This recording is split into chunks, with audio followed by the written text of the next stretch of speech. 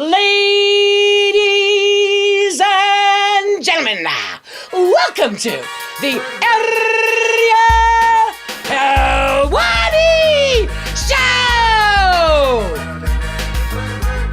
Back in your life on this Wednesday, July 15, 2026. Hello again, everyone.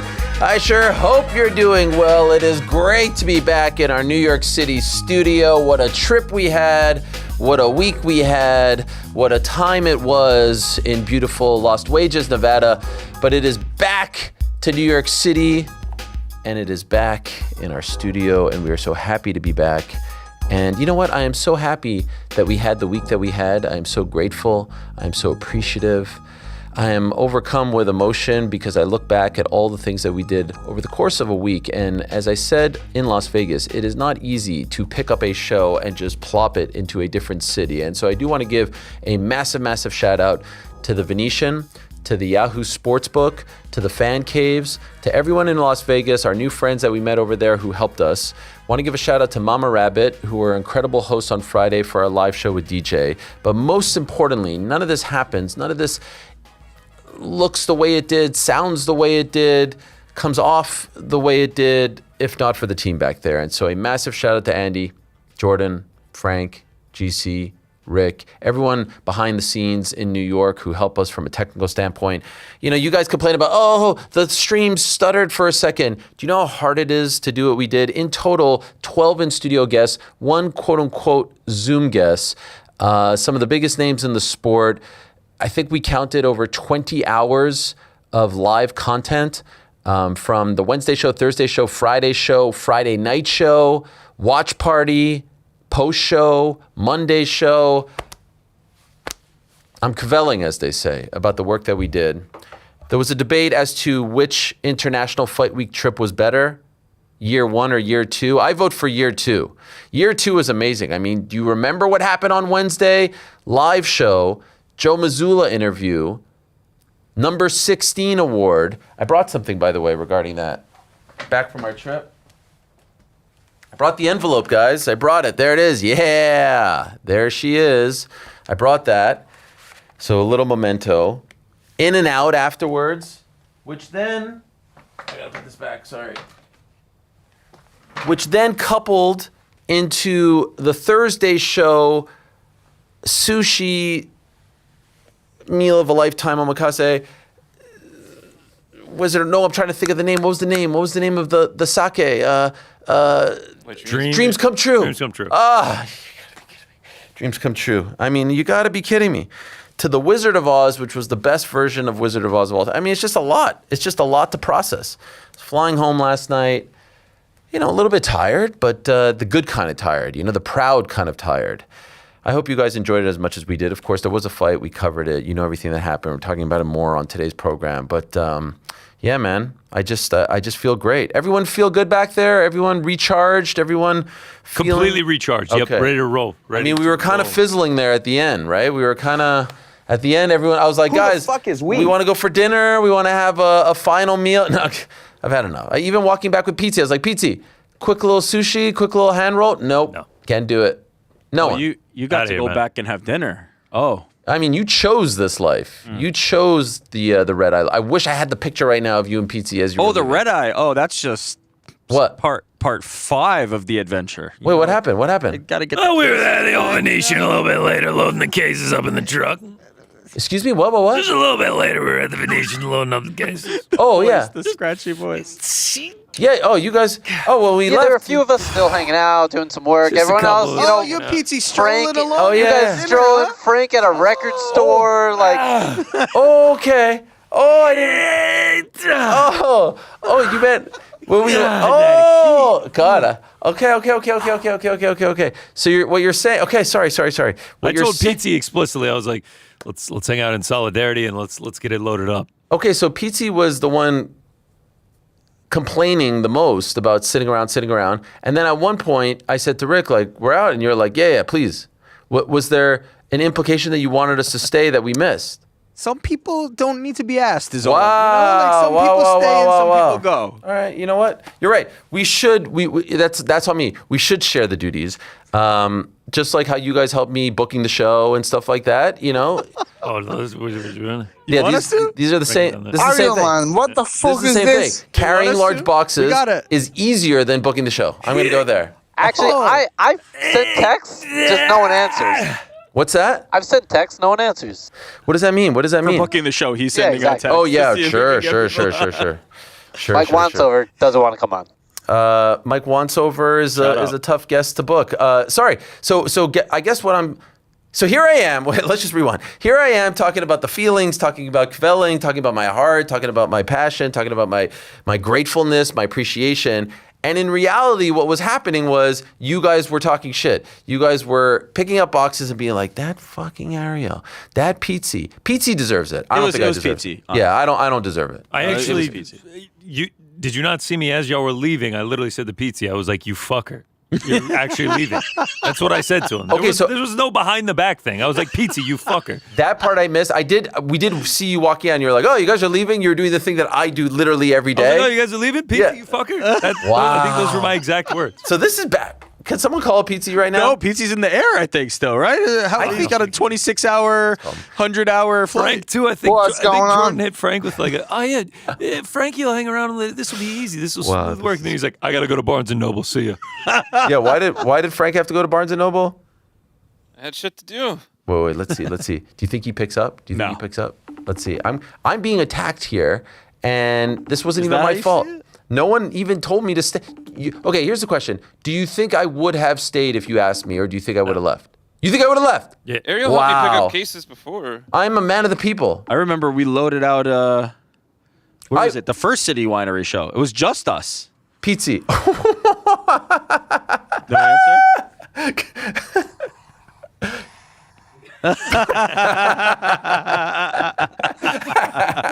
Pizzi, it's 107. What are you doing? You got to be on the show. 607. Then. No. Pizzi. I'm dead. I think this is it. I think I'm going to die before England get knocked out of the World Cup, ironically. Pizzi, I just have to say, it's fine that you're not there. Yeah. Pizzi, I'm being attacked here. I'm literally being attacked here. Woohoo. I started the show saying how happy I was, how kvelling I was, how appreciative I was, how it was the greatest week of our lives. Unbeknownst to me, there's all kinds of resentment, all kinds of tension, all kinds of hatred from the back there, because apparently there was a deal in place that we were supposed to help them load the boxes into the truck, and you agreed to it, and we didn't stick around. Listen, you're my boss. You told me to leave. I said, okay. Oh, I didn't. You said, fuck these guys. You said, remember, you took me to the side and you went, you're really going to stay and put these fucking boxes in a van? And I was like, I mean, I thought you were making me. And then you said, listen, let's get the fuck out of here. We're talent. You know what they do. You know what we do. Let's go home right now. And I was like, no problem. Remember? That sounds about right. I missed all of this, and I actually feel horrible. So, and the best part is, I asked you to come eat with me, and you said no. So not only did you not stay with them, you didn't stay with me either. Very selfish. I'm barely staying alive. Right? Guys, he's not opening his eyes. Do you see this? He's like this. In bed. You look fantastic, Pizzi. It's 6 o'clock, by the way. You know that, right? Yeah. Yeah, you all right? You all right, mate? I think so. I think I'm okay. Do you want to apologize to anyone for not sticking around? No, I was just following orders at the end of the day. All right. All right, well, enjoy the rest of your day. Yeah, do I look like I'm enjoying it? Yeah, come on, England. Yeah. Yeah. All right, bye. See you, man. See ya. Bye-bye. Bye-bye. Hope you feel better. I think that's Pizzi's best appearance on the show. Holy shit. He's lying in bed. I mean, what time did he land? He had to have landed just like a few hours ago. Why isn't he on the show? I mean, he left what? He left Vegas at 2 o'clock Vegas time. So that's what? It's fucking 10 o'clock Ireland time? Yeah, So- 8. So are you guys mad or what? No. Oh, okay, perfect. Well, it was a great trip. Yeah, it was. It It was a great trip. fantastic. Highlight of the trip? Kame. Kame for sure. Kame, wow. God damn. Yeah, Kame was amazing. Unbelievable. That Wednesday to Thursday was probably the best. It was all good. Kame was good. Summer League was fun. I mean, we got to Summer visit League the was Meta great. Apex. Hell's Kitchen. You know, did you see they shut down AJ, your boy? Yeah. They shut him down. Did what he had to do. Did what he had to do. Appreciate you, my guy. His last Summer League point was the point to put you on the board. Incredible. God, incredible. It was What a great trip. It was a great Frank, did you have a good time? Man. I'm curious about and worried about Frank's social bandwidth. Like, has it been restored? We were getting there, and then you just. Are we going with bandwidth or complete battery? He said bandwidth, I think. Battery. Oh, You was it changed battery? See, this is why. Yeah. Even then, I'm not even being listened to anymore. I'm sorry. It's fine. But everything's okay. Yeah, Barnes & Noble, amazing. Yes. Got a couple of Throbbing Gristle albums from Zia Records. Shout Throbbing out. what? Throbbing Gristle. Okay. I didn't hear. That's I thought you it's a said big surprise. Griswold. Not listening. Okay, yeah, that sounds good. At Barnes & Noble, you got albums. No, Barnes & Noble was a new copy of Dune that came out. Wow, you really went on a whole, like, so you had a lot of personal time to I shop. did, yeah. Sat at the bar at the airport, played some Fallout. It Okay. was fun. On the Switch? No, on my PC. Were you on the same flight as the others? Yeah. Did you talk to them at all, or was that I tried like not to, you off but the clock? ran into one of them in the bathroom while they were washing their face. Wow, who's doing that? I'm not naming any names. It's Rick. It was Rick. The highlight of my trip was getting to spend time with Andy's son. What a legend, Rohan. Shout out. I love this young man. He is Such the a sweetie. He is the cutest kid. He really is. He is such a sweetheart. He likes you too. He shared his favorite trains. I couldn't believe it. I mean, I don't want to, but That's an honor in his culture. does it not feel like he likes me the most? Like, it feels like we really bonded. It's always a competition with you, man. I You just, comparing It's always a yourself to you, competition, Andy? man. Come on. it felt like he was giving me a high five. He was giving me the train. Now you come to Brooklyn for the birthday party, right? I would love. You're driving all the way down. When's the birthday party? Like next week? No, next week I'm not here. Remember? No, I know, but his birthday is next week. Oh, his birthday's the 27th. Yeah. Yeah. So Coming up. So is the birthday party next week? No, because we won't be here. Okay, neither will I. Next week? In the picture, can you guys put the picture that I sent in the control room one? I feel like it would tie everything really nicely. In the meantime, Rick's still raw dogging this blueberry bagel back here. It's somehow made it to the control room. Covered in cables. What do you mean raw dogging it? What does that mean? Show it to the camera, No dude. smear. You have a bagel. You have a baked potato-sized bagel back here. What do you No mean by toasting. What do I mean raw dogging? No toasting, I haven't no even cream eaten it cheese, yet. no butter, nothing. I have not touched this yet. Paws have point. been all over it. Cables have been all over it. This has not been. That parasites all Check over that for it. the explosive diarrhea parasite ASAP. Oh, it was there. This has not been prepped for consumption. This is just But its you've been raw carrying state. it Why around is for like 2 hours. Why I'm gonna is it heat coming up. everywhere with you? I'm gonna heat it up. I'm gonna decide because I'm not hungry for it yet. I'm just reserving. Oh this my bagel word. for later. Fucking football-sized blueberry bagel on a plate coming everywhere. Yeah, what is up with that? Who just eats a blueberry bagel plain like that? No cream I cheese? have not prepped it to eat it yet. You have cream cheese. I don't know what will be out there. Cream I have cheese not. Cream cheese You been guys have sitting out done for more about 8 hours. for this bagel. Absolutely has the diarrhea parasite. You have been doing more planning for this bagel than I have. I put the bagel here because I'm going to eat it in a few hours. I have to look at it. It's taking up 20% of the It also desk. looks dry. It looks delicious. it looks spoiled. It has like Spoiled? well, look at the color. The color is off. It's blueberry. dyed. It's blueberry. It's probably from yesterday. You're let's be colorblind. honest. Yeah. Oh, it's definitely It from was yesterday. It looks Texas green. guacamole They this brought morning. them this morning. That's a lie. You know they're from yesterday when there's no everything bagels left. They It was brought like them this morning. Plain. They brought them this morning. I saw him Poppy actually seed. take it out of his backpack. Out of the backpack. Came I from would home. never, by the On way. the backpack, just let no the record- bag. No let the backpack. record Yes, show- exactly. No bag. No. Let the record show, I Yeah. would never take a bagel like this out of my backpack. I only go to Turnpike Bagels, and Hell they yeah. are much better than this. In case you guys are wondering what the fit was to go onto the plane for the red eye flight, this is Pete, who's there for work. That's Rick's fit. I was like, Rick, when are you going to get dressed for the flight? This is the dress for the flight. Blown. I've never seen anything You like guys are this. What's very wrong with it? anti-shorts. No. It's not just. It's the combo of shorts, Yeah. t-shirt, Yeah. on a flight, a freezing cold flight, socks and slides. This is Yeah. diabolical. I've never seen anything I like sat that. next never to this been more motherfucker The comfortable. whole flight, he was so comfortable. I've never How been are you that. not This wasn't the freezing? This I can confirm he did not wear that only on the flight. That was his pre-flight meal outfit. Okay, what was on the flight? We went to Thai food and then he. No, put on I the changed zip up. into this, and then we ate and went on the flight. This is what I wore. Also, Thai Thai food food before the before flight. 6 hours. Fucking red eye. Yeah. Y'all are, You y'all guys are don't know. dangerous Like, this players, is just, man. I can't be fucked with when it comes to this shit. Y'all are dangerous I am players. unfuckwithable. Yeah, you never have it. Even if I got the diarrhea parasite, I wouldn't I know the difference. I ate Thai hot drunken noodles before we went on for the watch party. Just scarfed it down in 3 minutes. Insane. I don't give a fuck. Man, this is crazy. That chip was a motherfucker, though. I'll say We that. talking about anything else today? I feel like we're just No, we're good. bullshit. Today's the parasite. Frank scared me out of eating my lunch. He was like, yeah, "Ooh, I saw that. lettuce?" He shamed you. Jordan, you want a bagel? But by the way, Not that one. it was out of love. He was right. All over it. I threw away a sandwich after someone pointed out, you got lettuce on that sandwich. I turned to Connor. I was like, think it'll be all right if I take the lettuce off. He's like, nah, man, it's not worth it. No. Like $10 Stay away down from the trash. the produce.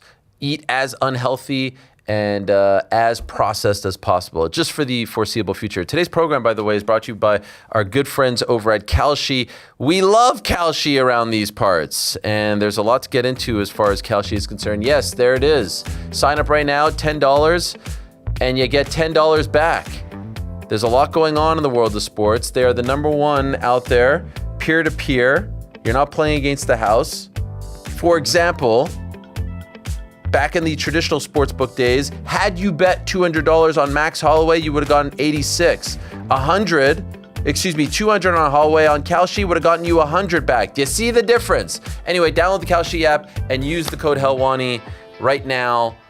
And please support them because they support us. There's a lot of exciting things happening in the world of sports as we speak. In a couple hours' time, it's football's coming home. It's coming home. It's coming home. It's coming. Spain has punched its ticket. England, Argentina coming up. What do we got? What do we got? What do we got? Yeah, football's coming home. Hey Jude, it's coming, it's coming, it's coming. What else do we have? World Cup winner right now as we speak. Spain, 57.5%. Well, of course, because they don't know if it's going to be England or Argentina. That's going to change in about 4 hours' time. What about Golden Boot winner? Lionel Messi, 52%. Kylian Mbappe, 36%. Harry Kane. Jude Bellingham, right there. What's the difference? Well, the difference is there's 2 Englishmen on this list, and then there's a Frenchman who's not there, and an Argentinian who is about to get eliminated. What else? Dricus du Plessis versus Kamaru Usman. That's this Saturday in Oklahoma City. Right now, DDP is going to show up. He won't show up if you book him on a show, but he'll show up to fight on Saturday, and he's at 67%, Kamaru Usman at 33%. The Midsummer Nights Classic was last night in Philadelphia, the American League winning 4-0, an absolute pitcher's delight. And right now, the pro baseball champion is trending at 31.2%, Los Angeles Dodgers, New York Yankees 13, Atlanta 7.4, Toronto 1.6. Surely that's not the top 4, but I do appreciate that you put Toronto. Not looking too good at the moment. Last place in the AL East. So, them's the breaks. ESPYs tonight, guys. It's a summer classic. ESPYs tonight. The best team category is the one that everyone's excited about. And would you look at that? 93% for the Knickerbockers of New York. What in the world? What is this timeline that we are living in? Unbelievable. Oh, and this is an interesting one that Mr. On-Air Jordan added. ESPY's best athlete? There she is. My gal and yours. 91%. Asia Wilson, baby. Not to be confused with Aja Wilson.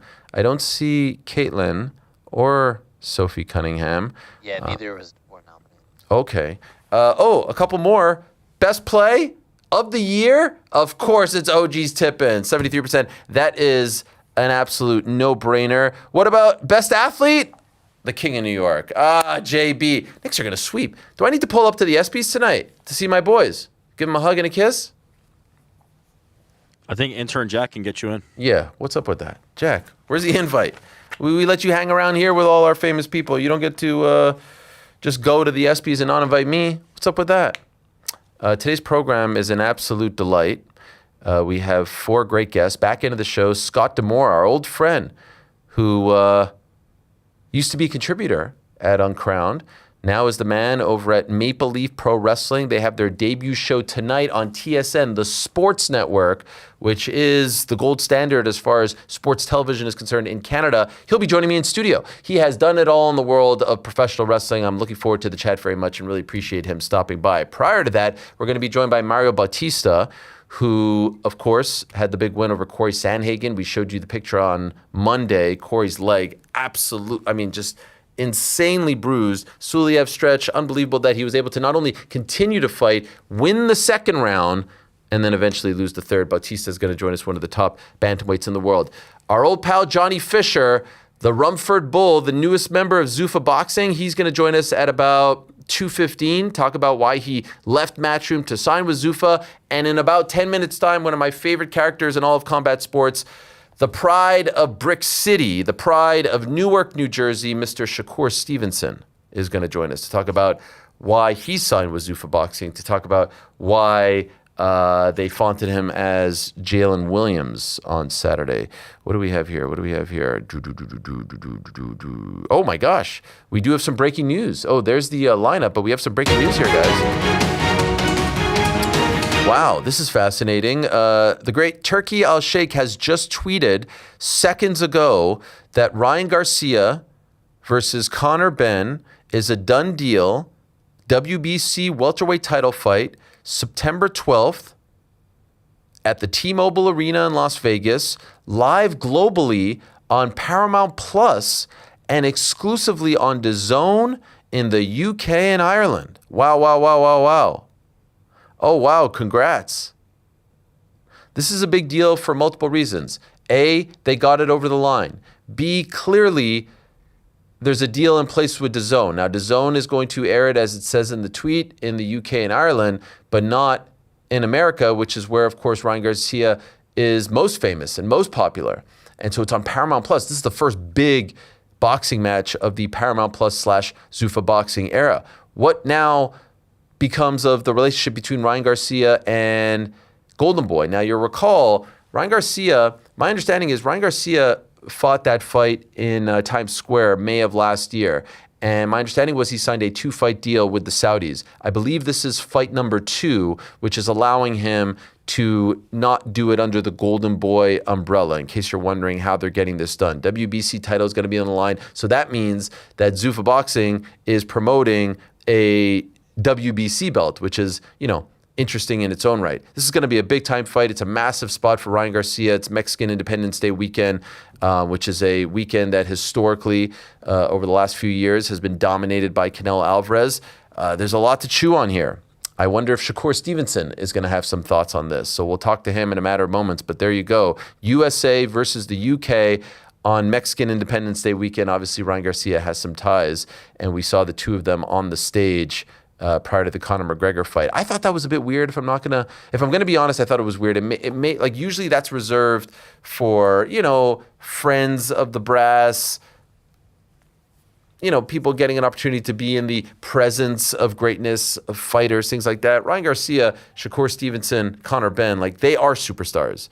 And I don't know if they should be up there being like, wow, there's Conor McGregor. That would be me. If I was looking after them, I don't know if I would have done that. But interesting, Conor Benn's lawyer was up there. His manager was up there. Good times. Let the good times roll. Now, speaking of good times, yesterday I told you we were going to have something on Tuesday. We didn't have a show, but we did have an exclusive interview with Celtics head coach Joe Mazzulla. And a clip from this video, which was shot so beautifully by Casey, our guy, Casey Leiden, went nuclear viral. Like, as of this morning, over 5 million views on X, posted and reposted by everyone. In case you missed it, here it is. I can talk over it. This is Joe Mazzulla hitting mitts with Eric Nixick, the great Eric Nixick, holding mitts for him. Look at this guy. Absolutely shredded. I was there. This was right after our Wednesday show, right before I went to the awards. It was amazing. You know how much fun this was for me? And if I'm being honest, the best part was the chat afterwards. Not so much the chat on air, but the chat off the record. About media, about life, about the NBA, about coaching, about mindsets, about all that stuff and more. This was so much fun. And I'm so happy that people enjoyed it. We spoke to him about Mitchell Robinson, about signing him, about the play in Game 6 of the NBA playoffs 2 years ago, second round. There I am talking to Coach Joe. And yes, I'm a Knicks fan for life. But it was a lot of fun. It was a lot of fun. And I do have to say, I walked away really respecting him, really appreciating his mind, his love of MMA, his approach to coaching, all that stuff and more. We spoke about Mitch. Mitch even reacted to the interview. Mitchell Robinson reacting to the interview. That sort of maybe kind of means that Mitchell Robinson knows who I am. Here's his Instagram story. Hell yeah, now we talking. Because I said to him at the beginning of the interview, I was like, man, basketball players, they don't hit mitts very well, but you do. He said, I wasn't a good basketball player, so I was able to do MMA. I have a lot of respect for the art. He was kind of joking when he said that. But Mitchell Robinson reposting a clip from our interview. And if that isn't crazy enough, I wake up this morning to the actual Boston Celtics Twitter account reposting my tweet. Joe's been in the gym. Are they trying to win me over? Are they trying to seduce me? I'm not for sale, guys. I'm a one-team man. I'm sorry. Not for sale. Will never be for sale. I will die before I root for the Boston Celtics. But I can't appreciate the coach, the personnel, and all that stuff. But surreal. Absolutely surreal. I think they're trying to win me over. I would never cross enemy lines. Okay, but are you rooting for Coach Joe now? Absolutely not. I told him. You're him. Like, no. I hated you before. I still hate you. I like you now. Oh. But when we say goodbye, it's back to hate. Oh. How did he take that? I feel like he's somebody who would take that well. He said, I get it. Yeah. He said, I get it. Yeah, he said, I get it. I said, listen, if it's between you and Coach Brown, I got the big man's back. In the trenches, no doubt. Not even a question. But it was a lot of fun. So if you want to watch it, it's up on the channel right now. And I really appreciate Coach Nixick. Like, he didn't have to do that. He didn't have to invite us, let us film. It was a really nice gesture on his part. So really appreciate that. And I thought it really, it really capped off our trip extremely nicely. There's some other breaking news that we'll get to before we get to Mr. Shakur Stevenson, who's going to join us in a matter of moments. Probably the biggest is Conor McGregor surfacing online. And it was his birthday yesterday. Happy birthday to Conor. 38 years young. Here he is with his wife, Dee, seemingly in good spirits. 8 years of age. Yes. Happy birthday to the mic. Happy birthday. We'll be back. It matches your outfit, you. We'll be back. Come on. It's okay. In the name of the Father, the Son, and the Holy Spirit. Amen. We'll be back. Let's go. Let's go. I know.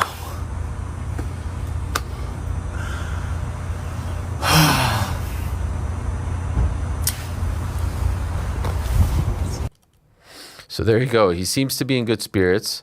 He seems to be happy. He says that he is going to be back, which is probably the most, the most important nugget of it all there. He seems to be grounded. Who knows? It's a 30-second video. I saw some people breaking down, whether or not this means it's this kind of injury, that kind of injury, including our pal Dr. Suterer, who said this on Twitter when he saw the video.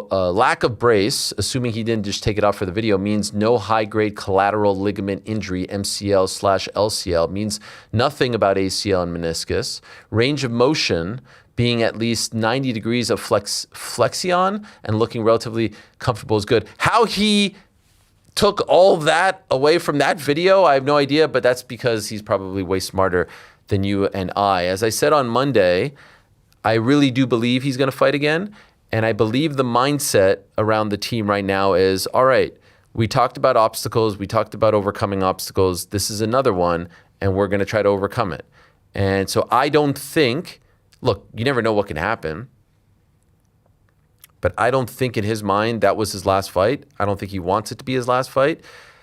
And I think, he's going to have probably surgery and then recovery and then come back and give it a go. The question, whenever, and we don't have to deliberate this for the next freaking 365 days, but who would they book him against? You see people saying Chandler. If I had a vote, it would be Chandler. 1,000% it would be Chandler. If I had a vote, I don't think it will be Chandler, especially if it's his last fight going into free agency. They're just not going to do it. A year from now, Chandler's older. God knows what he'll do between now and then. It just ain't going to happen. It ain't going to happen.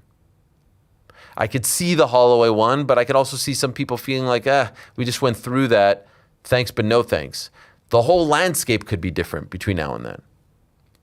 But I think he wants to fulfill that last deal, and then I think he wants to test free agency. As of right now, we don't know the extent of the injury. Hopefully we'll get more word on that. They're keeping their lips pretty tight at the moment. And I can understand that, but it was good to get some kind of update and see what's the crack, as they say.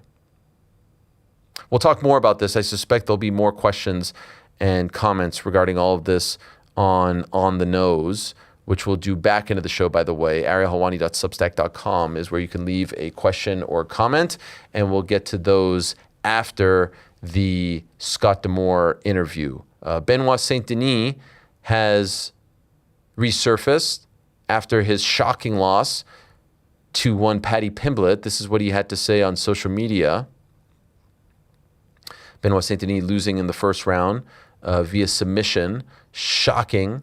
It was a Darce choke that submitted him. He went for the shot early on, and yeah, it was an absolute shocker. No one expected this. Certainly not that quickly, and certainly not considering he had looked so good as of late. Here's what he had to say. Thank you all for your support. I'm sorry for letting you down and for not delivering the victory we had hoped for. This is translated from French, by the way. I could have done it in French if you guys wanted. It's no problem. This defeat is brutal and hard to swallow, but it's part of the journey. I learned through trials. I'll draw every lesson from it. I'll keep working hard, and I'll come back stronger. Congratulations to Paddy for his performance. I'm convinced that one day our paths will cross again. See you soon, BSD. Speaking of fighters who lost on Saturday and took to social media, here's Cody Garbrandt, who may or may not have retired. We're still not sure. There are moments, he writes, in life when hope fades and the weight of endless problems makes the path unclear. But remember this, you only lose when you choose to give up.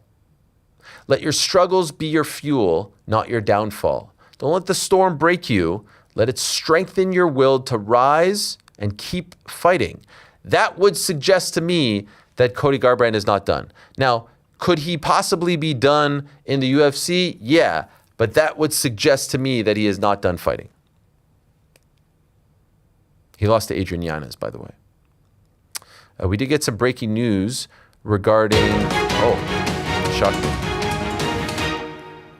regarding the UFC's return to France. Michael Venom Page is going to be fighting on that card. We were just talking to Adi Attar about this. What's up with Mr. Michael Venom Page? And we got the news that Michael Venom Page is going to be on that card against Nursultan Ruzibiov. Did I get that right? I think I mispronounced his name. Ruzibiov? Who's to check? Ruzabayev. Ruzabayev. How did I screw that up? How do you guys feel about that matchup? You like that? Do you feel like they're trying to kill him off? Last fight of his deal, it doesn't look like he wants to resign. It's just been weird bookings for MVP. I don't get it. It's not a sexy matchup, right? Yeah, I don't know about kill him off, but they're just not giving him a star-studded matchup. This is a guy who came in and it was like the showman's finally here, and then it's like they just... He fought Ian Gary at one point. Now we're getting Sam Patterson and Ruzabayev back to back. I don't get it. It feels like this is his last fight, right? Yeah, I mean, is he 40 now? No, I just mean like in the UFC. Yeah, that's what I'm saying. It seems like they don't value him. I don't imagine he's going to resign. Yeah, but I mean, he's still winning, Michael. Yeah, he's done well since coming into the UFC. Is he actually 40? 39, maybe? 39. 40 in April. Looks great for 39, right? Looks phenomenal. Looks the exact same as well. It's amazing. Looks like he hasn't aged at all. Yeah, they announced a bunch of other fights. They did not announce the main event for that card just yet, so stay tuned for that. That is in September. When was that? September 3rd? 5th? 5th in Paris. We're starting to hear some rumblings about who could be in that main event slot, but stay tuned. Stay tuned. There's still a lot to be announced. Oh, shout out to Bruce Buffer, by the way. Bruce Buffer was featured at the Spain-France game yesterday. Argentina's playing England. Look at Big Bruce out there. Look at Bruce making the announcement here. Look at Bruce. Come on. at Cowboy Stadium, AT&T Stadium to be exact, everyone loves Bruce. Bruce getting to hang out with the Dallas Cowboys cheerleaders. Who's luckier than Bruce Buffer? Take a look.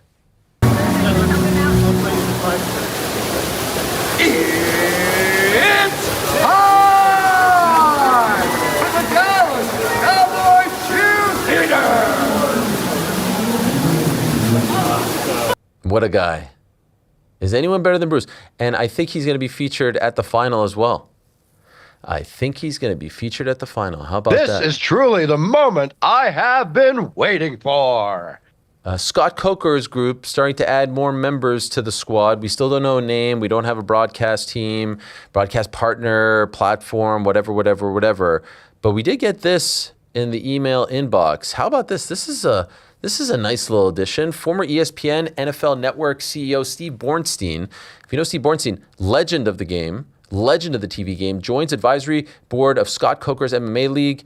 Quote, Steve has consistently been ahead of where sports media and fans are going. His experience connecting fans to premium live sports is invaluable as we continue to build. That's a nice little addition, and someone who can help open doors when you're trying to get a TV deal. Massive stuff. All right, first guest of the day is here. One of my absolute favorites in the world of combat sports, and we found out last week that he is not only the newest member of Zuffa Boxing, but by far their biggest signing to date, the pound for pound great, the pride of Brick City, the pride of Newark, New Jersey. Shakur Stevenson is here to talk about it all. Is he there? Yes. Hello, Shakur. How are you, my man? Ariel, what's good, my guy? It's good to talk to you. Thank you for doing this. Congratulations on the signing. I have a million questions for you, and it's not going to get contentious like with these other interviews that you're doing, all right? I'm not going to disrespect you. Okay, yeah, let's do it. You know that. By the way, work or shoot those interviews. Work, that's a wrestling term. Work would be fake, shoot would be real. Like you said, work or shoot, and shoot is real, shoot. Like Shannon disrespecting you like that. That's legit? Oh yeah, that was real. That's how he truly felt. He got exactly what he was looking for. Which was what? I mean, he felt like I'm this boring fighter, but I feel like that I'm a very entertaining fighter, and I'm a hell of a fighter. So I don't know why he be talking the way that he do, but he understood that I'm one of the top level fighters in the sport. Incredibly disrespectful to talk to you like that. Yeah, it's disrespectful when you don't know enough. Like when you don't have the knowledge of like knowing the true science and the things of the sport. It's like you're just talking out of your body. You don't know enough. So that's why I called him ignorant. Yeah, good for you. Okay, when did this start? The talks with Zuffa. When did they first reach out to you about potentially joining the team? I mean, it's been that way. It's been this way for a minute. I've been new for a minute, and it truly, I want to say, honestly, started probably like after my last fight, but it's a long timeline. But like I said, I'm glad that these guys believe in me, and they invested their money in the right person. Okay. And did you talk to other people? Because it seemed like for a moment, post Top Rank, you were kind of enjoying doing your own thing. To now sign with them, did you talk to other promoters about exclusive deals, or was it only just them? Really, I didn't talk to too many promoters, but I talked to DAZN, and DAZN kind of offered me a big ass deal too, to be honest with you. But they kind of came too late, and I think when they came too late, it kind of messed it up. But it could have been either or, but they definitely offered a big ass deal too. And that deal would have been just you and DAZN, no promoter attached. Yeah. Wow. Do they have deals with other fighters like that? I'd not heard of that. Not that I know of. I haven't seen that before, but probably in the future they're probably looking for somebody else. And I appreciate DAZN. I don't got nothing against them. I love fighting on DAZN, and it's no bad blood from me at all. Was the deal that they were offering you more than what Zuffa was offering?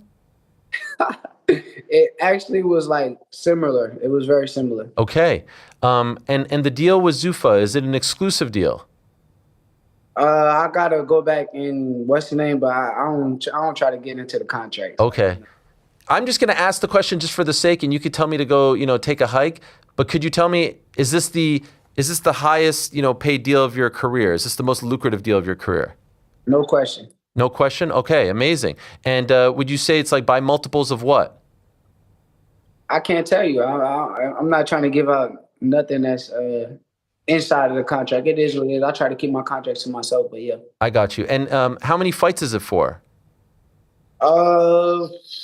Like I said, I'm gonna keep everything to myself. If they announce it, they announce it. But fair enough. Me, it's a good amount of time, and I'm with them though. We all, heard when they signed Conor Benn, that was like a huge deal. A, that they signed him, but B, for the amount. If Conor Benn is the line, where are you? If that $15 million is the Mendoza line, so to speak, are you above it or below it? See, I can't tell you. I can't. Well, you better be above it. You're Shakur Stevenson.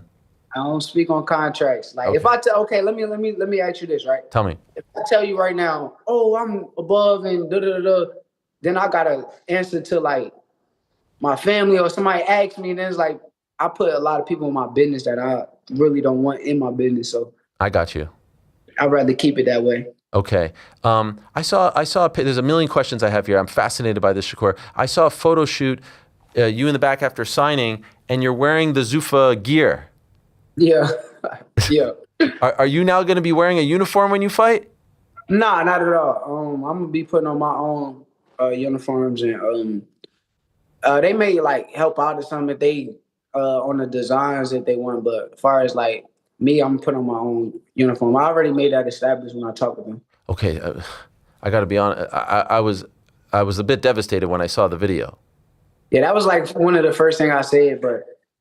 Man, I can't say nothing against like what they like. They like what they like. I like what I like. That's all. But your gear is always so cool and it's personal, and you show, look at this. We can't stray away from this. Nah, not at all. Not at all. Okay. So that's one thing that a lot of people were concerned about.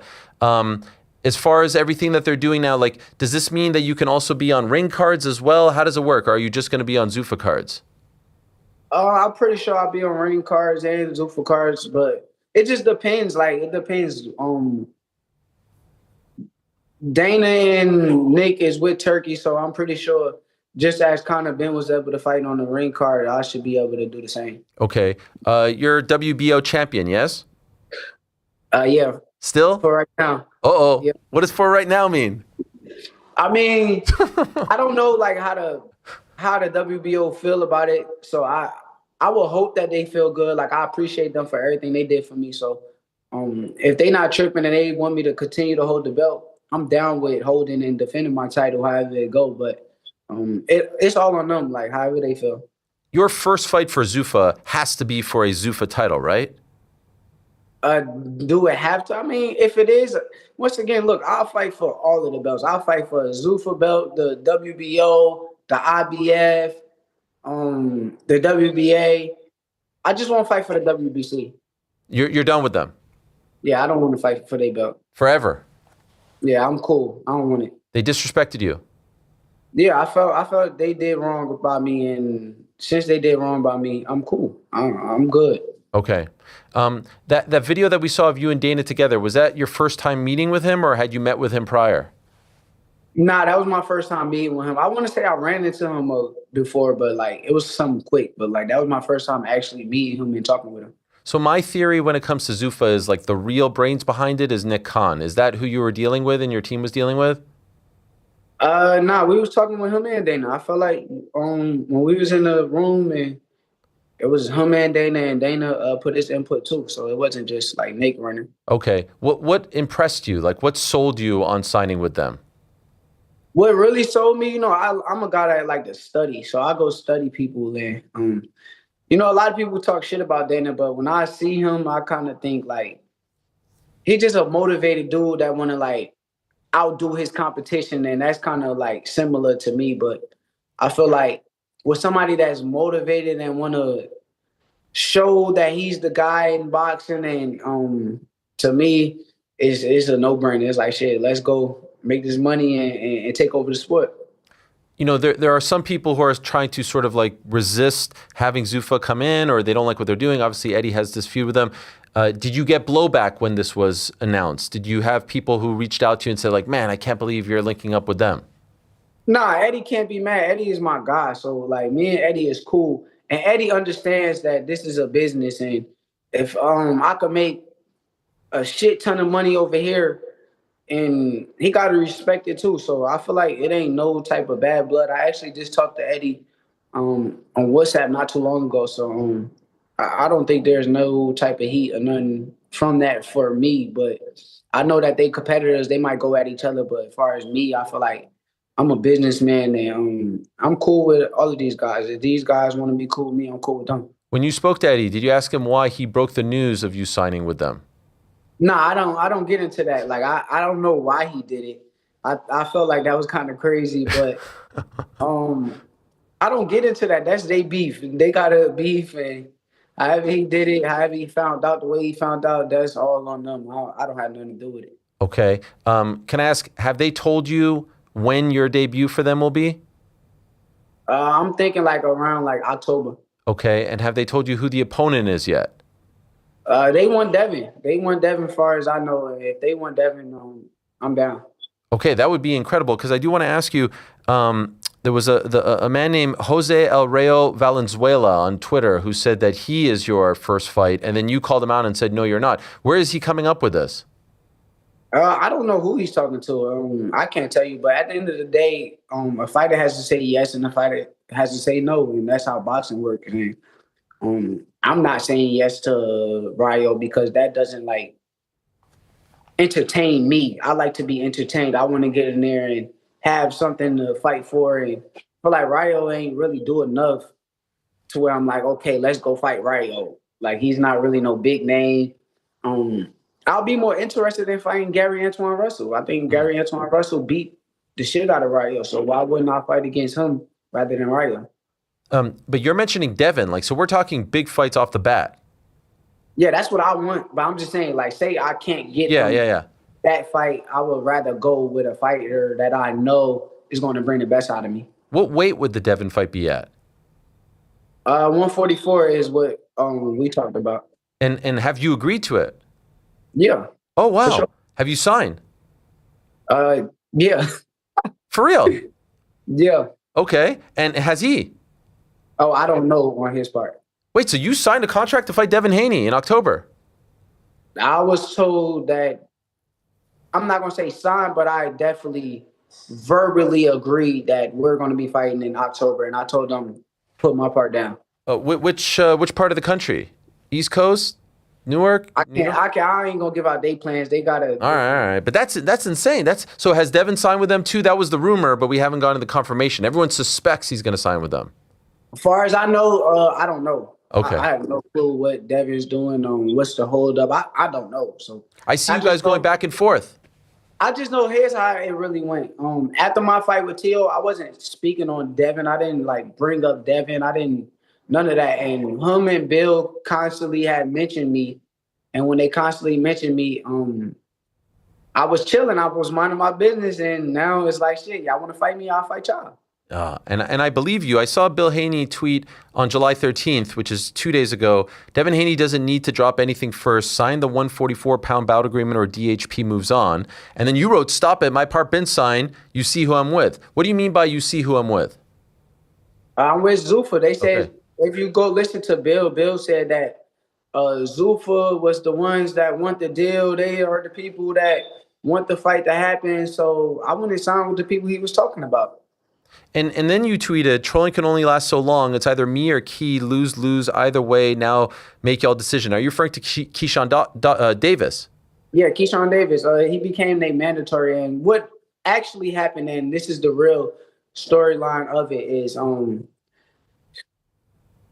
Keyshawn became their mandatory. And when Keyshawn became their mandatory, they started mentioning my name. Like, oh, we want to fight Shakur. We'll fight the big bro. We'll fight the big bro. And once they did that is where it's like, I felt like they was kind of trying to run away from the Keyshawn, and they would rather lose to me than Keyshawn. So I'm like, shit, however y'all want it, I'm down. Like, if y'all say, oh, Shakur, then come see Shakur under them bright lights. Oh, my gosh. And why 144?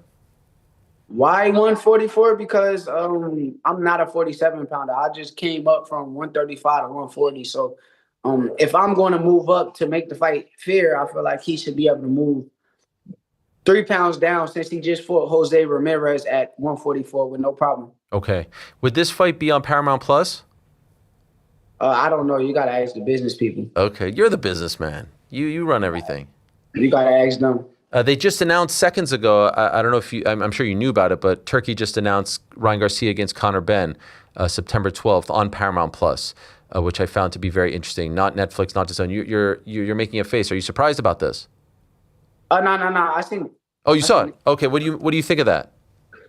It's a cool fight. I think Ryan should win because of his experience, but it's a good fight. Do you have any idea how it's working with Golden Boy and DAZN and all that stuff for Ryan to fight?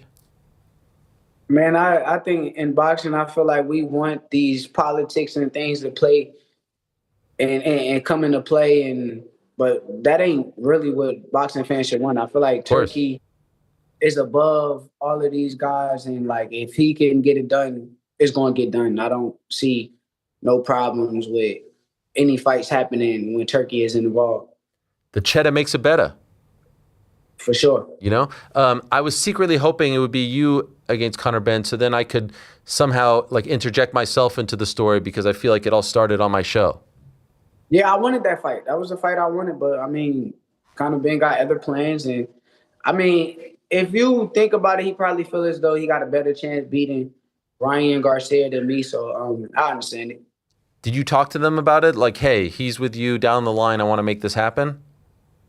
I just talked with him not too long ago because he was afraid that the Ryan Garcia fight wasn't going to happen. So I told him, like, shit, if it don't, I'll step in. Okay. Did you tell the guys about that, like the Zuffa guys about that? And I told Conor Benn himself to keep me updated. And okay. Me and him had real conversation about it. So. All right.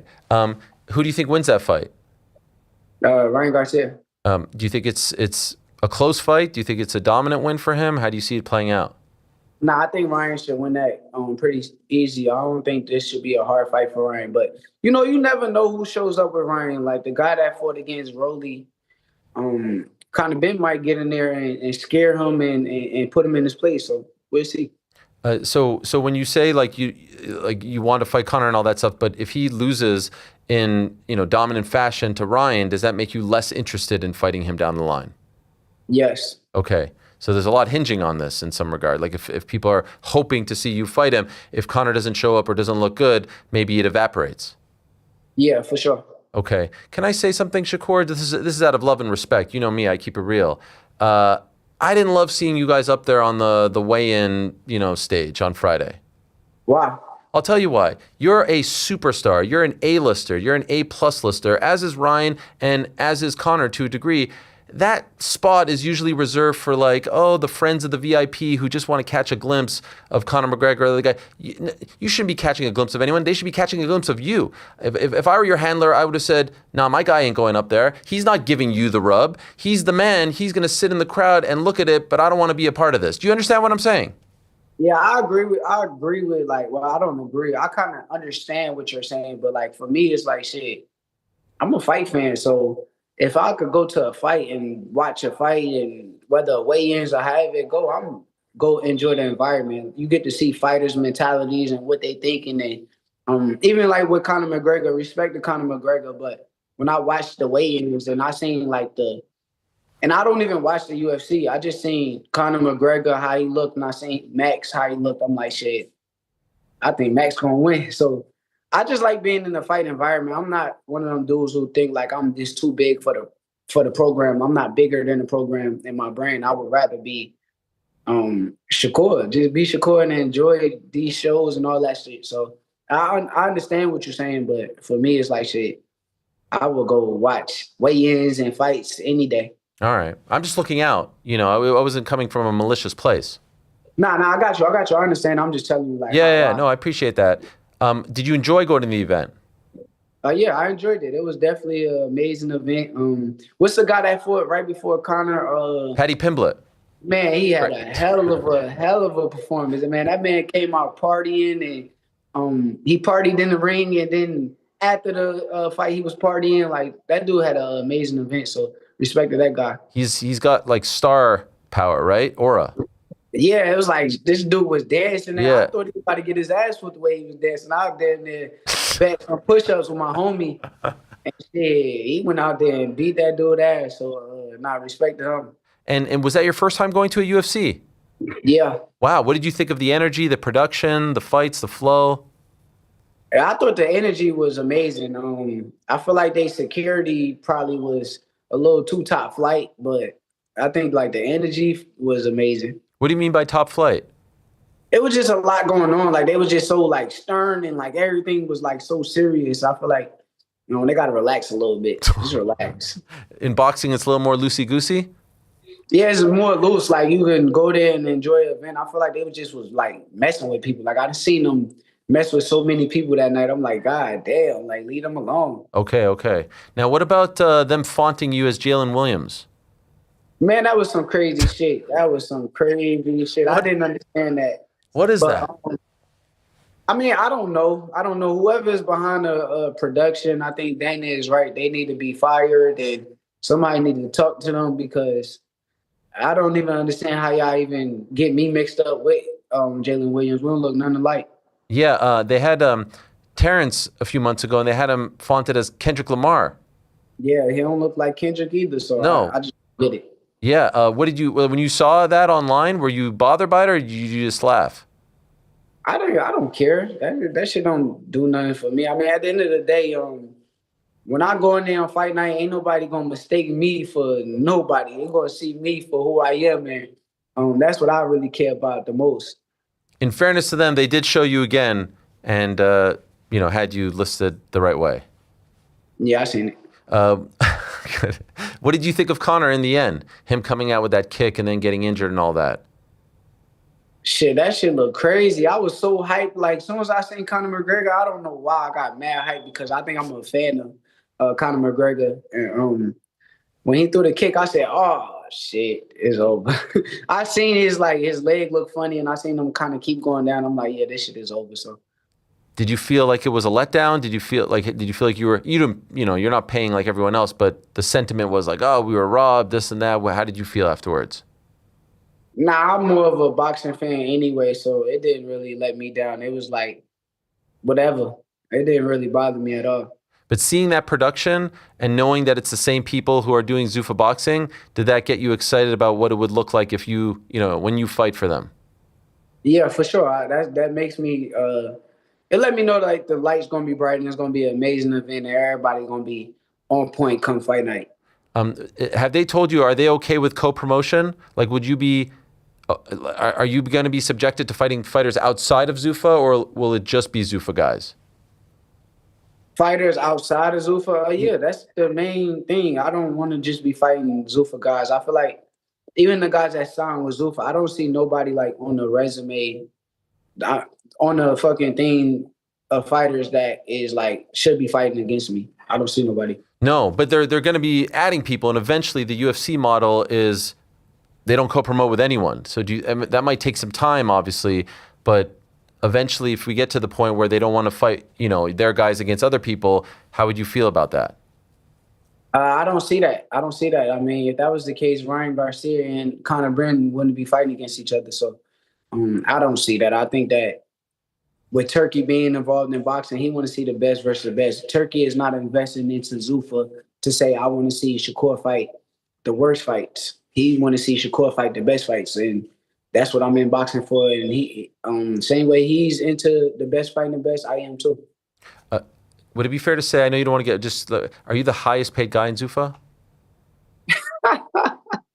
I should be, yeah. You should be, yes. Do you know that for a fact? I'm not, I told you, I don't get into the contract.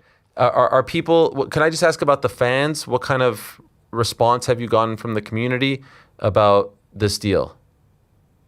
I don't know. I keep it moving. Sometimes I get on my phone and look at it, but I can't tell you what the fans saying. The fans say whatever they want, but what matters is what happens on fight night, and that's what I kind of stick with. If you do get this fight at 144 and all goes well, do you think you'll stick around in the 40s? Like, do you think maybe your days of 35 are done? No. I'm a 35 pounder. I can make 35 right now easily. Okay. So which would you prefer, though? 40, 35? Not 47, you said, right? What would be the sweet spot for you? What I would prefer would be 35. That's why I would prefer to fight at. But where the most money fights and the shit that make the most sense, I got stripped at 35. So if I gotta be at 40, I don't mind being at 40 either. Okay, but not 47. Hell no, not yet. No. All right, so what can I ask you before I let you go, Shakur? What's the message to Bill and Devin? What's going on here? Sign a contract. That's it. You're done. You're signed, sealed, and delivered. Do you think they want to? Do I think they want to? I don't know what they doing. I feel like they was talking real big to me, but once I started talking back and letting them know I'm on that too, they kind of got quiet. Okay. So let's see. I can't wait for this. This will be phenomenal. Thank you so much, man. Congratulations on the deal. Appreciate you very much, and always appreciate you coming on. I thank you. Take care. There he is, Shakur Stevenson, kind enough to join us on this Wednesday afternoon. Wow. That interview, did you guys see that interview with him and Shannon Sharp? I did. I mean, social clips. He was being very disrespectful. Yeah. Why was he being so disrespectful? I don't know. I thought, to Shakur's point, like, I don't think he knew enough about the game to be talking like that, and then tried to do something and got shut down. Shakur cracks me up when he gets into those modes, when he's like arguing with people and stuff. Yeah. Not with me, of course, because we're part of the family, I'd like to think. But I'm glad that he's not going to be wearing the uniform. I thought he handled it well. Yeah, for sure. He always does. I'm glad we're not wearing the uniforms. Yeah. I'm okay, by the way. Like, ultimately, they're into the uniforms. If those smaller cards at the Apex and stuff are uniforms, fine. I could live with that. But the big dogs can't be wearing uniforms. And why can't it be like that in the UFC? You know what I mean? Like, McGregor should be able to wear whatever he wants. Don't you know they give him the custom shorts? Oh, bro. That's right. Sorry. Another new addition to the Zuffa roster, Johnny Fisher, going to join us in about 15 minutes. And it's a big day for the Fishers because England's playing. I saw his dad. There he is. I saw his dad, Big John. He said that... So there was a story that came out that said if England wins the World Cup, it should be a bank holiday the following day, or at least the following... No, it's Sundays, yeah. So the Monday should be a bank holiday. But not in Scotland or other parts of the UK, just England. And some people got mad at him for that. And then Johnny Fisher was on TalkSport and they asked him about this. And he's like, yeah. He said, Scotland, Ireland, or Northern Ireland, Wales, they're not rooting for us. So why should they get the bank holiday? Kind of liked it.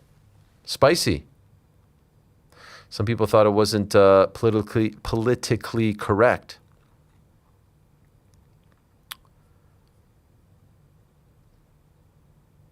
They're also inviting Dana White to the Blue Orchid, which is the Chinese restaurant that Mr. Big John likes to frequent and, dare I say, has made famous.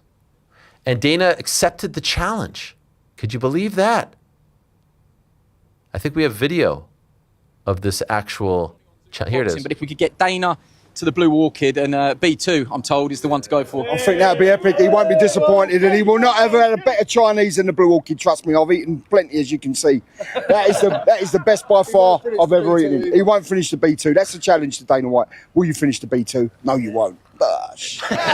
What is the B2? I think GC knows what the B2 is. What's the B2? I don't know exactly. I'm just finding overviews of it. What's it saying? It's a mound of fried rice. A mound? A mountain of fried rice. Let's see what else we got here. Mountain of fried rice, crispy chili beef, chicken curry, sweet and sour chicken, and various sides is what I'm saying here. Various sides, huh? Yeah, I'm not need a little more detail than that. That's why we're having the Romford Bull on. He can explain it to you. Hell yeah. Oh, that's right. I should ask him that. Seeing Big John wear the hat is wild. What is it like? They immediately got that Zuffa X Romford Bull hat going. Yeah. What's this? You know what it looks like? It looks like you ever see Wayne's World? Oh, yeah. Wayne's World 2? Sure. When they make it big? Yeah. Then when The they're selling Pepsi out, you mean? stuff? Yeah. Yeah. Look at that. Romford Bull X Zuffa Boxing. Also, it's like they printed these up at the local shop that morning. No, how dare you? Come on. Frank knows this, right? You know the reference. Yeah, with the Pepsi. The Pepsi, the Pizza Hut, the Reebok. Somewhere in Essex, Eddie Hearn is not happy about that. Okay, intern Josh tells me the B2 menu is crispy seaweed, sesame prawn toast. It's not as fun when I read it. Spicy pork, mini spring rolls. The highlight is the crispy aromatic duck.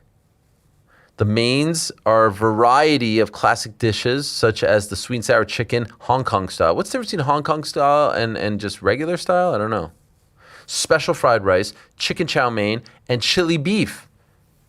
Many patrons also add on traditional Chinese curry sauce chips and salt and chili prawns.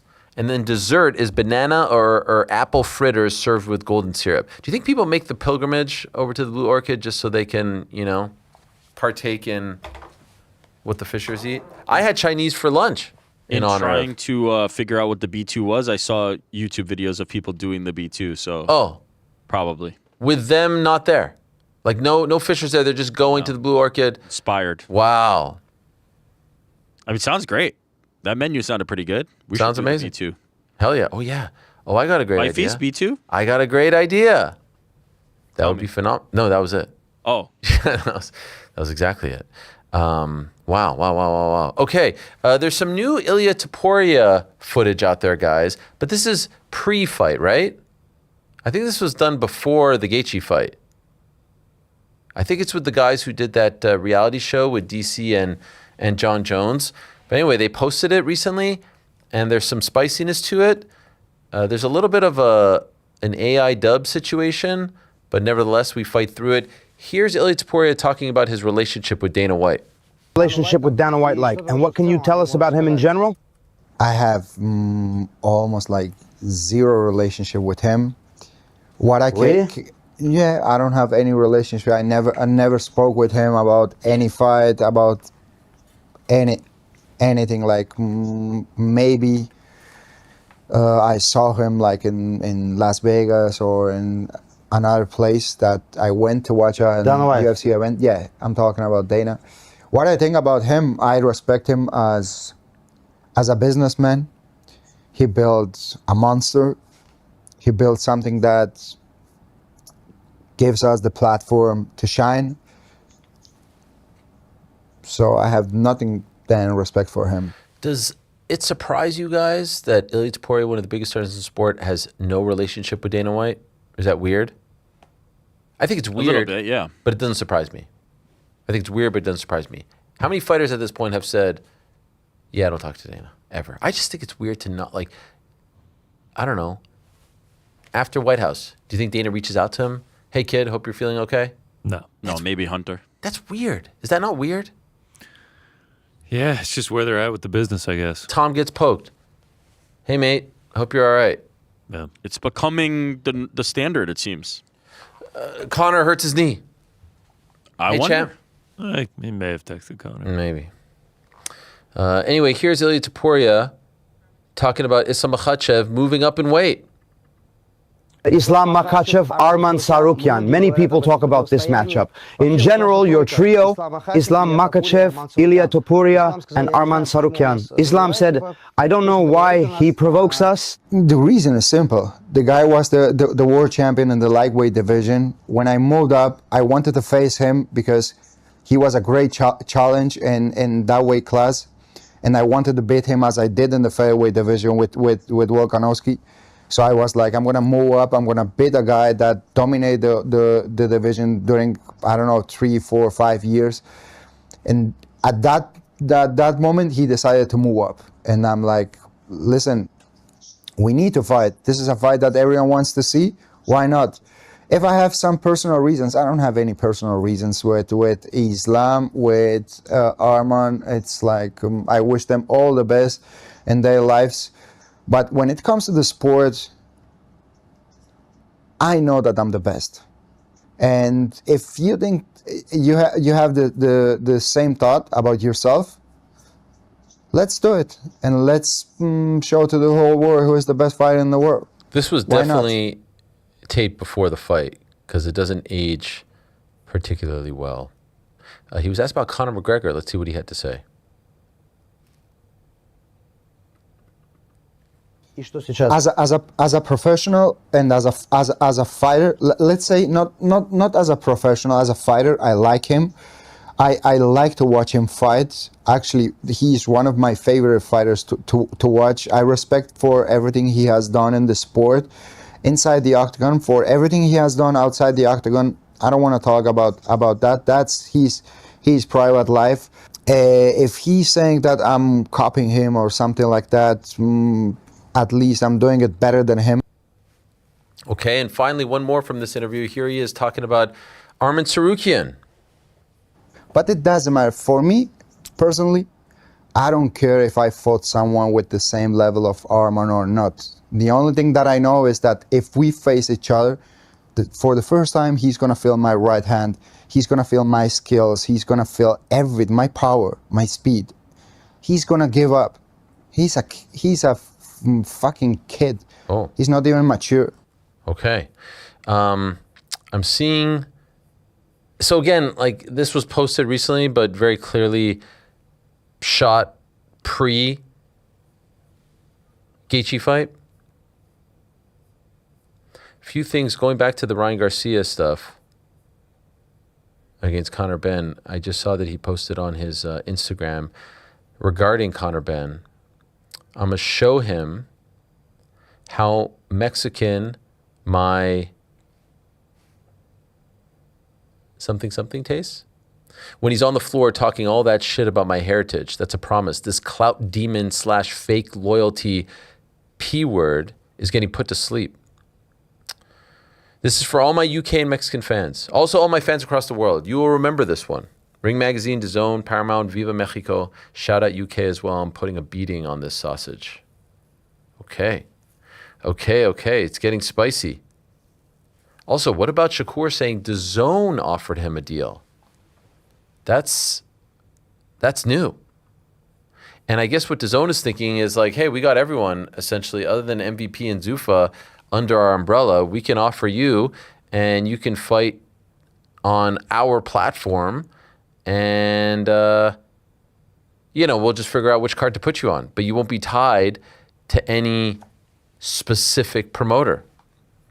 It really is just kind of like almost a turkey deal, right? It's like because he operates above it all and you can kind of just wherever the scheduling allows, you just slot him in. It makes a lot of sense from their perspective. Yeah, I'm curious if they're going to do more of that, to be honest. I would think a top guy can get that offer, like whoever the next guy that becomes available is. I'm curious. Everyone's focusing on this Oscar De La Hoya, Dana White thing. I would be very surprised if let's wait for Clapback Thursday. But we've seen situations where, AJ is fighting Jake Paul and Eddie's not on the stage. Katie Taylor is fighting Amanda Serrano on Netflix for MVP and Eddie's not on the stage. I would not be surprised if Oscar isn't involved. And I guess maybe they'll think as well, like, hey, maybe we'll just do it. And it will draw a lot of interest and a lot of eyeballs and a lot of buzz, and why the hell not? I mean, that would be fun. But I wouldn't be surprised. I don't know if we should get hung up on it. Conor Benn has told us a million times about how much the WBC title means to him. And so for him to finally get a chance to fight for that green belt, I know is a really big deal. Is it going to go head-to-head with Noche UFC? Just thought of that.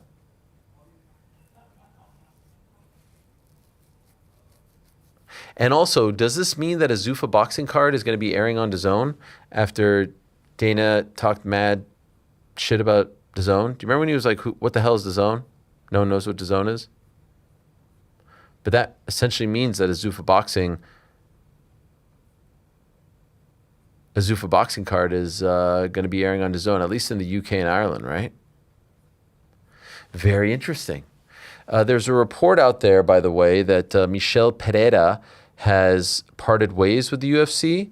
Here is Alex Pereira weighing in on this. They could have sent this guy earlier and maybe it would have been acceptable, but paying such a high price because of a refereeing mistake is impossible to accept. The UFC has already done and continues to do everything I ask within the organization's reach. But it's sad to see this and not be upset. Many athletes don't say anything, but tomorrow it could be you going through this kind of situation.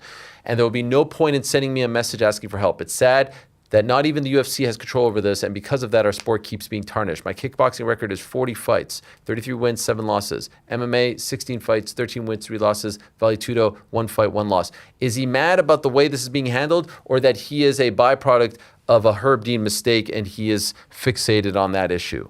Unclear. I think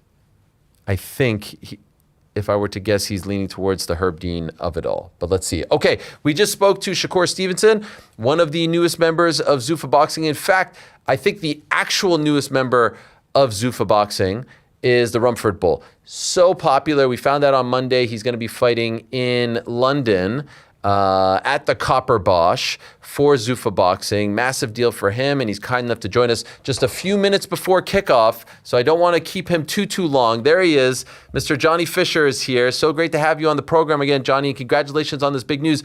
Are you going to be watching the football in about 45 minutes' time? Hello, Ariel. Thank you for having me on. Yeah, brilliant news about Zuffa, but yes, you're correct. That I can feel the hustle and bustle around my local area where I live. Everyone's clambering to get ready. So I've got time for Ariel. Don't worry about that. I've always got time for you, my friend. I really appreciate that. That means the world. Could I ask, how do the Fishers watch a match of this magnitude? I'm going around my mum and dad's house. We're going to sit in the front room and watch it there in the peace and quiet of our own home. And because Big John's enough to deal with on an important occasion like this. Don't worry about that. We don't need any more chaos. I can appreciate that. When it's a big match for my team, I want to be left alone. I don't need to be in a bar or pub or anything like that. I want to be left alone. And we are rooting for you guys. Come on, Three Lions. Let's do it on our way to Sunday's final. Rooting for you as well, and so happy for you. Could you tell us, Johnny, when did this all start, you and Zuffa Boxing? When did it all start to kick off and they show real interest in you? Well, I was meant to fight first and foremost for the British title in March. And the guy I was fighting was with Ben Shalom and I was with Eddie Hearn. There was a bit of politics going on there between them two, and it was off and on about 4 or 5 times. Then I was meant to fight on the Fury Makhmudov card. Well, I got offered that by Spencer Brown and Dr. Rakan, and then obviously went to Eddie because I was with Eddie at that point. That didn't happen. So I was left in a position where my contract was up in a month or so. So I sort of said to Eddie, look, I'm going to hear what other people are going to offer. You've made me a great offer, but I'm not going to sit here and lie to you. I've got one career and I'm going to make sure that I hear from the context of the whole market before I make a decision. And within a few days of that, Zuffa Boxing had made me a fantastic offer for a fight. So I had to go to Eddie and tell him what the offer was, and didn't want to match it. So I went on to join Zuffa Boxing, and I'm very happy to be there. Did Eddie even try to match it? Was there a talk of matching it, or did he say no right away? Well, it was before the offer came in. We was trying to make a fight with, whether it be on the AJ undercard, or there was talk of even Eddie rang me with he was with Turki Al Sheikh, His Excellency, and there was talking about a Wilder fight. Then it moved to Wilder being, which is all a lot of politics going on. And then because I had an idea in my head already what the money is that I'm worth when I fight.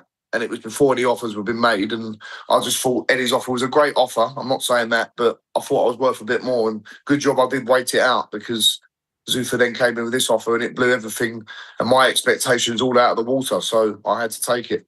I remember a few months ago, in talking about the Conor Benn situation, Eddie would always reference you and say, look at the loyalty here. If someone's reaching out to Johnny or AJ, he comes straight to me and tells me, look at this, I'm your guy, this and that. How did we go from that to this? Just a few months later, you're now no longer with Matchroom.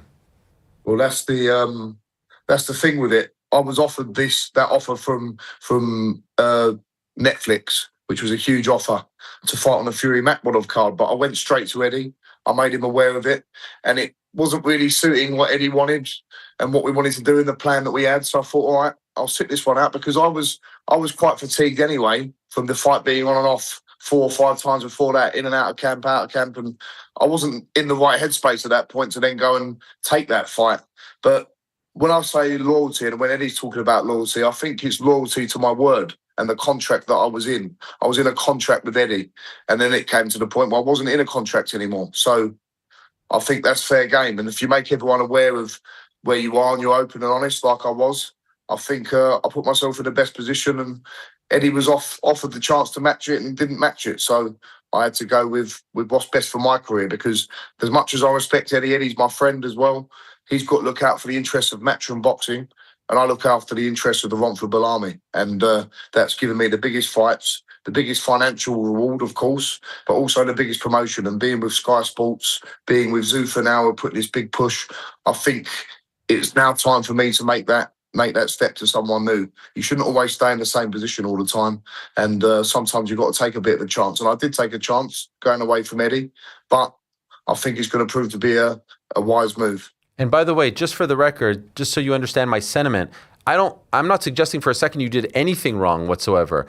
You did everything right, even when comparing it to the Conor Benn situation. You went to Eddie. I heard you went to Barry as well, et cetera, et cetera. You have to look out for what's your, your deal, your best interest. I was just wondering how, I thought, based on the way he was talking about you, that they would do anything to keep you, that they would keep you around forever because of the loyalty you showed them. And so that's what I meant when I said, how did we go from that to this? Yeah, well, I guess there is an element of loyalty to it. But as I said, it's loyalty in being straight up to people. Rather than loyalty being the word, I think it's about being honest. And I think Eddie was quite honest in the way that he said, look, I can't front that money up for what I think is going to be delivered. But we don't know who I'm fighting yet. I don't know who I'm fighting. And one thing's for sure, it doesn't really matter who I fight. I'm going to set out the copper Bosch 3 times over. But it's going to be someone who's going to give me a test. You look at my last fight in Monaco, I fought someone who's 7-0, an unknown quantity, but I'm still an unknown quantity. And we don't know if I'm going to be British level or beyond. I've still got a lot of improving to do. So whatever fight you put on, it's not going to be as if I'm guaranteed to splatter someone all over the floor.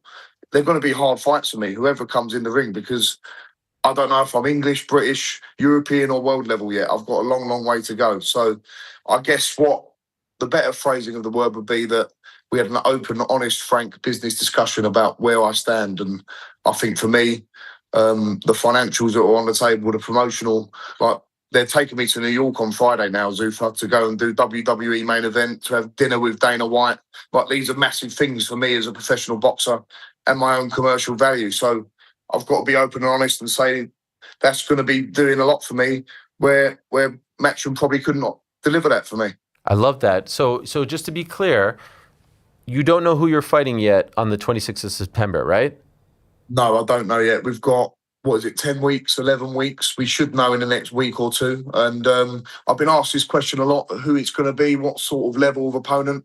I think I look at my last guy in Monaco, an undefeated guy, maybe a little step up from that guy, maybe a little bit lower than what Joshua's fighting now in a 20-0, 20 knockout kick guy. Maybe it'll be someone who's 11-1 or 15-2, something like that. But to be honest, Ariel, I've never made no bones about I'm not a world level operator, obviously. I'm probably a domestic level fighter. So with my second camp with Tony Sims under my belt coming now, let's get someone where it's going to pose me some questions and pose me some problems, but someone who's at my level, because there's no point going into a fight where it's a life or death one and I'm the underdog. I want to be in a position where it's a fight that I can win, and I can win well if I do my job properly. So considering that, why do I keep hearing Eddie saying, we can't offer him the type of opponent that he's going to face, that this is below what they want to do, the standard that they have set for you, etc. He is speaking, and I'm not trying to create a rift between you two, but I'm hearing interviews where he's speaking like he knows who the opponent is and that it's a very subpar, type of challenge for you. And so why is he doing this? Well, I was perplexed by that as well, because I don't know who the opponent is. My only interpretation of that in a positive way could be that he thinks it's the level of opponent that he thinks that I'm going to face. I'm going to choose someone who's going to be not good enough or up to his standards, but it's going to be the same level guy that when he was trying to put me on the Saudi Arabia card, what Joshua was on, Joshua Prenger, it's got to be that level of guy that we already spoke about. There was a couple of guys floating about in there who were like a 15-2, 16-2, that sort of level guy. It won't be a known name, but it'll be someone from who's an unknown, but they can pose problems in themselves. Look at my last guy. He posed me serious problems in that first round where I went down. So in answer to your question, I'm a bit perplexed myself by that, but that's what promoters do as well. They've got to talk it up for their guys as well who are on their side. But oh no, he's been offered someone easy. But let me tell you, Ariel, I know from first-hand experience, there's no such thing as an easy heavyweight fight. Sure. And it felt like he was maybe trying to get ahead of the story. And so I'm just wondering, based on what he was saying about the type of opponent that he thinks you're going to be matched against, and honestly, I've also heard him say, like, who you want to fight and the type of money you're getting, were you bothered by any of the things that he said? Were you hurt by any of these things? Not at all. As you said, I spoke to Barry on Friday and he said, Johnny, you're doing exactly the right thing. Eddie is the one I've been dealing with throughout this situation. He's got an idea in his head and a narrative that he's probably trying to put out there that it did sound like that, didn't it? And I feel that I'm only want to fight easy people and I want to fight this and fight that. Well, who is an easy person for me is my answer to that. Who would you say is an easy person? Was my last fight an easy person? Was my fight before that with Dave Allen an easy person? And the one before that with Dave Allen, my last 3 fights, have all been life and death fights. So I don't think there is such a thing as an easy fight for me anymore. I'm at the level I'm at, and every single time I step in the ring, there's danger. There is huge danger because of the way that I box. And the way that I box is to go in there and be confrontational.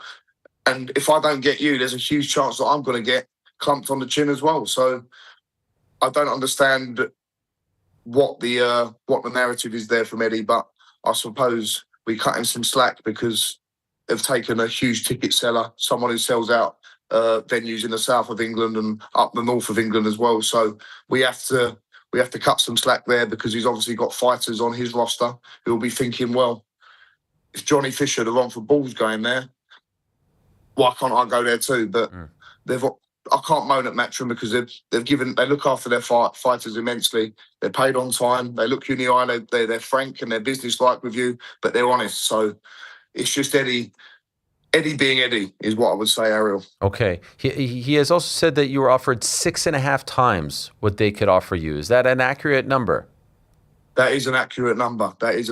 Without going into the actual nitty-gritty of numbers, that was what they was offering me. I'm actually being offered double or triple what I would have been offered to fight someone for a British title under Eddie. Wow. This is an incredible deal for you.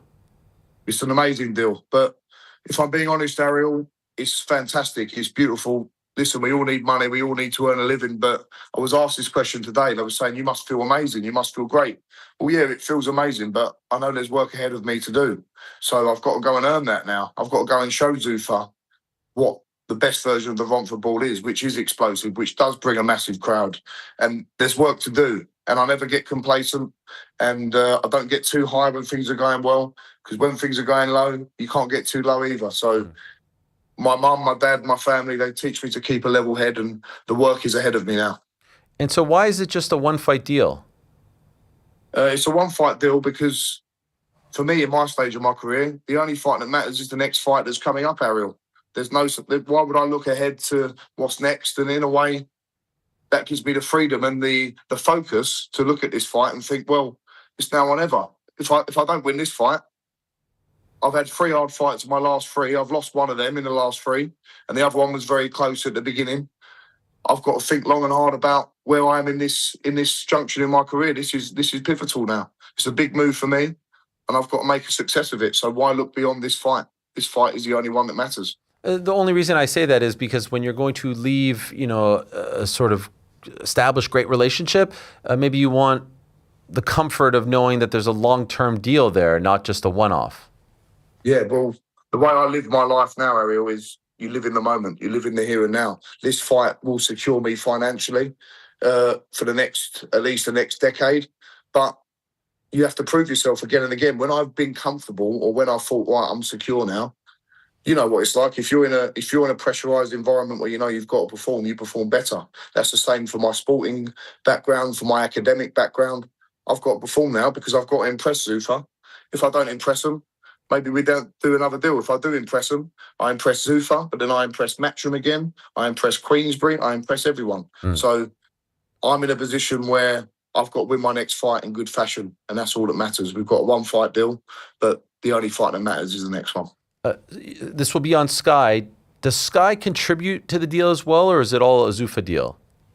It's a Zuffa deal, Okay. but obviously Zuffa are in conjunction with the broadcaster, which is Sky Sports, and Sky Sports was a massive pull for me, regardless of the financial deal that I've done with Zuffa, because it's the home of football. I'm a massive cricket fan. I'm a massive British and Irish Lions rugby fan. But the opportunities that they're going to offer me from an exposure point of view, as just a sporting fan as well, are massive. So it's a match made in heaven. I think back to when Eddie was with Sky Sports as well, when you had them big nights with AJ coming through, you had Bellew and Hay, you had Chisora White, you had even David Price and Usyk was on there. Like, Sky Sports feels like a good place for mainstream sport to be, you know? Hell yeah. No, it's massive, especially, obviously, especially for a British fighter. And so when do you expect to know who the opponent is? How, what are they telling you? Are they close? What are you hearing? What I've heard from my management, so Adam Morley is my manager, and Archie, who helps assist Adam in the next week or two, I'm imagining. Okay, and you'll be the main event, right? I'm the main event at the Copper Bosch. The Bull Army will be there. Triple B and the Army will be marching. Uncle Mike will be there. So hopefully one day, Ariel, you can come along and be part of the Run for Bull Army. We need you there. That would be an absolute dream, an absolute delight. I did see your father invite Dana White to the Blue Orchid for the B2 challenge, and we were trying to find out online what exactly, because it's a little bit like it's not quite detailed enough. Can you tell us what is the B2 challenge?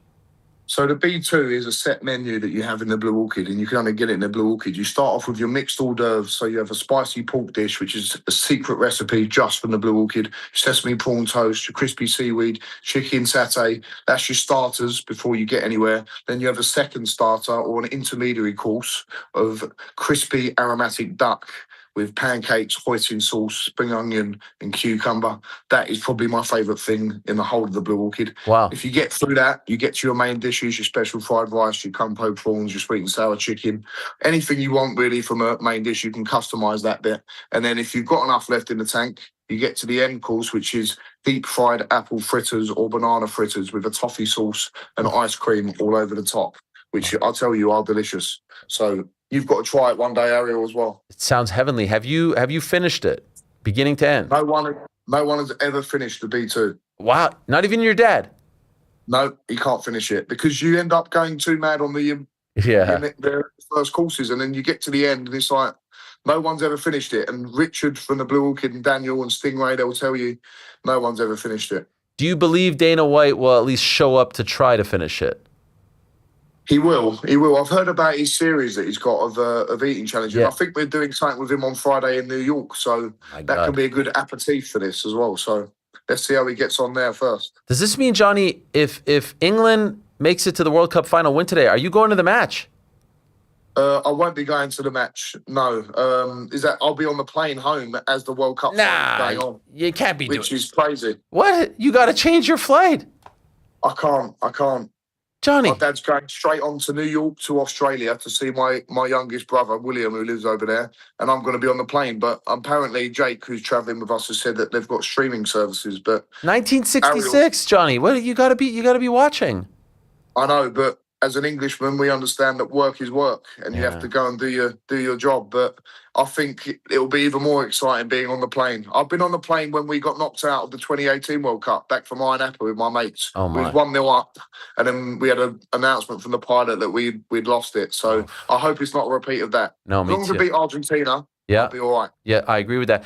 By the way, so you're going to be out there hobnobbing in New York City with the big wigs. You're going to WWE. I mean, this is VIP stuff. It's insane, is how I described it to my manager. It's just insane. But I don't dwell on things like that. I'm just happy and grateful and for these opportunities that I'm getting, and I'm just so excited for the next phase of my career. And as I said, Ariel, in this game of boxing, it's a really high pressure, high stakes game to be in. But I've learned over the last year or 2 years to just live in the moment and take every day and appreciate it, because it's bigger than boxing, all of this stuff. This is life, and life can be over very quickly, and it's precious. And I just want to enjoy every moment of my life, Ariel, because a lot of people can't, and I just want to be grateful for every opportunity that I'm given. Amen to that. Could I ask you, Johnny, and I hope this doesn't get perceived as disrespectful, but there's a war right now between Dana White and Eddie Hearn. Do you believe that you are a pawn in this war? Like, they're clearly trying to go after big names under the Matchroom umbrella. That's not a secret. And so they zeroed in on you. You're a big name. You're a draw. Do you feel like you're a pawn in this, or do you feel like they genuinely want to be in business with Johnny Fisher? Do you get what I'm saying? Yeah, of course. Of course I'm a pawn. Of course I'm a player in the game of boxing, in heavyweight boxing. Anybody that can fill up an arena is going to have a value, 1, to Eddie Hearn, 2, to Dana White, or any promoter in the game. So I'm not stupid. I'm not deluded. But that's also because that also is an indicator that they want to be in business with me, isn't it? I'm only useful to any promoter while I sell tickets or I'm winning. If either of them stop or both of them stop, Zuffa, Matchroom, Queensbury, Ben Shalom, whoever it is, no one wants to know me. So that's the nature of the game that we're in. And I've got no qualms with that, because people are trying to run businesses here. You wouldn't go to the Chinese every day if they couldn't cook you sweet and sour chicken and they didn't know how to do a chow mein. It's pretty simple, isn't it? So as long as I can sell tickets and I'm being in explosive, entertaining fights, long may it continue. And thank you, everyone who wants to be part and do business with me. When Eddie Hearn says he's happy for you, do you believe him? I do, and I believe Barry Hearn as well. I was on the phone to Barry Hearn, who I said it's on social media. He's been a bit of a mentor to me over the last couple of years, and his good friend Jess Harding is heavily involved in my career. And I believe Eddie is happy for me because he wants to see his fighters go on and do financially well and be successful. Of course, he's going to be a little bit, what's the word I'm looking for? He's not going to be completely happy because it's an ego thing. It's a thing of he's got a promotional company. As you said, he's at war with Dana White. So I'm caught in the crosshairs of that. But I think when Eddie goes to bed at night, he's a good man. And I know a good man when I see one, and he'll be happy for me at the same time. And me and Eddie are on good terms. I know if he turned up at my house, he'd be welcomed in. The same for if I was at his house. We're friends. So business is business, but that doesn't get in the way of being friends and good friendship. And I believe you when you say that. Lastly, do you think that at some point you will work together again? Are you leaving that door open, at least in your mind? Obviously, it's a big hypothetical and a lot can happen. And I'm not going to suggest you're going to just leave Zuffa after one fight. But at some point, do you think your path will cross with him again? Of course it will. Of course it will. I mean, Eddie's from Montford. He's from Brentwood. He's the same cut from the same cloth as me. So that door will always be open because that man has never done me wrong. We've had some amazing nights over the course of it, from places in the UK to Monaco, Saudi Arabia, Vegas. I don't burn bridges with people, and I think that's a good bit of advice my dad and my granddad would give me. You don't burn bridges unless you absolutely have to, and there is no bridge being burnt here. And my arm is always out to Eddie and Barry because they're good men, they're stand-up gentlemen, and I'll say that till the cows come home. Have you met Dana yet? I've spoke to him on video call quite a few times, and I'll be meeting him on Friday. And Nick Khan, you've spoke to him too?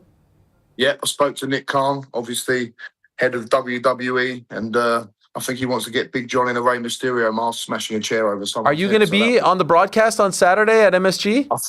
I think so, yeah. I've just been told that I'm going to be live on the main event at WWE, so let's see how it plays out, Ariel. It's a crazy world we live in. Your old man too?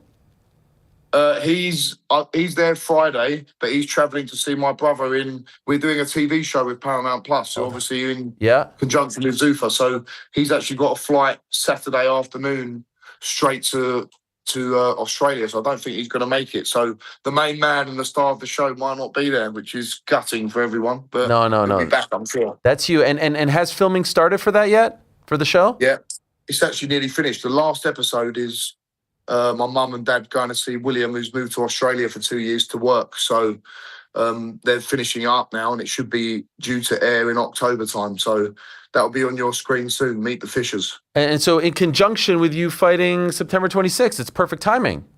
It's perfect timing. They've filmed a lot of stuff regarding my career as well. our discussions with Eddie. One of them discussions when I went to his office, that was all filmed by Paramount. So that'll be great viewing as well. And all the stuff about me building up to this deal. And I reckon they'll get a bit of the fight itself as well. So let's see how it all plans out. So perhaps we should have known when this was announced that there was something in the works. Maybe that was the first clue. What, the Meet the Fishers? Yeah, it feels like it's all sort of, no, it doesn't feel like it's all symbiotic. No. I didn't know anything about it at that stage. I don't know what I'm doing day to day, Ariel, let alone what's going to happen in 3 months. Bloody hell. I wish I was that good. Well, I was that much of a mastermind. Well, everything worked out from afar. It's a beautiful thing. I'm going to let you, well. It worked out beautifully. Congratulations. Much love to you and your family. You guys deserve it and then some, and I'm so delighted for you and that you're getting a nice home game, if you will, back at the Copper Bosch. Come on, England. It's coming home, Johnny. Let's go. Coming home. 2-1. Come on. 2-1. Big Dan Burn is going to score a hat-trick today. Oh, wow. Okay. I wasn't going with that. I was going to go with Bellingham or maybe Harry Kane, but I'll go with yours as well. Can't wait for it. Much love to you, Johnny. Congratulations. Thanks, and thanks Ariel. for joining Have a us. good day. You too. Take care. Bye-bye. Bye-bye. There he is, the Rumford Bull. What a guy. I mean, is there a nicer, more salt-of-the-earth mensch than Johnny Fisher, the newest member of Zuffa Boxing? I mean, it's quite, it's quite the roster. It's quite the roster. Not going to lie. As I said millions of times, do not doubt these guys. They are coming. They are coming for the jugular. Now the question is, how's Eddie? How's Frank? How's Ben Shalom? How are Golden Boy, MVP, et cetera, et cetera? All these people, how are they going to fend them off? But they are coming. They have unlimited funds. They've got Turkey on their side. They've got Paramount Plus on their side. It would be shocking if this fails. Now, what is your definition of failure? What's your definition of... It ain't going to fail, at least for now. They've got brilliant people behind. It's inevitable. This is the one sure thing in combat sports. Dana, Nick, Turkey, Mark Shapiro, Paramount Plus. You're betting against these guys. You're making a massive, massive, massive mistake. Massive mistake. The Shakur signing, Devin Haney's coming too. Johnny Fisher's a nice piece and more to come. No doubt about that. All right. In about 20 minutes, Scott D'Amore is going to join us in studio. He is the founder of Maple Leaf Pro Wrestling. They are having their first show tonight on TSN2 in Canada, and they're doing big things over in the Canadian market for professional wrestling. But first things first, I want to say hello to our next guest, who had a phenomenal win. One of the best fights of Saturday's UFC 329 card, a massive win over Corey Sandhagen. He's had some big wins in the UFC, no doubt, but perhaps this is his biggest and best to date and getting very close to a potential title shot. He is the one and only Mario Bautista, who is kind enough to join us right here and now. Hello, Mario. How are you, my man? I'm good. Thank you for having me on. A pleasure, as always, and congratulations on the win. First, can I ask, you've been in the UFC since 2019, but to be a part of a Conor McGregor card, did it feel different in Vegas? Did the buzz feel different? You're a part of it. You were on the main card. How would you describe how it felt? Yeah, it was definitely big, leading up throughout the weeks. Each day I would see more and more people, showing up, a bit of a bigger crowd. I was kind of surprised, none of the vendors were there for International Fight Week. I'm not sure what went on with that. I thought it was going to be the whole big deal. But then definitely walking into the arena that night, you could definitely look out there and see everything was packed and definitely a cool vibe to everything. Yeah, I think part of the reason why the vendors and all that stuff wasn't there is because they did a lot of that in Washington for the White House card, and so they didn't want to do it twice. That was my understanding. Right. Yeah, and I was surprised to see. I didn't learn about anything until I actually got there. So, but then again, I was just kind of focused on my job and what I had to do. Of course. You fought Corey, first ESPN card back in 2019. Short notice fight for you, didn't go your way. When you got the call that they wanted to run it back 7 years later, a little more than 7 years later, 7.5 to be exact, what did you feel? What was your reaction? I was happy with it. This is something I've been calling for about 7 years now. And something I always knew that would happen. I knew we'd always kind of run into each other, and it just happened to be at such a pivotal moment. Us being in the top five, us being so experienced in the division, long-time guys. So I was happy with it, and I jumped on it right away. I'm sure, I know it's a long time ago, but everyone wants to be in the UFC and everyone wants to make a good first impression. The loss to Corey back in 2019 in Brooklyn, how much at the time did it bother you? Did it deter you? It was short notice, but you never want to lose your first fight in any promotion. And so how much did it bother you in the immediate aftermath? Yeah, it bothered me. It bothered me quite a bit because when you think about like your UFC debut, like when you're coming up, you think of a preparation, this big thing, and you picture a win in your first fight. So it didn't happen like that for me. So it's just something I've thought about all these years, and just something I wanted to run back because, like I said, like I just wanted to be prepared to fight him, and whatever the outcome was going to be. I just wanted to be able to look in the mirror and say, okay, I gave it my best, and I didn't really have that with that fight. And so you have this opportunity to fight him. He's one of the top guys at 135. First round, watching it, it was a close first round. And then there's that, that moment towards the end of the first round where you grab his leg and it looks like a combo of like the Suliev stretch and then maybe a knee bar. And it's mesmerizing that he's not tapping, and it seems like you have it locked in. What are you feeling in that moment, and are you shocked that he's not tapping? Yeah, man, I locked up that submission, that first stretch, and I kind of had it locked up, and I just sent it. I went for it. And if you've seen like Corey Sandhagen fight, man, he's not the type of guy to tap. He was caught in that Alcantara armbar for so long. He went to sleep with Aljamain Sterling, so I knew he wasn't going to tap.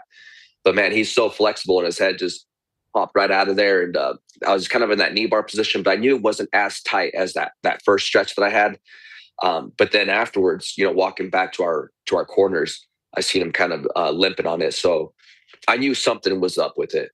So what was interesting about that was I saw him limp as well, but then second round, it looked like it didn't bother him at all. And I scored the fight, first round, third round for you, gave him the second round, and I was shocked that he was showing no signs of what transpired at the end of the first. What are you seeing and what are you thinking in that moment?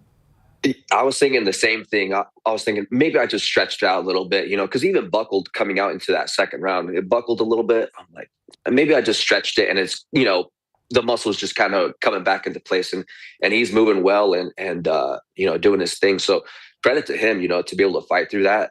He's a great fighter, experience. I'm sure he's worked through injuries before. I think he fought with a torn tricep before. So kudos to him. He's a great fighter, and it was a great fight. Were you trying in that second round to attack that leg? Was that a conscious thing that you were doing as a result of what happened? Yeah, I was trying to throw some more leg kicks on that, some more teeps towards that leg. But then, just like you were saying, like it just seemed like it didn't affect him too much. So I thought maybe nothing's actually wrong with it. So, but then by then the end of the round already kind of happened, and then we went into the third. So when it comes to something like that, and there's a moment in which it looks like someone's been injured, and now you're thinking to yourself, okay, let me try to exploit this and attack it. Are you straying away from the game plan? And is that potentially why the second round went as it did for you? You kind of go back to that well a little bit, leg kicks and just focusing on one thing. So it does take away from the game plan. And I didn't want to stay on it too long. I didn't want him to start like capitalizing on me attacking his leg and then him setting something up. Because like I said, he's a great fighter. He'll pick up on some things like that. But yeah, it did kind of take me out of my game plan a little bit. I was kind of a little too focused on that leg. And so what are you thinking after the second round going into the third? And what is your corner telling you in order to get it back on track? Yeah, going into that third, I kind of felt like it could have been 1-1. And, going into that third, you just tell yourself like, man, I need to push the pace. I need to give it my all because, there's no more rounds after this. And I need this round. And, I was able to drop him and then, follow up and actually just stay on top of him that whole time and keep the pedal to the metal, I guess, that whole round. After you did that, after you dropping him, and then, you kind of secure the round, you probably thought, okay, I got this in the bag, right?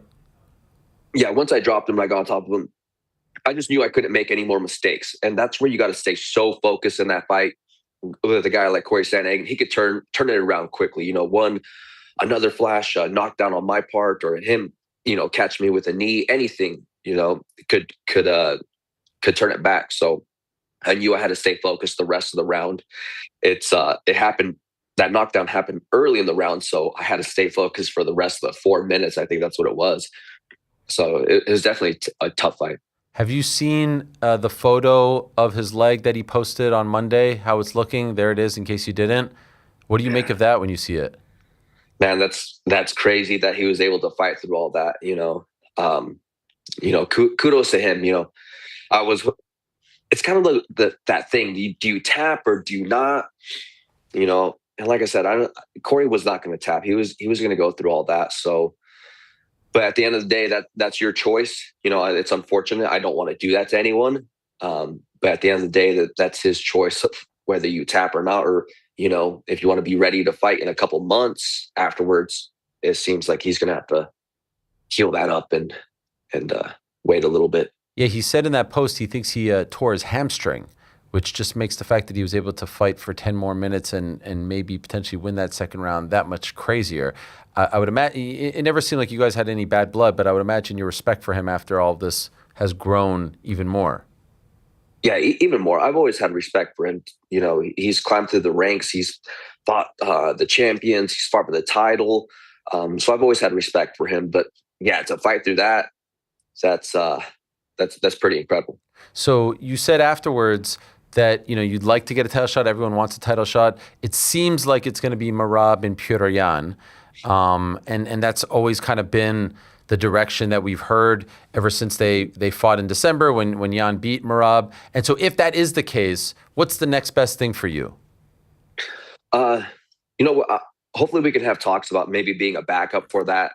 If that happens soon, I'm not too sure when that will happen. Maybe I could fight the loser of that, and it's realistic for me to probably fight one more time before I even get a title shot. So that'd be best case scenario for me. Obviously, Sean fought Sugar Sean back in June. He gets the win. He wants a title shot as well. We were trying to figure out the state of your relationship and whether or not, if push came to shove, you would fight him. You're both from Arizona. You seem to be friends. How would that go if it was offered? Yeah, that's so crazy. It's just like a topic of conversation I've had lately, and it sucks. We're both coming up to a point there, and what other fights can we make? But I think if it came down to it, I think if it was for a number one contender spot or for the title, like what else can I do? I love Sean. But I think we both have the same dream, and I think that it would just be something we'd have to do. I have nothing against Sean. I love Sean. We've had great memories coming up, as training partners, young amateurs showing up to the gym at the same time. And we never knew, like, who would have known that we'd be in this position. So, but if it had to happen, I guess so. When's the last time you trained together?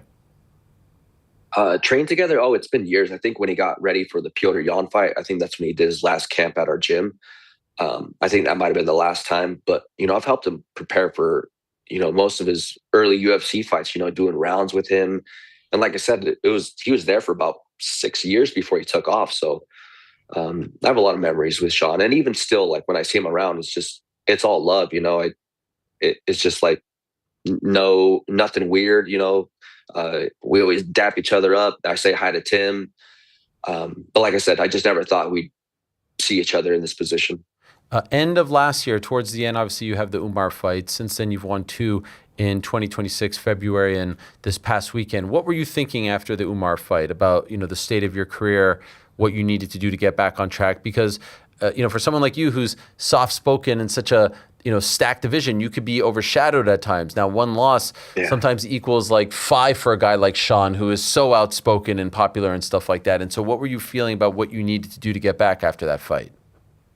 Yeah, I just knew I just had to get back to my winning ways, the win streak, and they gave me that opportunity. With the main event spot right after a loss. I thought that was pretty cool of the UFC to give me that opportunity. And I aced that test, and then they had that Corey Sandhagen rematch and aced that one too. That was a great fight on a big card. So, and you're right, me being soft-spoken, kind of quiet, I'm not big on Instagram. I'm not super popular. I understand that. But I guess the only thing I could really do is just, just keep winning, win some fans over. And I think eventually, people will kind of see the big picture. Like, hey, this guy is 10-1 in his last 11 fights. Like, and he hasn't had like a title opportunity or number one contender spot. I think eventually it'll stir some things up. And so, that main event fight that you were talking about, that was against Vinicius Oliveira, and he's quite aggressive online. And I don't know, why they would consider running this one back, but have you seen his tweet after your fight? No, I haven't. I haven't seen his tweet. I know he still says, he makes his excuses about his performance with me, but man, I beat him fair and square. Like, we both know like what went on in that fight and the things he said to me during that fight. So I'm just a better fighter. He could, he could stay in that 45-pound division. Okay.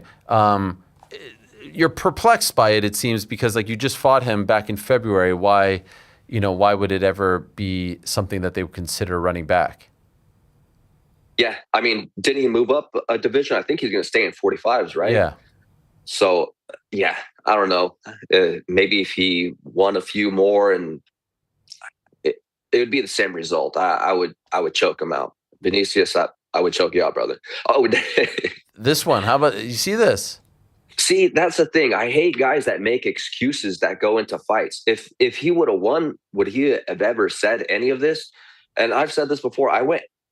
Not a lot of people know this, only because he says things like this. I went into that patchy fight mix with a popped rib. Like, you could still see wow. it. Yeah. Oh, wow.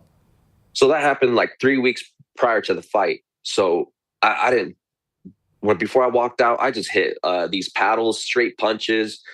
During fight week, I sat up and it popped out again. And and I still won that fight. So I don't know. It's just excuses. I don't like people that make excuses. So he could eat one. And so does that hurt still? This rib? Yeah. Sometimes if I do if I plank on the ground, if I'm laying on my chest, I could feel it. Or if it gets grazed by some punches or something. But for the most part, no, it doesn't hurt. It's just kind of disfigured. Okay. And will it ever go back in? I don't think so. No, it feels hardened up. It just feels like my bone now.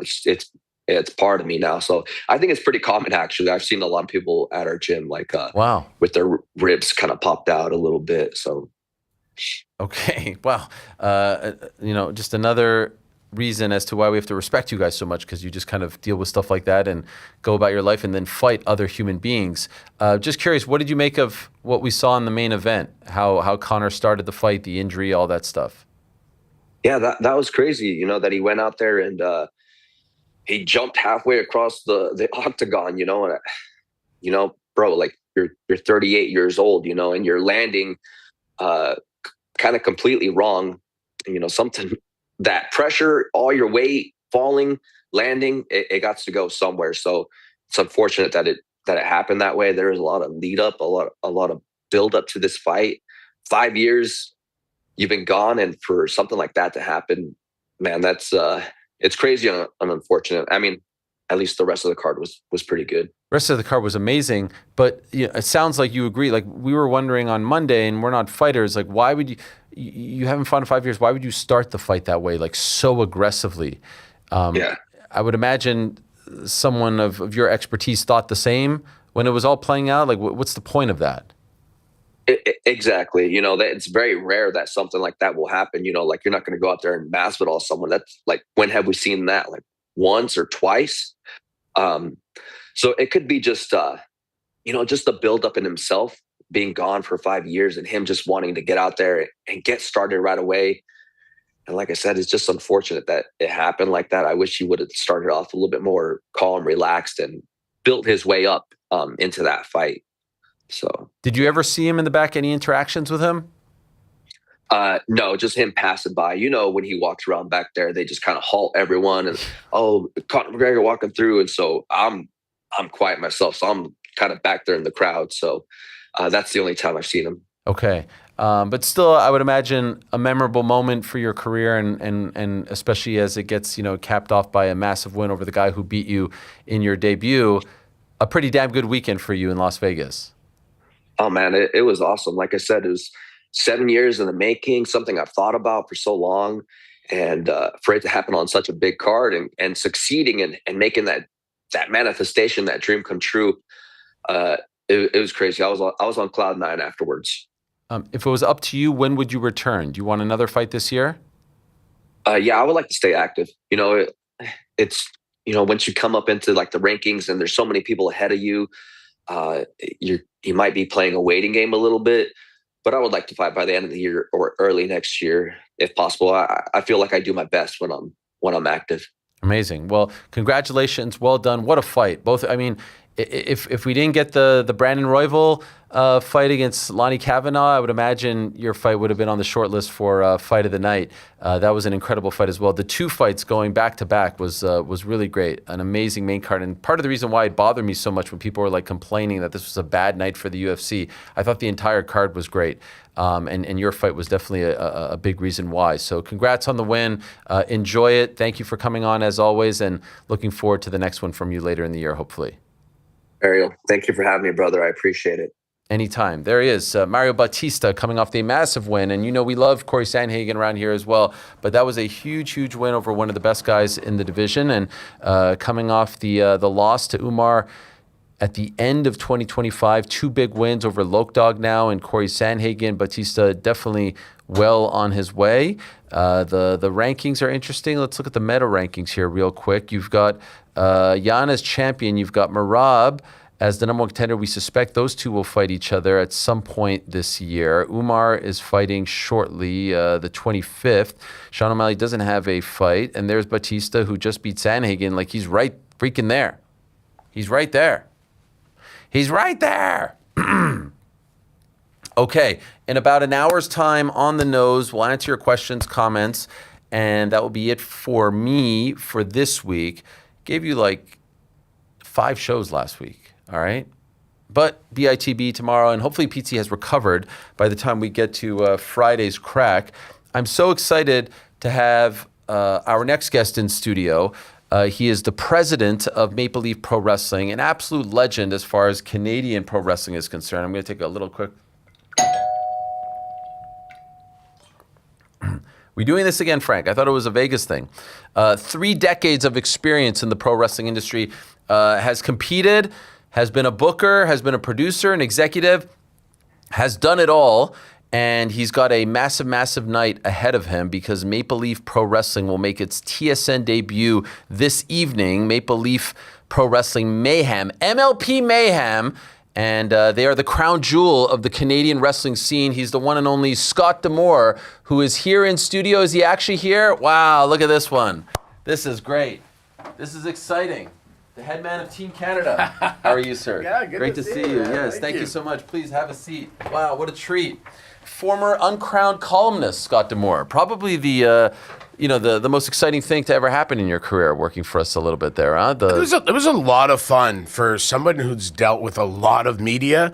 I've done very little print, so it was a great process for me to get back to writing, which is, I only made it out of high school because of writing, right? And I don't know when you came along, but like in Ontario, you needed 6 OAC credits. Like those were like your grade 13 credits. Yes. To get into university. And I took 3 English. So it was like 88, 86, 85. Like that's what coasted me into university. And you studied communications in college, right? I did, yeah, at the University of Windsor, yeah. Okay. So you wanted to be a journalist? I didn't know what I did, but I knew I wanted it to be in media. Okay. Yeah. And now here you are. What a run all these years later. It's great to have you in studio. There's my friend Brett, by the way. I don't know if you saw him. We have a lot of Canadian great representation. Here. Yes, that's my guy. Very exciting night for you. MLP Mayhem making its debut tonight on TSN2, midnight Eastern, correct? Yep, midnight Eastern, 9 p.m. Pacific, yep. This is the Sports Network. Yeah. This is TSN Sports Desk. I used to grow up watching Gino Reda and Vic Rauter and Van Horn and all these people. Like, this is a big deal. How did the little engine that could, that's less than 2 years old, right? You launched in August of 2024. How did you guys get a TSN deal? You know, it's funny because from the very inception for the ideal of Maple Leaf Pro, we wanted to be on TSN. Reached out to them, you know, made a connection through somebody, had a whole discussion. It kind of, you know, just sort of stalled. You know, it happens in television. And then last year, as we were running, you know, we set up and we said, hey, I've been saying for over 3 decades we're going to run Maple Leaf Gardens. You know, and we've never done it. Like, this is the time. If nothing else, if MLP does nothing else other than run Maple Leaf Gardens, we're going to accomplish that goal. And that was our big thing last year. And then, lo and behold, at the event at Mattamy Entertainment Center, I better get it right, you know, formerly Maple Leaf Gardens, our spiritual home. One of the head guys from TSN was there because of a friend of mine, a longtime associate, you know, Paige and Gian, the Megan boys, the Bar Mitzvah Kings of Toronto. They are. One of the very top guys in the company showed up, and I hope he doesn't get mad, but it was David Bross. And, you know, he's like the executive director of programming, and he showed up just to check out the show, and he kind of looked at it and was kind of like, wow, like.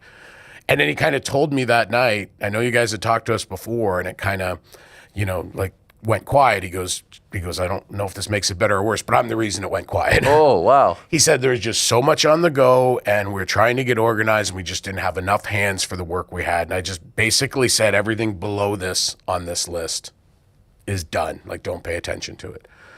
So us running Maple Leaf Gardens, Paige and Gian getting David Bross to show up, him looking and seeing the show and seeing a full arena and going, wow, this is cool. That got our conversation started again. Amazing. And so for now, it's 12 one-hour episodes, right? 12 one-hour episodes, yep, which culminate right back there at the Mattamy Athletic Center, you know, the former Maple Leaf Gardens. So we're stoked. That's October 3rd, and we're really excited. And so is it a one-year deal, or like just for the, how does it work right now? It's structured as 1 year with options. Okay. And we're certainly looking at it as a long-term deal. We know we have to produce. I mean, we've known since we started, right? Like, I got let go from TNA, and well, I found out in January. Everybody else found out in February of 2024.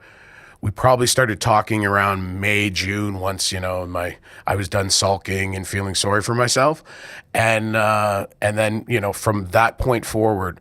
To us, it's been a long-term plan. It hasn't been like, hey, let's run a show. It's like, we know we're going to have to go out there. We're going to have to do proof of concept. We're going to have to assemble, you know, 27 Yankees murderers row of people. And that's where we went out and got Keith Mitchell, arguably the most legendary producer in wrestling history. That's where we got Tim Walbert, who's directed WrestleMania and done like thousands and thousands of hours of sports and everything in MLB. And we got Kevin Sullivan as our chief creative officer, right? And him over the looks and the feels of the graphics and the videos, and literally just from top to bottom, the people we assembled. We were planning for a long-term build. It's kind of like when I stepped into TNA, we told people, don't judge us where we are, like in a month, and go, hey, well, this is what happened a month. Judge us in 6 months, a year, 2 years, 3 years, and see where we grow and where we go. And that's our approach with MLP.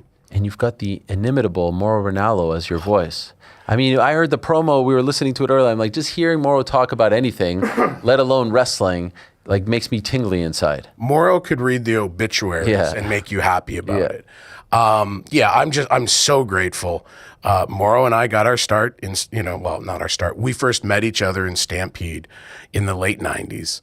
When they were doing one of their revivals. We've stayed in touch over the years with his time at Fight Network, and as his career, grew and blossomed into, I think it's indisputable to say, the best combat sports announcer in history. If you want to argue this person's better at boxing, this person's better at MMA, or this person's better at wrestling, there's conversations to be had.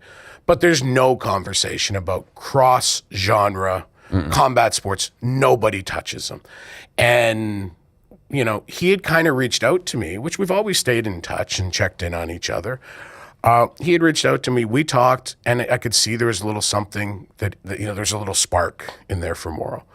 Because Mauro's, like a lot of us, loves wrestling. He's known for all the big boxing matches and the MMA, and of course, but wrestling, while maybe third on his depth chart of the great stuff he's done. It's a passion. And we talked about him coming in to call those first shows, and the approach that he takes is so next level. It's so next level. I worked with Mike Tenay for a long time. I have a world of respect for Mike Tenay. He's a great friend. He was a mentor to me in many ways. Like we were a road couple. You know, we traveled, you know, we split cars. We always stayed at the same hotel. We went out to dinner or drinks together. You know, like he was, and we were attached at the hip when we did the original TNA creative in like that 05, 06.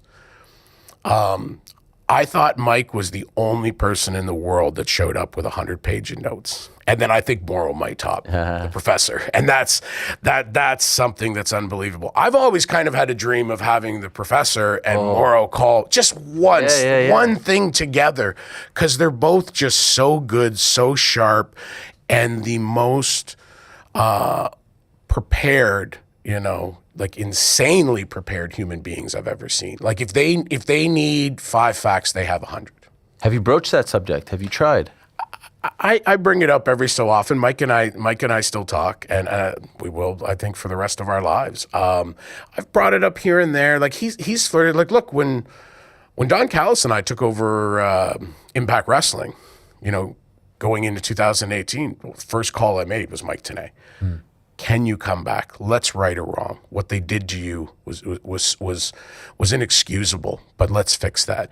And he went back and forth, but I think ultimately Mike's at a great point in his life. Him and his wife Karen, they live out in Vegas. You know, they make their trips to Utah. You know, they got, you know, the kids, now grandkids. And, you know, they have a great life. And I think the idea of getting on a plane on any type of regular basis is something that I think Mike's kind of left in the rearview mirror.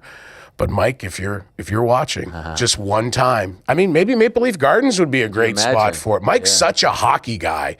You know, he did a lot of writing for the LA Kings. Oh, I didn't know that. Yeah, huge hockey guy. So, I mean, maybe Mike, just the cathedral of not just wrestling, but hockey in Canada, you know, the former Maple Leaf Gardens. Come on, just call one match. Let's chill out on the cathedral of hockey in Canada. There's a place called the Montreal Forum, now Bell Center. Okay. All those cups. As a Montrealer, I do have to push back on that statement. Well, you're certainly a more successful franchise, and you just have to give us, you know, Toronto fans something, because I always say I don't want a lot. I would just like to watch the Leafs win a cup in color. Oh yeah. You know, because 67. It's like the footage I watch is black and white. Like even if you told me the Leafs could win a Stanley Cup, but I would never get to be there or to celebrate it, then just show me a 10-second clip in color. Like I want to see some like a goalie other than Johnny Bauer hoist the cup. Well, I feel a kinship towards Leafs fans, believe it or not, because I'm a diehard New York Knicks fan, and I said the same. That's why I have the trophy here. I'm still on. That's why I have the hat here. I'm still on cloud 9, and I always said I just want one in my lifetime, and I never thought. But I never gave up. And so I actually hope for you guys that you get to see it, because the feeling that I felt last month is something that I'll never forget, especially as a father and going through it all. So don't give up, because when it happens, my man, it is unlike anything you've ever felt in your life. Yeah, you know, I'll keep holding faith. I'll be Charlie Brown running up to kick that football like so many other Leaf faithfuls. But I mean, look, I've been blessed. I'm a Celtics fan, so I've seen a lot of championships there. Oh, okay. Jays fans, you know, we had a great run. I've been able to be part of that. And a Bears fan, so we suffer some, but I mean, I was there for 85. Yeah, so right. I mean, Bridge. You know, that was a moment. That was, to me, the greatest team in football history. So like, I don't feel too bad for you now. Yeah. All right, fair enough. You mentioned TNA, and people know about that story. I have great love and respect for TNA. In fact, I had Jeff Jarrett in studio last week, and it was one of my favorite conversations that I've ever had. And I told him the story about when I was a youngster in this business. I met Kurt Angle, and I did a couple things for SpikeTV.com. And Kurt told me that I reminded him of Brian Gewirtz because I went to Syracuse. And so he asked me to email Jeff and say, hey, you know, do you have anything on the creative team? Because I loved wrestling so much. Jeff kind of dismissed me and was like, hey, if you're not willing to move to Nashville, you know, scram, kid. But I always loved it, and it was fun to be able to tell him that story all those years later. And that's when I was introduced to you with Team Canada and the heart and the camera and all that. I loved it. And then, of course, you leave and you come back, and I felt like TNA, this is my preamble, was like, or Impact Wrestling, 5 feet under. Not quite 6, but 5. And you brought it back to life and then some. And so when I found out that you were leaving, it was shocking. When you got that word and when you digested it and you sulked, as you said, was there any part of you that thought maybe you were done with the pro wrestling business, that it was so shocking and abrupt and out of nowhere, and you did so much good work that maybe that was it for you? Yeah. I don't know. I mean, certainly there was times that I probably said it. I don't know if I ever felt it. To me, it was, and I got the call a few days before Hard to Kill, where we were, TNA was coming back. We had done the announcement, done the build. I mean, I only got the call because I literally told Len Asper, like, I'd been trying to talk to him, and he would say, hey, let's talk after Vegas. And I text him and said, I'm not getting on this plane to Vegas tonight if you and I don't have a conversation. And this is the head of Anthem. This is, Leonard Asper. Yep. Who owns TNA. Yes. Yeah, he's the head of Anthem Sports. So we had that conversation, and I was like, okay, I'll go do these shows, like, going to do my thing. So I was so much in a zone for that. We did those shows in Vegas, which I'm so proud of. That pay-per-view, that Hard to Kill pay-per-view, thought was amazing. The next night, we did the first 2 television episodes of TNA, and that had the that Will Ospreay Josh Alexander match, which I thought was such a huge match for TNA and wrestling in general. And then then we had Okada, which a big thing to me was finally putting to rest this Okada TNA thing which I was never a part of, but had lingered. So we did all that, I cut that promo in the ring, go back and watch it that night of the TV. We were short on time. We had to fill out the TV episode so we could get it aired. So, Tommy Dreamer came to me and said, you got to go to the ring and cut a promo. And I'm literally, they're putting my jacket on me as I'm walking through go position. So I go out there, I cut that promo, tears in my eyes, talking about what wrestling meant to me. It was part me talking about TNA was back, part me, in some ways kind of like grieving my own. You knew at that point? I knew at that point, yeah. Okay. Yep, I knew at that point, going into Hard to Kill, that I knew that I was done. I had said I'd do the Vegas stuff, and then the following week we had some shows in Orlando. So I think strategically they knew this is a good time in the sense we'll get 6 weeks of TV in the span of 8 days, or even less, and we can then use that runway to get ready, which is fine. So I did that. Then we went right into making the Orlando shows, did those Orlando shows, and within 20 minutes of the show ending, that's when I decided I was going to make a run at buying TNA. So for my first thought was, I'm going to go home, I just want to sulk and be in a dark room. Then I was like, F this. I started sending text messages before the show was over, like looking for people that might want to support and invest in an acquisition of TNA. So then I worked on that for a few weeks, and I remember I sent the offer to Len Asper from the balcony of the Jericho Cruise. That, just as we were getting ready, I was like, I got to get this out, because once we get out to sea, I don't know if it'll get out. So I sent it then. Ultimately turned down, obviously, as people know, and then I finally went home to sulk and realize how all-consuming TNA wrestling, Impact Wrestling, Anthem Sports had been for 7 years of my life, and kind of went, I got to figure out what I'm going to do. And was there ever a point where you thought wrestling wasn't going to be a part of that? Like I said, I mean, the thought was there, the anger, the hurt. So, I mean, I didn't watch wrestling for a little bit. I mean, and I talked to a lot of people. And I found when I did get near wrestling, it stirred, feelings that I didn't want to have. So I needed just a little bit of separation just to detach myself from the situation. Because it was literally 7 years of me living and breathing, Impact TNA wrestling. I mean, really in Anthem Sports, I was part of the Access acquisition team to oversee that. I did the New Japan television deal. I basically, I handled a lot of basically they used to joke that I was basically the sports director for Access TV, right? I mean, Impact and New Japan and, Invicta. I ended up Invicta got thrown on my plate at one point, and Shannon Knapp, who's a passionate, dedicated woman. I feel for her because I know have not been getting a lot of events. And a show in a year. No, more than a year. Yeah. Yeah. So I mean, you know, and I'm grateful for that experience because I mean, look, I'm not the world's toughest man. You can tell to look at me, but I love MMA. I was part of those early Dan Severn training camps, not because I was good, just because back then in those early days, anybody who was doing mixed martial arts was probably 170 pounds or smaller, it seemed. So I ended up part of Dan's camps just to be a big body. Wow. So I got to be in the corner for some UFC fights and other stuff. True? Yeah. I didn't know this. Yeah. For Dan. Yeah. Wow. Yeah. I had no idea. Yeah, cornered Dan, and also we had a fighter in his camp, Geza Coleman, who did a couple UFCs and some Vale Tudos, and that trained a lot with him. And do you have a martial arts background? No, not at all. Not at all. So how did you get it? Just because of your size?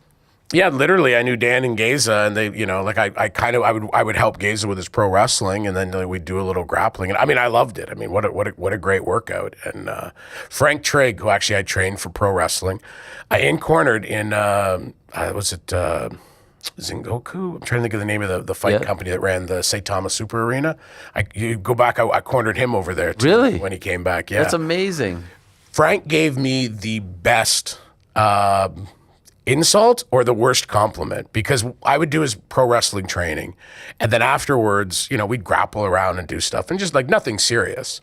So at one point he looks at me, he goes, you are the worst fighter for a good fighter to face, but the best fighter for a bad fighter to face. Wow. And I go, why? He goes, you just went out there with Samoa Joe for 15 minutes almost. And like but he couldn't beat you. He goes like, and we weren't striking. It would be a whole different, this is just grappling. Okay. So I had learned how to lie on the ground, lower my heartbeat, let the guy on top, you know, exert energy. And I was pretty tough to choke out or get out. So I was slippery. Plus I sweat like crazy. So I'm really slimy and move around, and I just look to get an elevator when I can. But me, like Joe would clearly not, but he couldn't get me, which is ridiculous because Joe should, you know, should hook me in 30 seconds. Then I was grappling with a kid who was just there just to be the bump guy for a trig. And it took me over 10 minutes to get something on him, and he had no MMA training at all. So that's where Frank came up with that line. And it's probably kind of true as I look at it. Like I got to be on the mats with Dan, with Don Fry, and like some really great people. So, I mean, I've taken an ass whooping from some of the best. What a life, man. I don't know how many people know that, but, and I want to ask you a little bit about your own training back in the day, but staying on this path for a moment, the idea of Maple Leaf Pro Wrestling, obviously, I remember Saturday afternoons on Channel 11 in Montreal. CHCH. There it is, yeah. I mean, when I hear of Maple Leaf Wrestling, I think of the blue and all that. That's my childhood. And then when you bring that back so Maple Leaf Pro, I know you bought the library. Mm-hmm. Did you have to call it Pro because someone owned that name? No. I mean, like actually our corporation that we first incorporated was Maple Leaf Wrestling Inc. Okay. And you bought it? The rights to the footage from the Tunney family. Yep. Unbelievable. Yep. I actually should say they come through Aaron Weiss. I better shout out to Aaron. He's the one who acquired the rights from the Tunney and passed them on to me. So. Okay. Yeah. When does that idea start, and why? Why do you decide to go this route as opposed to other routes? Yeah, it's funny. I'd have to go back and look at the year, but I'm going to guess it was around 2012. I was pretty much out of the wrestling business for any major, level. And there was something, I was going through a lot. I was restructuring the D'Amour Group. I was dealing with a lot of, concerning things coming on the heels. My father had passed in the summer of 2011. I think at one point, 2012, maybe 13, as I looked, I was like, oh, I can acquire these rights. To me, it was just, I just loved it. And just sitting there now, I could sit there and watch these old videos and not own them. And there's certainly a value to that, like lots of people do. But to me, just looking for something, the fact that I could own that piece of history. So, I mean, that's where I looked at acquiring the rights. And to me, after, long days of dealing with a lot of stuff, I could come home, go in my little room in the basement and put on the big screen TV and whether it's watching Thez and Hutton or whether it's watching, Steamboat and Piper, but watching all these old Maple Leaf Wrestling, matches and stuff. It was so cool, and it just gave me so much joy. And I always just kind of like, I want to do something with this. Obviously, like we talked about, I'm a big Maple Leafs hockey fan. Maple Leaf wrestling was huge for me as a child. I've always wanted to run Maple Leaf Gardens. There's a lot of Maple Leaf here. And acquiring those rights just seemed like the thing to do. And at the time, I thought, hey, like maybe we'll, look at doing, I can't remember what everybody was streaming on at the time, but people were just starting to look at streaming and stuff. And we looked at that, and then ultimately I got busy in life and never got a chance to really revisit it until here. And then it became, rather than just do something with the library, let's do something that can honor the library, but can build a platform for Canadians. And so you decide, I'm going this route. Did you talk to anyone else? Did you talk to AEW, WWE? Did you talk to them about joining the team? I have a great relationship with Tony Khan. He reached out right away, like a lot of people did. Like I always say, when I got let go, the outpouring of support from people was truly touching. Like I honestly, they always say people. It's too bad people can't be there at their funerals for all the nice things people say. I feel like I sort of got to experience that, right? It was so wonderful, and the amount of people that reached out and said I had touched them, touched their lives, and made a difference was huge. And whether it was fans just saying, "Hey, I love what you did," or so many people in the industry was really touching. Tony was one of that. We talked. I mean, I think I don't ever close the door on anything. Actually, one of the very first people to text me when they posted the news, like as I looking at my phone, on the first time I looked at my screen after it went public, the screen was full of messages, including one of them was Triple H. Wow. Yep, and it was just, "Are you okay?" Which I think is a classy move. Wow. So I had discussions. I think at this point in my life, something has to fit in the right mix for me. And I wasn't sure what I wanted. And even as I talked to people, I know I don't really want to jump back in where I was in TNA, where it consumes my whole life.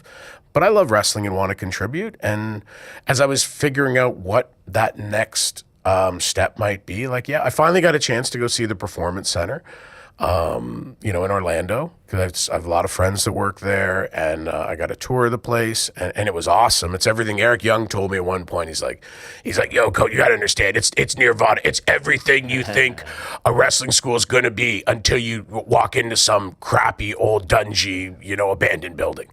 And it is. It's super cool. Great impersonation. Thanks. So I mean, look, ultimately when I decided if I'm going to do something in wrestling, what do I want to do? I want it to be meaningful. I want it to be something I can be passionate about. And as somebody who'd gone through the process of having immigration problems, trying to get into the U.S. to wrestle, I spent thankfully I only spent 16 months not able to go to the U.S. Like Mike Bailey and other people ended up with 5-year bans. Wow. So having dealt with all that and seen and been in the room when it's like, hey, we've got these two guys here on the desk, both can be in this spot. Oh, what's the difference? Oh, the one on the right, he's American. We don't have to pay any immigrant. Let's just hire that one. And seeing how Canadians and non-Americans in general, with some very logical good reason, Americans, get more opportunities than non-Americans and Canadians, which is, important. And your guy, Brett, talked about it years ago. Like I always say, Maple Leaf Pro kind of started in Brett's brain years and years earlier when he put that wrestling ring over top of the pool in his house. I thought two things. I was like, wow, the biggest star arguably in the business cares so much about Canadian wrestling that he's going to take the limited time he has and set up to train and help nurture talent. And two, that's the moment I decided I want a freaking indoor pool. So, Brett started that, and then as his life went, it didn't involve. But that's what Brett always wanted, was like a pipeline for Canadian talent.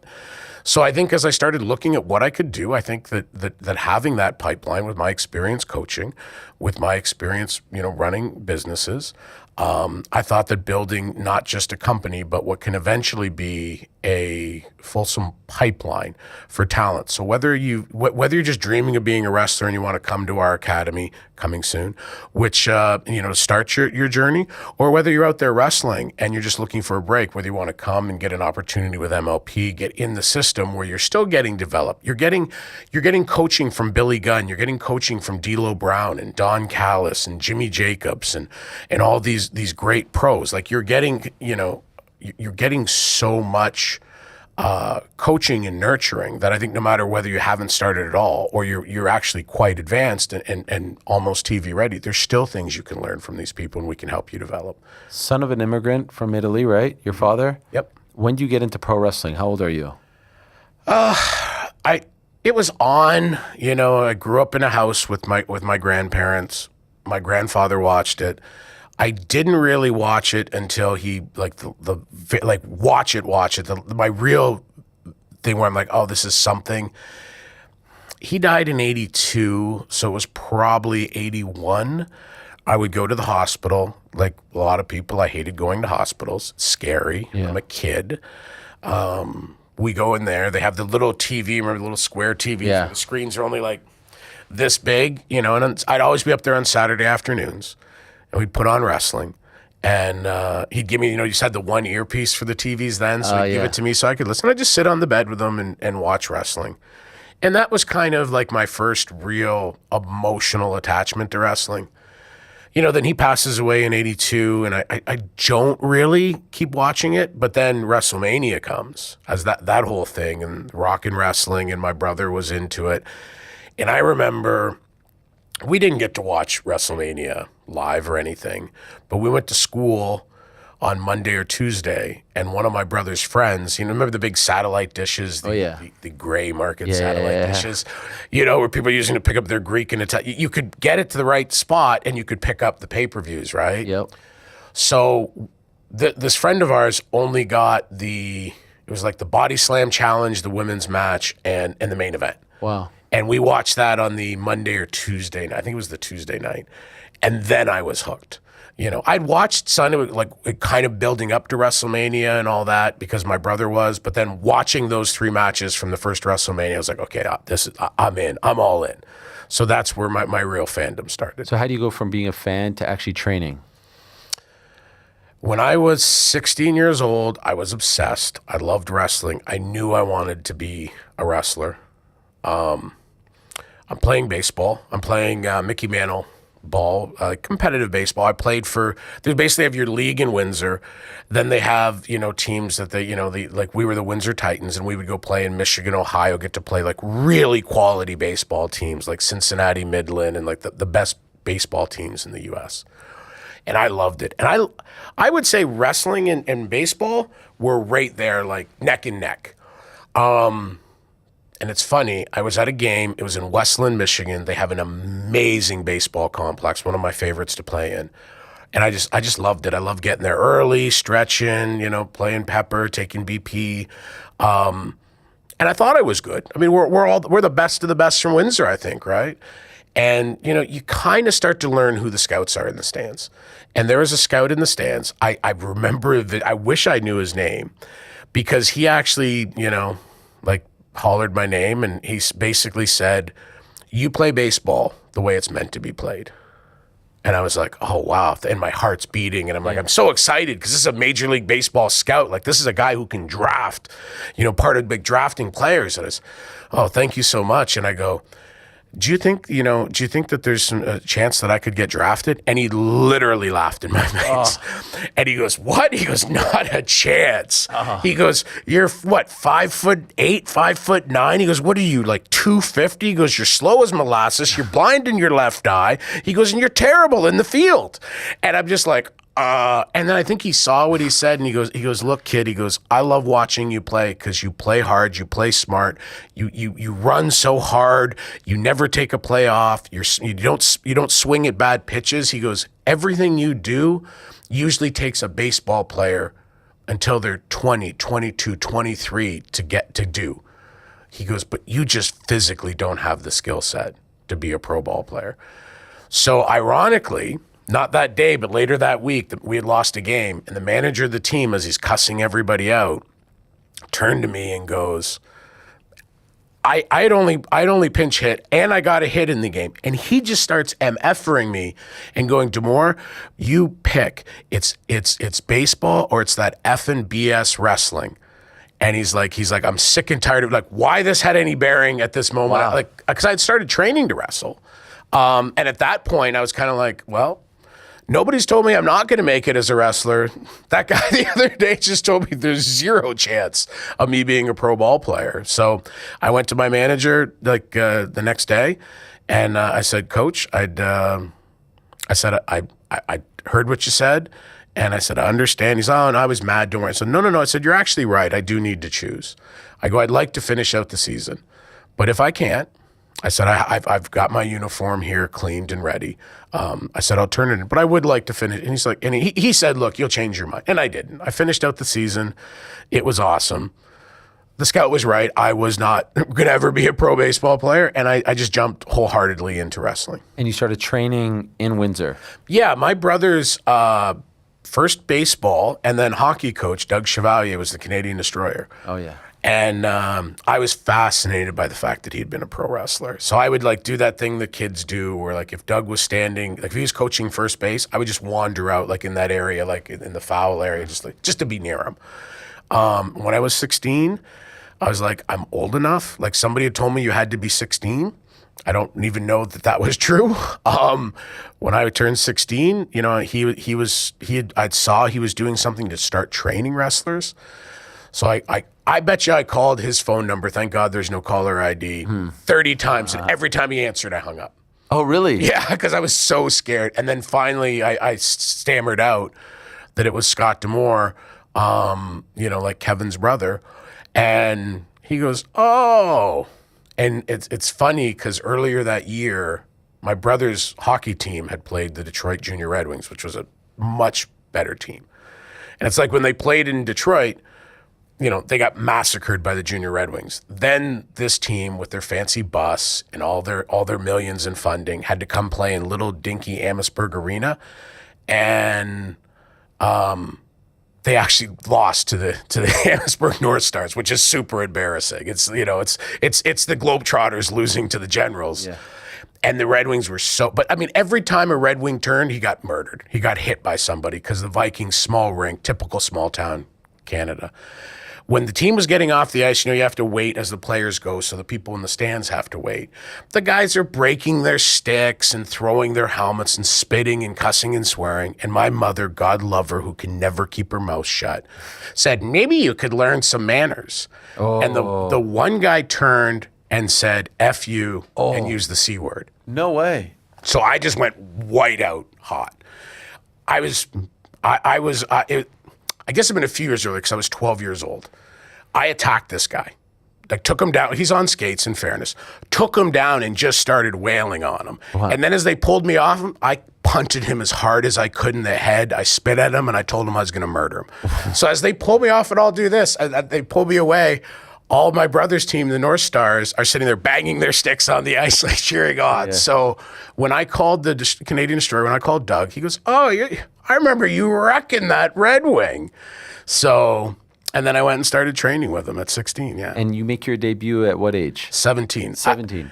I hope the Ontario Athletic Commission isn't what is the cutoff? 18? 18. Okay. So my brother had a wrestling license for 1 year in 1992, and he wrestled. Wow. So me under his name. Oh, really? Yeah. Got it. Which is funny because years and years later, the athletic commissioner, who had been the athletic commissioner the entire time through my career, and this is a handful of years ago, I'm at a boxing show. I'm visiting a friend of mine, Tom Triber, who does a lot of boxing ring announcing. He usually works the undercards and buffer. Yeah, Queensberry. Yes. Former pro wrestler as well. He was my tag team partner. We did our first WCW match together. Wow. Yeah. What were you guys called? Tom Triber and Scott D'Amore. Right. But yeah, and the commissioner came over to me and out of the blue, this is now 25 plus years later, we're having this nice night. He goes, hey, whatever happened to your brother? He only wrestled that 1 year. Wow. And I was mind blown. Wow. What a memory. Yeah. How old are you when you make your WWF I don't want to call you a jobber, but what would I call you? I mean, I guess enhancement talent. Sure, like job guy or whatever. Like they all the terms were fine to me. I guess You were a staple of the Maple Leaf scene. Like it was all jobbers back then, right? Yeah. I mean that's what TV was, right? Yeah. You had your established star, and they were going to beat somebody. So that was 1993. It was June of 1993. I was in my senior year of high school. Wow. So I was 18 years old, I think, and I actually had to miss one of my English exams to go wrestle the Steiner brothers. Yeah, which is so who calls you? How does that happen?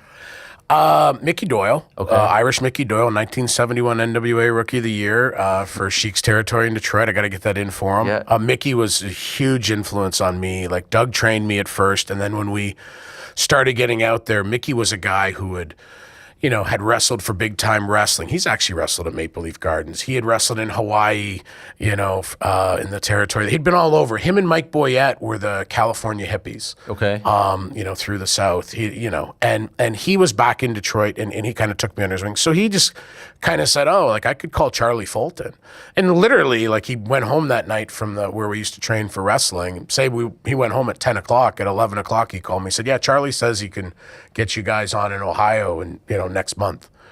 Because WWF would have like people they call in each area, and Charlie was one of those. So me and two other guys hopped in my Jeep Cherokee and headed down to Columbus, Ohio. Were you nervous? I think I was too dumb to be nervous. Serious? I mean, I'm 18 years old. You get a little nervous around the guys.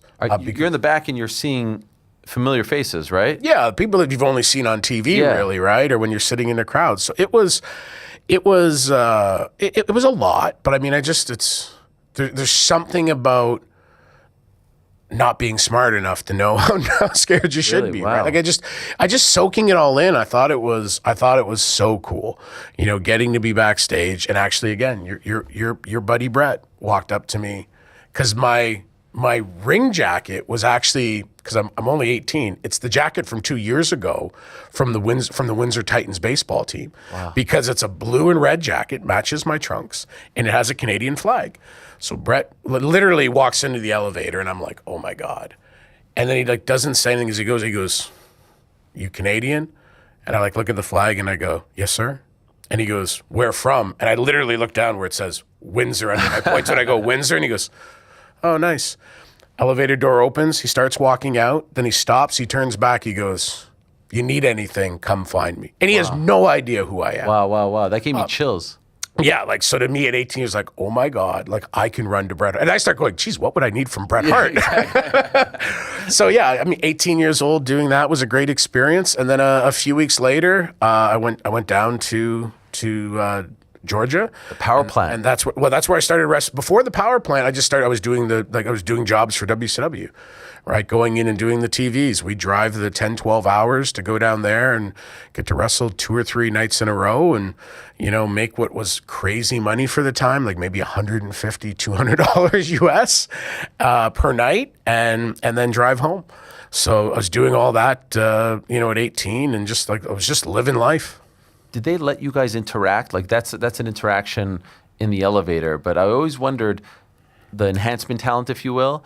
Like, were you sequestered off? Did they not want you talking to the stars, or was everyone in the same boat? That's more how it is today. Okay. Back then, WWF was a little more,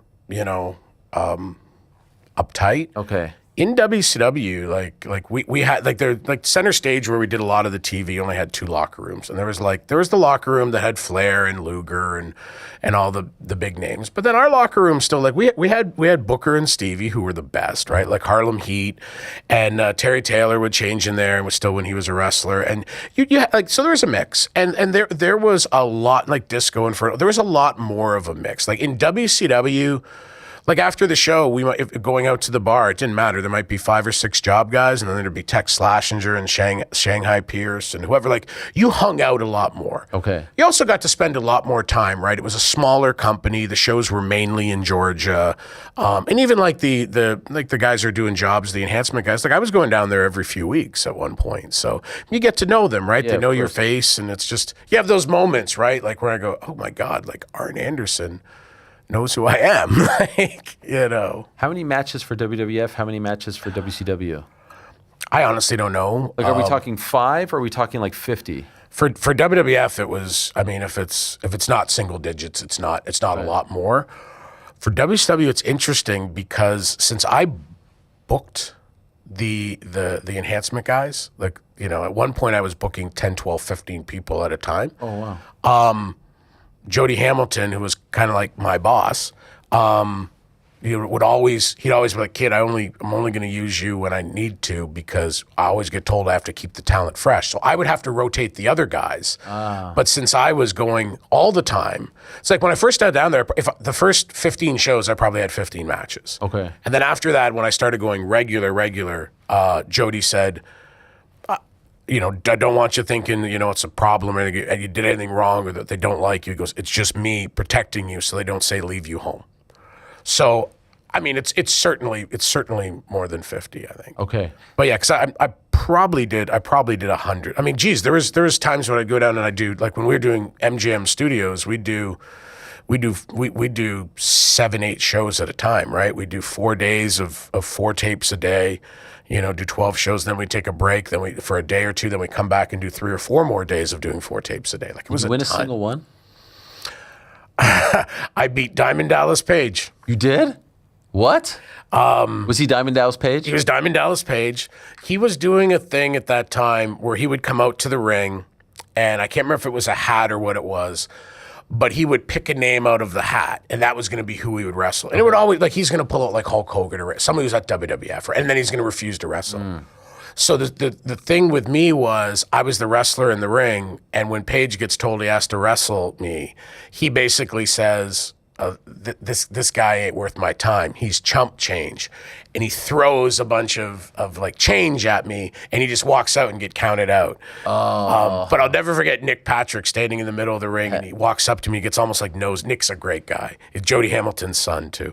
And he gets nice as this kid, you're about to win a effing wrestling match in the biggest company in the freaking world. And I'm kind of like, okay. Were you told in the moment?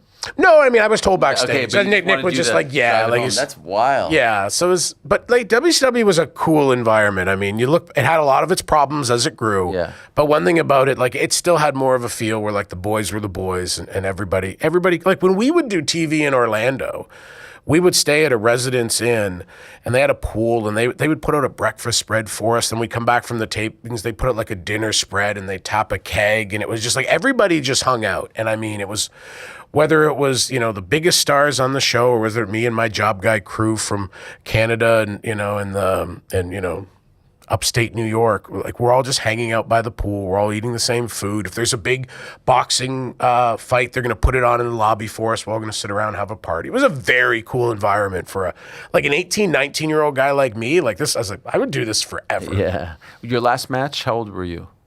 My last match? Yeah, like like in that era before you transition over to TNA, and we start to know of you as, you know, Scott D'Amore, Team Canada, all that. When you decide this isn't exactly for me. Like the wrestling? Yeah. The physical wrestling. Yeah, like I was still wrestling some when Jeff Jarrett hired me at TNA. Okay. I had taken some real shots to the head, and I had a really, really bad case of post concussion. Like it lasted months, and there was days that I'd wake up and my head wasn't right. I would get sick or I'd be dizzy. I couldn't stand up. And it was the worst thing I've ever experienced in my life. Coming after that, I don't know if I ever quite felt the same, but I mean, I got back in the ring and I had to. I kept working. I mean, it was probably a year before I felt right. Okay, wow. That was probably around 2000, 2001, somewhere around there. And I kept wrestling like 2000, 2001, 2002, into 2003. And then it was early 2003 that, well, I guess first I gotta say the World Wrestling All-Stars was a big break for me. I got to be part of their pay-per-view in Vegas. Then I got to do tours in like Europe and Australia. And that was huge for me because I was the talent booker. I was like the tour manager. Like I got to really like work, other than like independent stuff or Border City Wrestling, I got to really work behind the scenes. Okay. And that's where I got to work with Jeff and like Disco, Conan, Sting, like a lot of the guys, you know, like on a real much deeper level than just, being some underneath guy on the show. So then, like I was still wrestling when I went to work with Jeff. I was 28 years old, I think. I was 28 years old when he hired me. And I would say from the day that Jeff hired me and was like, hey, like you're a producer and you're working in the office, I don't know that I ever considered myself a wrestler again from that day. Okay. I think I knew really early on, like even like in WCW and that, when I started booking the guys and I started planning the tricks, I'd book the talent through the office, like with Jody. I'd book like however many guys he needed. Then I'd book the hotel rooms. I'd figure out our travel, who's riding with who, what we're gonna do. And then when I got there, like I started being put in charge of trans sheets, which in WCW, a trans sheet, you filled it out, they sent you $100 extra on your check. So it was my job to walk around and make sure that the people that need to have trans sheets fill them out so they get paid, and people that aren't supposed to have trans sheets, I'm supposed to not give it to them, and that leads to some fun sometimes. But I was kind of like, I like this, and that's why, like, I think I kind of knew, like, I still would like to be a wrestler, but I really like this, and this could be my path. That's where I was introduced to you, Team Canada and all that at TNA. Did you happen to see Dark Side of the Ring yet? Yeah, I've watched all 3 episodes. What do you think of it? I think they did a good job of telling a story that if you made that a 20-hour documentary, you couldn't even tell half of what happened there. Wow. I think it's and there's a lot of people that would be like, oh, well, it wasn't really the TNA. Well, it was Jeff Jarrett's TNA story. That's clearly what they're telling you it is. And you didn't even you barely cracked the surface of a lot of what Jeff's story is. And then there's a lot of things in there that I was like, oh, like I wish they could have dove into this or this or this, but ultimately there's not the time. And then also it's Jeff's TNA story. But I thought they did a pretty good job of it. I mean, it's so much to cover, so much, Yeah, I mean, it's. I thought it was great. I enjoyed it. It does feel at times like you're just scratching the surface. You almost have to decide which route you're going to go and what you're going to devote time to and invest in. I'm curious what you think of the current TNA product. I'm sure you watch it. What do you think of it right now? I mean, I keep an eye on it. I don't watch the shows regularly. Okay. I keep an eye on what they're doing. Give me your honest take. That's hard for me because anything I say that's anything other than totally positive gets taken the wrong way. Okay. And anything that I would say that positive, they'll just say that I'm kissing ass. So it's like I really have. There's no reason to kiss ass. No, I know, but there's a like look, I want TNA to succeed. There's no animosity there? With TNA? Yeah. No. With well, I mean, Anthem? yeah, and I don't want to say animosity. I don't want Len or anybody there to get hit by a bus. No, I know. But yeah, no, there's frustrations because there was frustrations while I was there. Sure. It was a very rewarding, very frustrating 7 years. Very proud of what we did. To your point, you said it. Maybe it wasn't 6 feet under, but it was 5. I think it might have been 6.5 feet under when we got there. Like I didn't even know. Like Don and I talked. We didn't even realize till we fully got in there how bad it was. Okay. Really proud of how we built it. And we spent a couple years just trying to stabilize it. Then COVID hit. Then it's like, okay, there's 2 billionaires and us trying to produce content in the world at that time.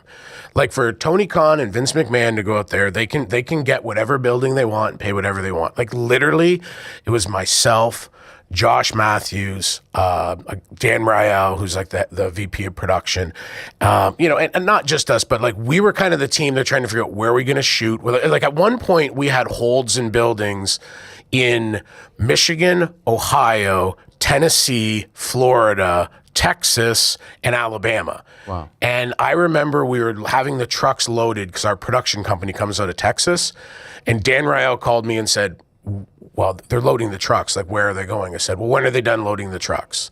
He said, end of day tomorrow. I said, well, then I'll tell you by 4:00 tomorrow where the trucks are driving to. Wow. And we were monitoring the executive orders state by state because they could change every day. And then, like, literally the day that the trucks had to pull out, Bill Lee, the governor of the great state of Tennessee, extended his executive order. And one of the things that was essential was television, radio production.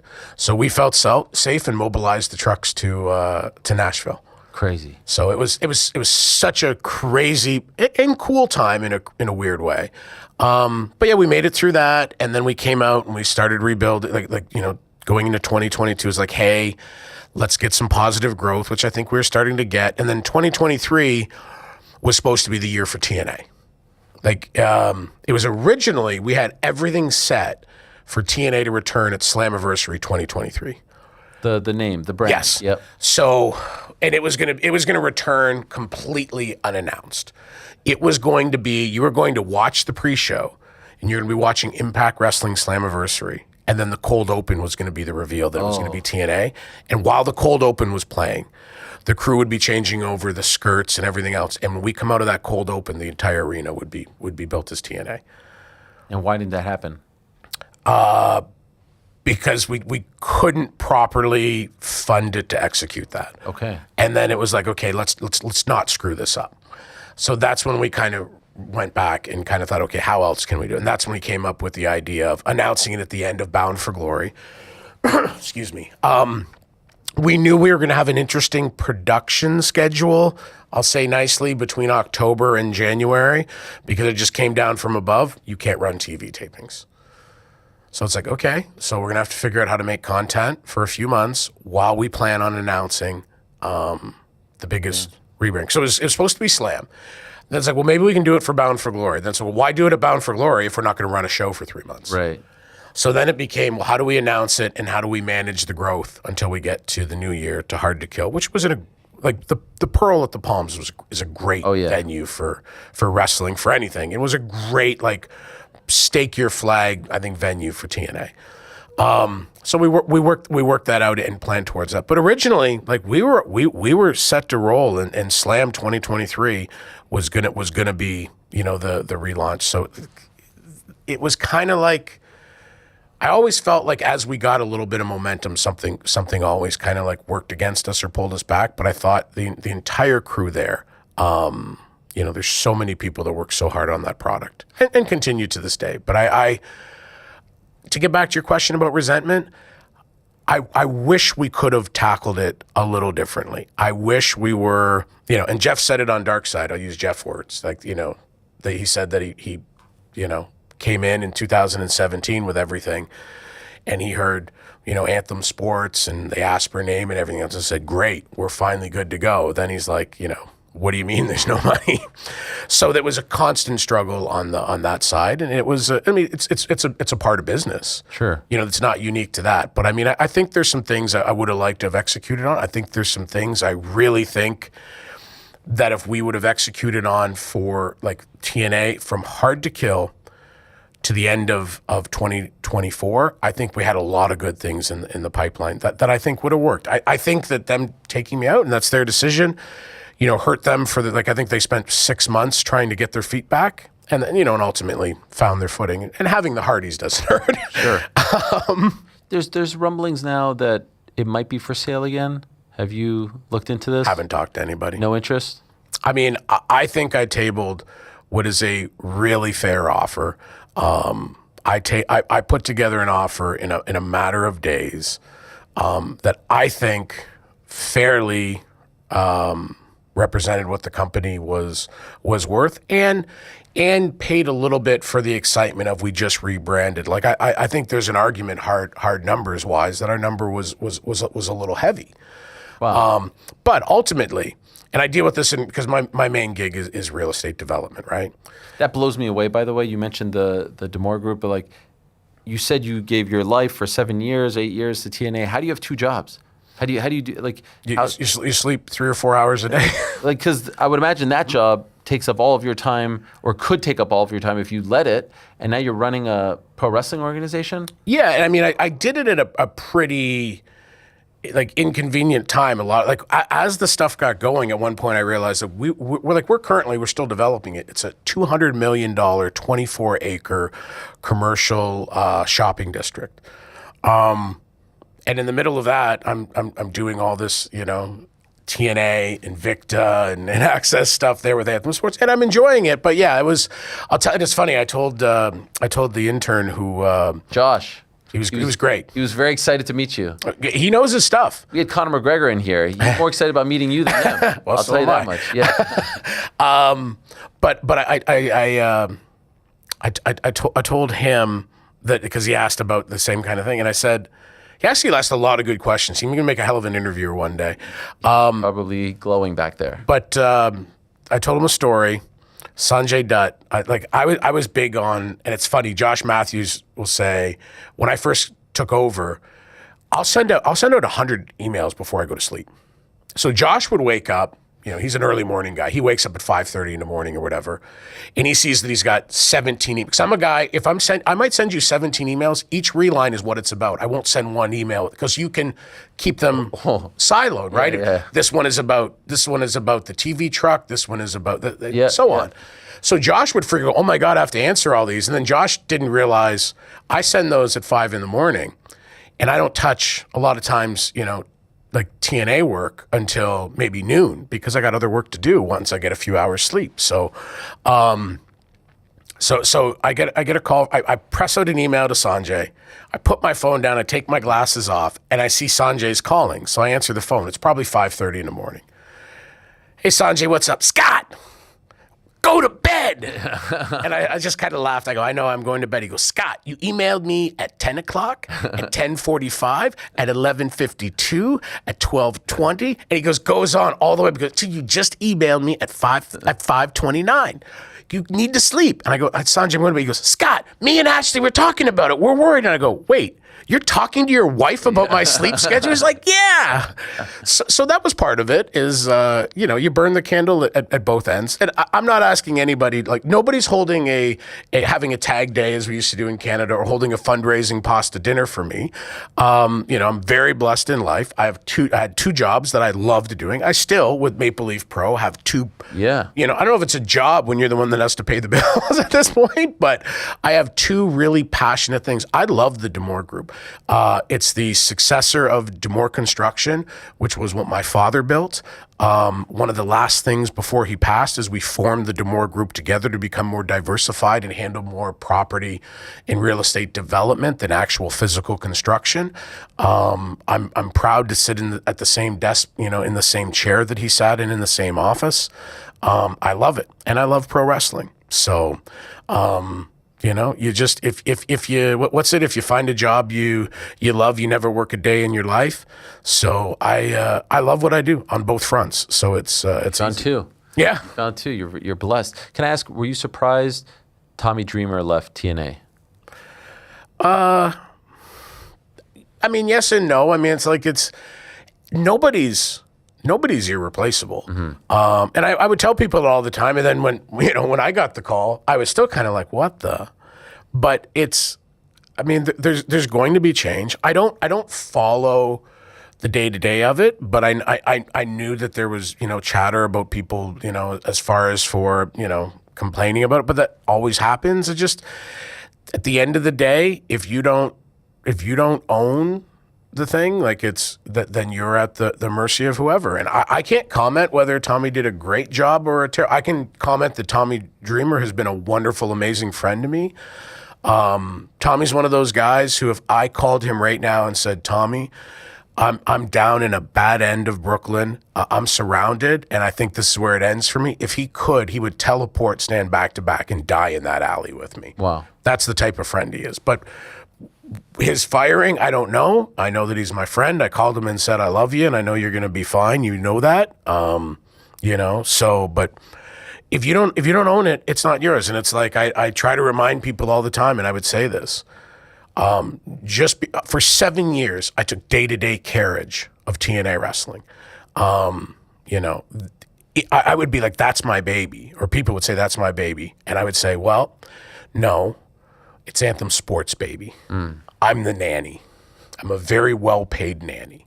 So at the end of the day, it's not my baby. I can love that baby. I can nurture that baby. I can do my best to raise that baby. But at the end of the day, it's not my baby. So if it's not your baby, it's not your choice. So, I mean, I don't know if there's anybody who could get let go, where I'd go, oh my God, how did that happen? Like it's inconceivable. Nothing's inconceivable. I used to look forward to your articles very much on our site because I loved your take. You know, I think I told you this when I was a fan in the late 90s, early 2000s. The Ross Report on WWF and WWE.com was must read, I think, every Friday for me. And I'm just curious, you obviously don't do it anymore and you're very busy and we appreciated your contributions. Can I just ask you one? The Sami Zayn winning the belt, then losing it like 9 days later to Punk, good or bad? I honestly, I didn't follow it enough. So I think Sammy deserves his moment with the belt. Yeah. I didn't follow the day-to-day creative. Do you like that sort of thing of like a 9-day title reign?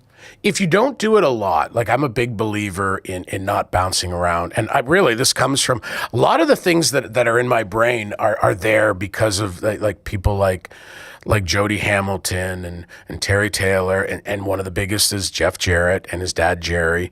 And one of Jeff's big things is you don't hot shot, you don't flip flop titles around, like the world title, the X title, the tag titles, whatever. But the world's championship does not get like a title change means something.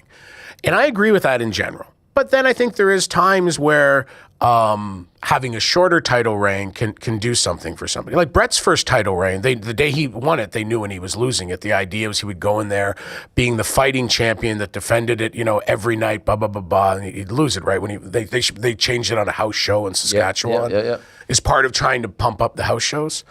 Like that was done, I think, with the idea of whether Brett ever won it again or not, it would elevate Brett. Even though it was a short reign. I think the Darby Allin reign, similarly, I think the idea was for now and forever, Darby Allin will be a world's champion. I don't say former because Dallas Page corrected me one time in a press conference where I said he was a 3-time former world champion.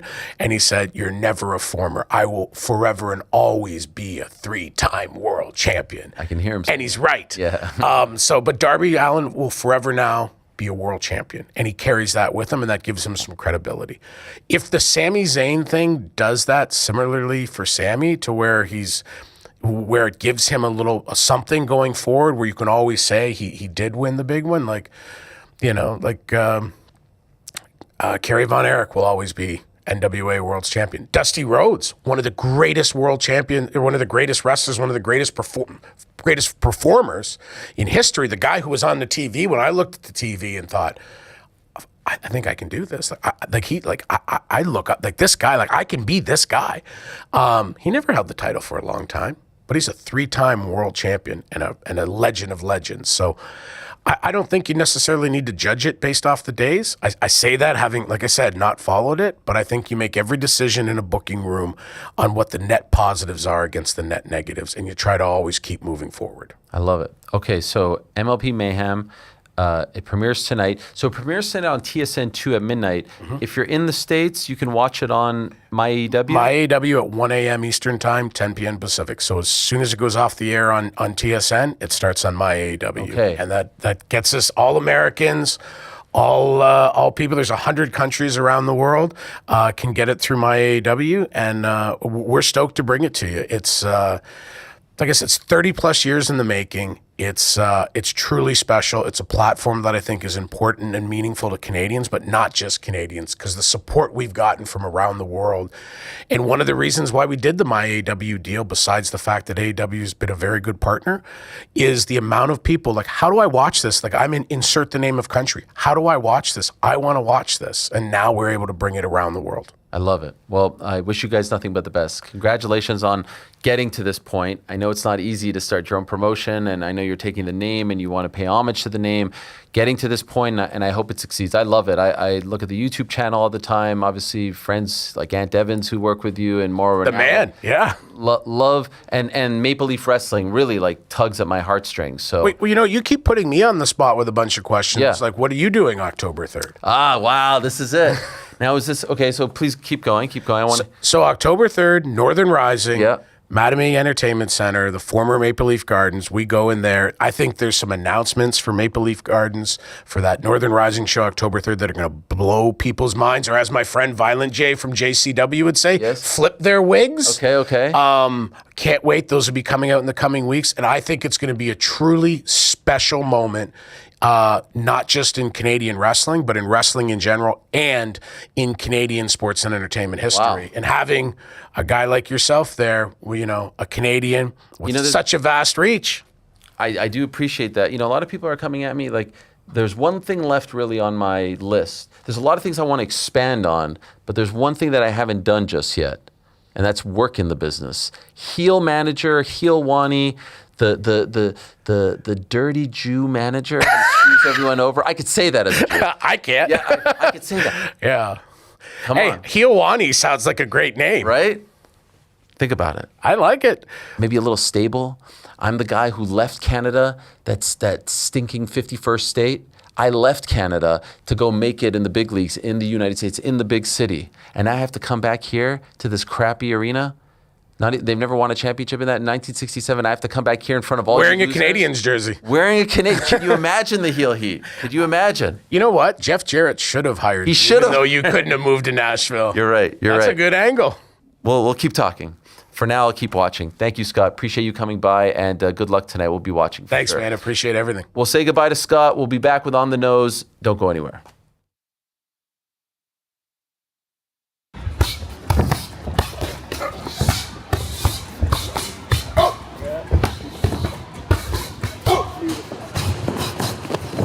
Yeah, baby.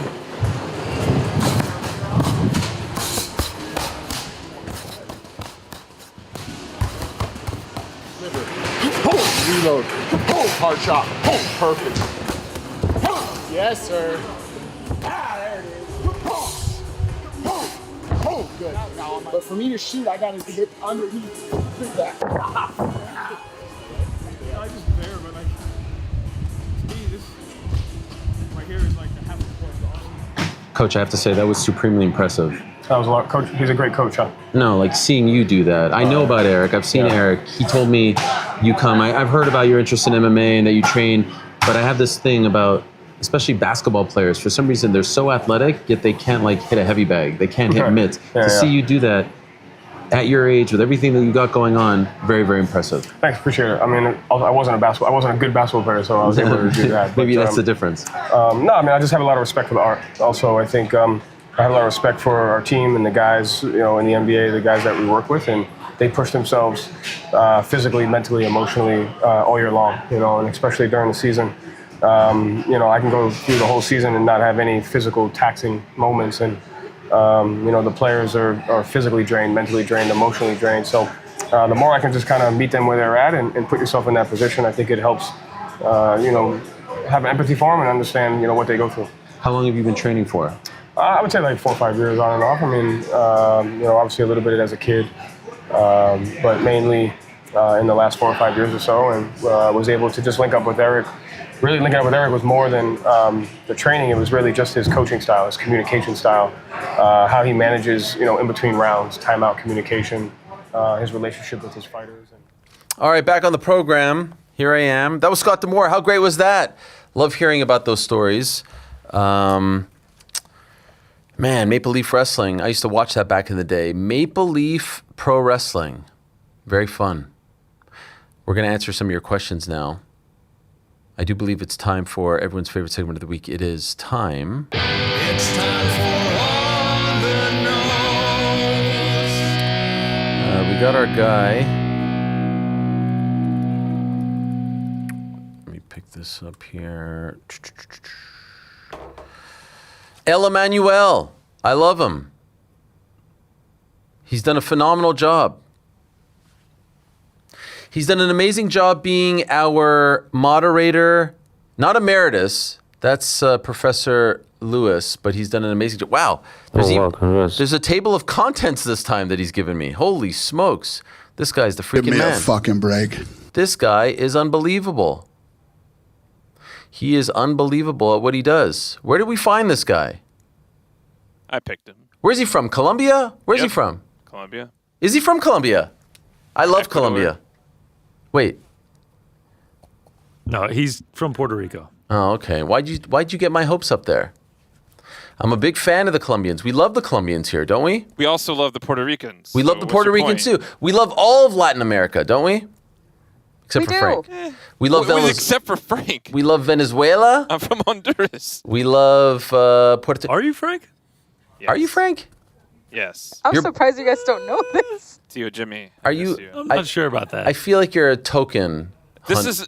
All right. I already had to have the talk about what is racial identity with Rick, and here you go on air saying, Frank, I'm removing your Hispanic origins from you. What city in Honduras? Go fuck you. Oh. Were you born in Honduras? No, but what? Okay. Yeah. So what is it like? It all comes out now. Were you born in an Arab nation? I don't claim. I don't claim to be from an Arab. You claim to be Arab. I say my mom is from Lebanon, my dad is from Egypt, but I am from Montreal, Quebec, Canada. I can't believe I don't go around What do your kids say? They say they're American. They don't say we're Canadian? No, not at all. In fact, when I try to tell them that they have 100% Canadian blood in them, they shun me and say, we are Americans. We are born in America. Frank, where were you born? Dallas, Texas. And your father? Dallas, Texas. Mother? Honduras. Okay, all right. So now you know what? I take it back. If you don't get to decide what my racial identity is. I'm just saying. I'm just saying. Yeah, I'm just saying you're fucking up. Okay. When was the last time you went back to Honduras? Yeah. Have you ever been to Honduras? My mom left there under the oppression that was happening during a dictatorship. So out of resolve, I was told never to go there, that there was no reason to go there. Even when my grandmother passed away and had land to give up, the idea was don't go. So I'm not going to go. But I don't understand what this has anything to do with if I'm Hispanic or not. We just want to know more about your backstory, your history. Book a There's a difference between, Frank, tell me what your backstory is versus He's getting very defensive right now. Not defensive, I just think it's funny that you, out of most people, I would think, would agree that identity is not something that someone else decides. Wow. Look at him, he's nice. Wow. Me of most people. Out of all people. Have you ever been to Colombia, Frank? No, they don't allow me there. Not since the incident. Okay. Have you, Andy? No, but very close. What do you mean very close? Like you went to Maracay was right next to it. Maracay? Maracaibo. Maracaibo? Yeah, it's one of our states. Oh, in Venezuela? Yeah. Okay, next to the country? Yeah. Okay. What about you, Jordan? The college or the country? What about the South Carolinian city? Yes. What about you? Has anyone been to Colombia? No. It's on my bucket list. I hear amazing things. I had a friend who went there recently and told me it was amazing. That's why I got excited. For some reason, I thought that El Emmanuel was from Colombia. If you actually want to know a story, I dated a Colombian girl for a while. And You did? I had plane tickets booked, and the relationship ended before the trip. Devastating. It is devastating. How? What was this? Is this pre-MMA hour? Oh, this is college. College? Several years prior. Colombian, like from Colombia, or like Frank, Honduran, like, you know? In quotes. I'm just saying. Like Wow. straight off the boat, or? Her dad is American. So it's like Frank. He went to Colombia, met her mom, got her pregnant, and then came back to the States with her. Okay, that's pretty legit. Did you get a refund? Yeah. Well, why do you say it like that? It's just the whole thing, you know? Okay, all right. Did you get insurance on the flight? I don't even know if they did insurance back then. Oh, yeah. Speaking of South America, Yeah. England 1-0 now. Oh, shit. Wow. Wow. Did it just happen? It had to have Seconds happened recently. ago. Who? Jude? No, Ali? I'm not sure. Ollie Watkins? Wait, Ollie Watkins, my guy from Aston only Villa? saw him running to the corner. Anthony Gordon, tremendous. Tony Newcastle's G. own. Football's coming home. It's coming home. Wait, what time? 55th minute? Oh, we're already in the second half. Yeah. Oh, my God. I've been so locked in on Scott D'Amore that I forgot about the World Cup semifinal. You really didn't miss much in the first half. It was boring? Yeah, no, it wasn't boring, but no goals. Okay, all right. Wow. And where is it? Atlanta. Wow. In the Benz, baby. You know, I don't love the fact that the two semifinal games are in enclosed stadiums. There's something about the enclosed that bothers I saw me. actually that Spain had 6 of their 7 matches in enclosed stadiums. Is it going to throw him off on Sunday? No, I don't know. Oh, yeah, you know what? It's going to be a scorcher. Okay, that's very exciting. Wow, England's up. That is nuts. Okay, let's answer some questions. Anyway, to finish the point, a friend of mine went to Colombia, said it was amazing. I would like to go there because I hear amazing things. Medellin. How do you say it, Andy? Medellin? Wow, I screwed that up. Brooke, have you ever been to Colombia? We were just talking about it. I have not. Because moderator emeritus is from Puerto Rico. Puerto Rico. For some reason, I thought he was from Colombia. Yeah. Oh, is this a botch? Okay. Yeah, a total botch, which then we went down to Frank's family history. Did you know Frank is pseudo-Honduran? And then Pseudo? and then the girl that GC dated, and then he had the plane ticket. You missed a lot. Okay, here we go. Craig Grocott. Hi, Ariel. What did you make of the rather strange occurrence on Twitter after Saturday's main event where Brett Okamoto and Oscar Willis both posted the same call for Maymac 2 at the same time, word for word? Honestly, I viewed that as Brett having an opinion and then Oscar trying to be funny. He has a dry sense of humor, if you will, and he just copied his idea, and it was really much ado about nothing. Does anyone disagree? No. Does anyone agree? Of course. Okay. I thought it was, I couldn't believe that there were articles on. I didn't ask them what happened or what the fuck is that, as Francis once said, but I thought it was just crazy that everyone. I would ask again, what would the conspiracy be here? I don't know. You know, what is the thing that is trying to be achieved here that they would have been colluding on? It doesn't make any sense. I thought it was weird that there were articles written about this. Yes. Yeah. And I don't know. I just feel like it was just stupid, all in all. Yes, it was. And I can't believe that's the first question. El Emmanuel, you're now on shaky ground. I'm just kidding. You're the man. Jordan, Ariel, thank you so much for the endless shows you provided us last week, including the live audience show and your appearance on the Mighty podcast. That's right. That was fun. Go check it out on his YouTube channel. On top of your regular scheduled programming, what was the highlight of your trip? The highlight of my trip, golly. Well, I think Kame with the boys. I was in a euphoric state. I will admit, I was in a euphoric state on Thursday. We finished our second show. We already did the awards on Wednesday. We already went to In-N-Out. We had a great time. Joe Mazzulla, this and that. Went up. My birthday was Wednesday. It was amazing. Got calls from my friends, my family's members are calling me. Everyone's texting. Everyone's in a great mood. Wednesday was amazing. Go into Thursday, do the show, and then go to the gym, shower, and then go to Kame, like so fresh and so clean, with the boys who I had been, telling about Kame for quite some time. And the reason why we go is because the Knicks are champions, and they give us this bottle of dreams come true. And I'm like, what is this reality that I'm living in? And it's not only that, the meal, I think, exceeded all expectations. Would you not agree, guys? Absolutely. Undersold somehow. The people couldn't have been nicer. The chef and the waitress and everyone was so nice. It was a beautiful day. That felt like, and I'm there and I'm wearing my Knicks hat and it says champions. Like, it was surreal. It was really surreal. And then we went to the Sphere and all that stuff. That was great. But honestly, like getting to spend time with everyone and, getting to do all those interviews with everyone in person. The live show was amazing because then we got to talk to people, and there was this one couple from Vancouver, and they were so sweet, and they couldn't come in because they had a 6-month-old, and that broke my heart. And I really wanted them to come in, but there was a rule. They had to be, I think, 18 or 21. But that interaction was amazing, was really amazing. So I know by the end, everyone was feeling like, a week in Vegas, but, just the camaraderie, and Esther and Casey are there, Chuck is there, everyone working together. I thought it was a great time. By the end, I felt like everyone hated each other, but I wanted more. Everyone was like, okay, we had enough, Ariel. You kept alluding to us hating each other. Yeah, but not me. I felt like I made it pretty clear it wasn't each other. It was just I was ready to get out of the city of Las Vegas.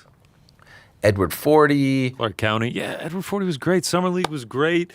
Hell's Kitchen was great. All the shows were great. It was amazing. Watch Party Post Show, live show, Kame. Everything was fantastic. But, Vegas, as it does, it slowly creeps in on you. Hello, Ariel. I had an amazing time at the live show on Friday. This is from MBE28. Meeting you, the crew, and DJ honestly didn't feel real. Thank you again for the signed DJ glove. Oh, yeah, I have it in my bag. I have more. We gave out 3 DJ signed UFC gloves, and then we gave them out to the crowd. And he gave me 2 extra ones, which I'll put in the studio. I was curious about your mindset going into a live show compared to a regular YouTube show. During the live event, you seemed incredibly calm and completely locked in while DJ was answering your questions. Is your approach any different doing it live? I can't wait to see you guys again. It was fun. P.S. I'll never forget Frank's face now. Oh my gosh. No pictures though, right? I wasn't even there. Okay. No, I don't know. I don't really think about it in advance, especially with someone like DJ. We're so free-flowing.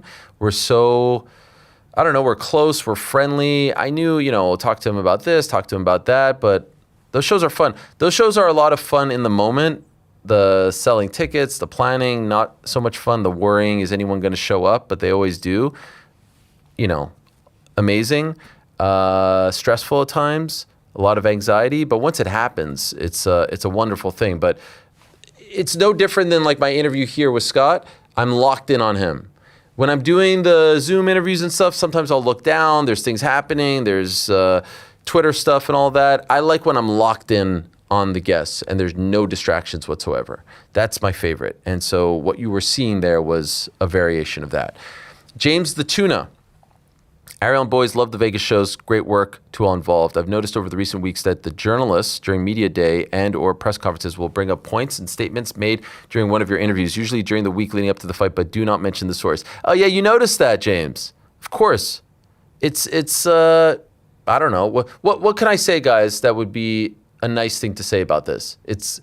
Would it be fair to say, what could I say that's nice? Cowardly? Is that nice or not nice? I always give the source. I never say I heard. When I know, and they know, who said what, you say the source. When I know who said what, I say the source. There's a lot of cowardly shit. I mean, I'm having a moment here, Rick, There's a lot of cowardly shit.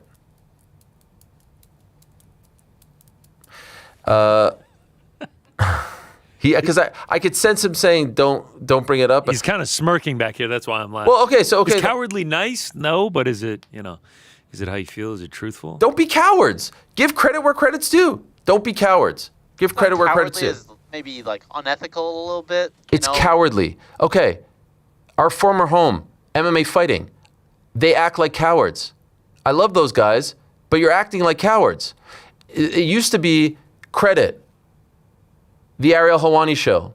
When people say something on our show, then it was credit, Uncrowned. Then it was credit, Yahoo Sports. Then it was credit, Yahoo. Are you kidding me, guys?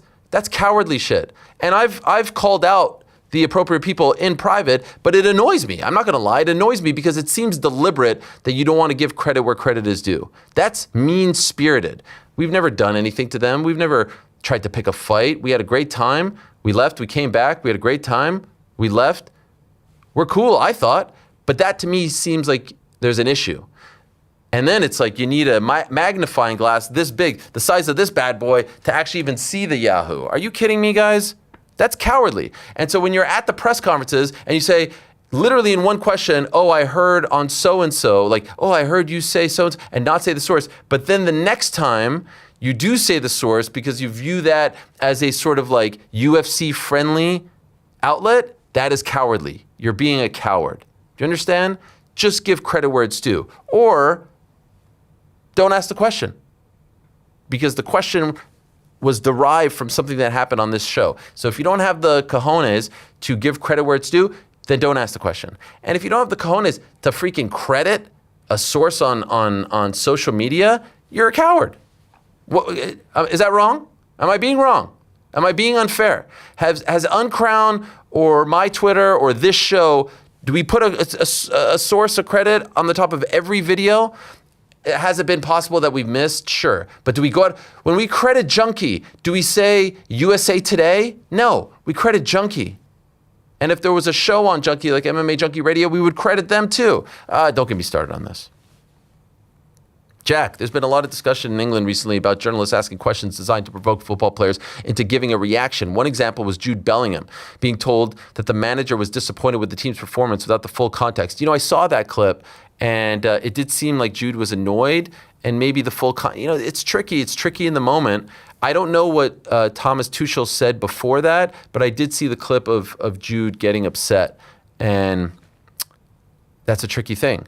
His question is twofold. Do you think it's a journalist's responsibility to present the full context of a story when asking a question, or is it acceptable to frame a question in a way that creates a more interesting interview? No, the former. Responsibility to present the full context of a story when asking a question. 2, in your career, have you ever known journalists who openly admitted that they try to catch interviewees out, provoke them, or create headlines through the way they ask questions? No one that I trust. That's why sometimes I would get upset, when people would say, like, I'm trying to instigate. I'm not trying to instigate. I'm just trying to ask the most pertinent question. I'm just trying to ask the most interesting question. And sometimes those questions aren't the most, hunky-dory, like it's all, rainbows and lollipops.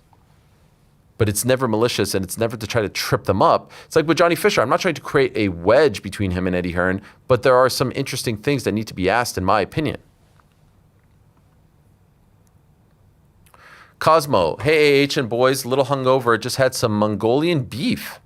Anyway, Shout out. Yeah, I made a huge mistake earlier.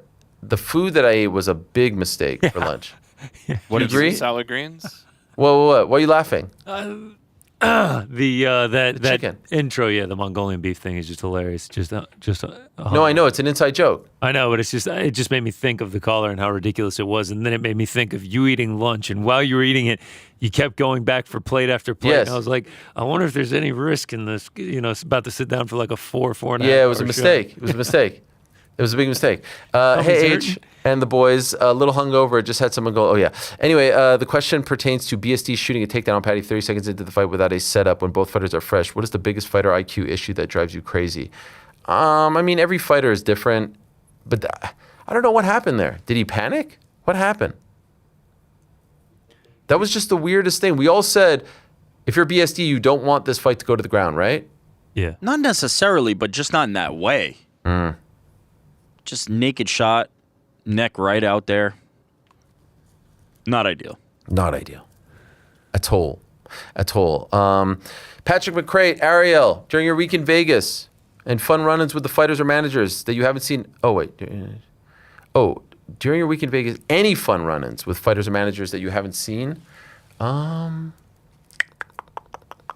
really. I got peace and love with everyone. Peace and love. I got no beef with anyone. Chris H., I was so happy to see your interview with Celtics coach Joe Mazzulla. How did the interview come together? Any behind-the-scenes stories? Does he know your Knicks honk? 24-inch dubs. We're interviewing Nick Sick. Nick Sick tells me he's coming in. I was like, hey, can I really come? I texted him after. Absolutely. We show up. There he is in the cage. Nick Sick's like, yo, this is my guy Ariel. He's a Knicks fan. And Joe's like, that's cool. No problem there. Like the Knicks. Happy for the Knicks. Starts telling me stuff. I don't want to talk about things that we spoke about off the record, but he let Casey film him. Then we sat down for the interview. It was kind of funny. I walked up to him. I was like, hey, coach, do you mind if I get a few minutes of your time? I'd love to chat with you about this. And he starts thinking. And then he's like, all right, fine. I like you. Okay, we'll do it. And the best part was sitting with him and Nick Sick afterwards and just shooting the shit about all kinds of things. That was really, really great. I really appreciate his mind. Like I said, how cerebral he is, how he thinks, how smart he is. That was really fun.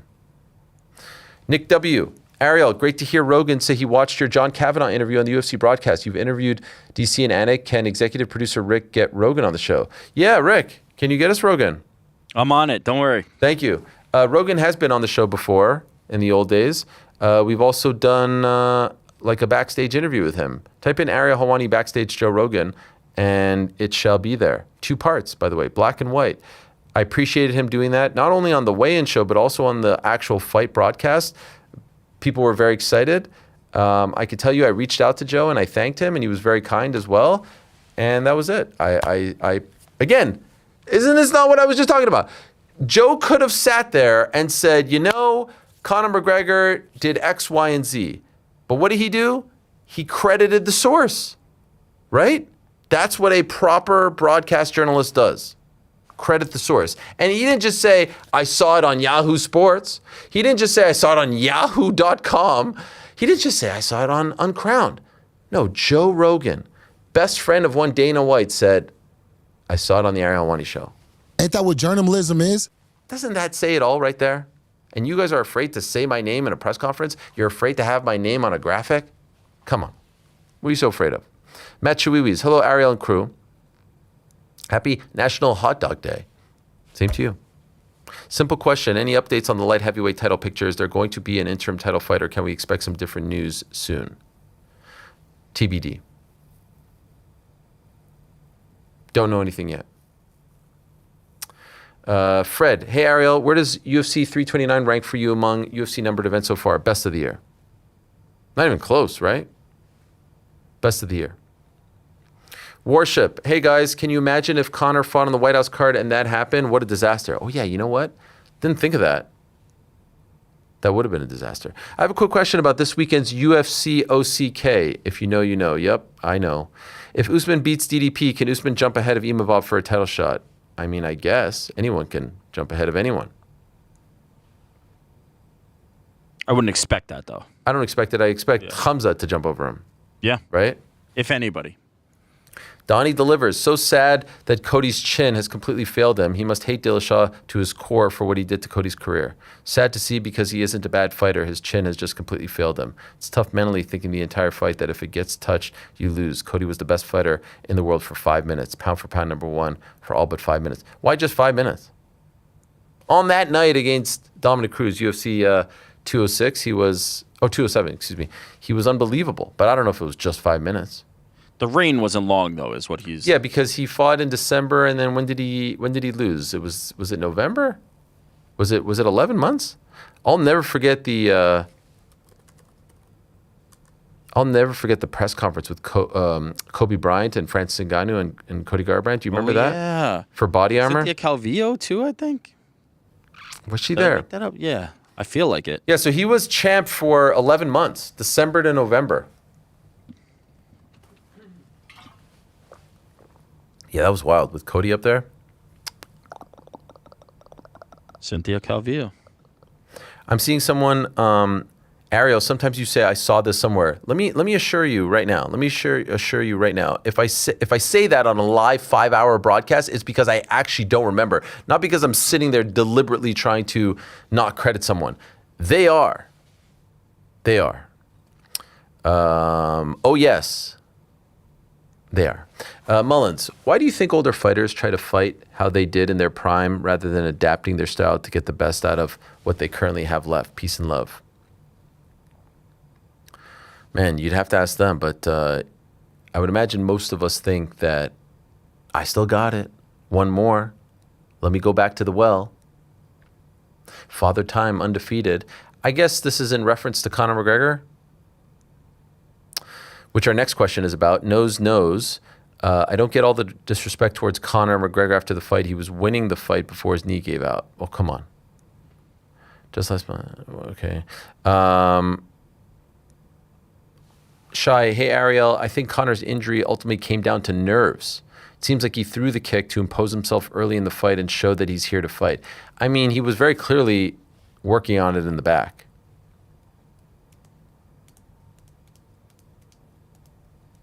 But are you saying he looked nervous? Yeah, he looked nervous. Did he have the same type of like flow, aura, confidence, all that?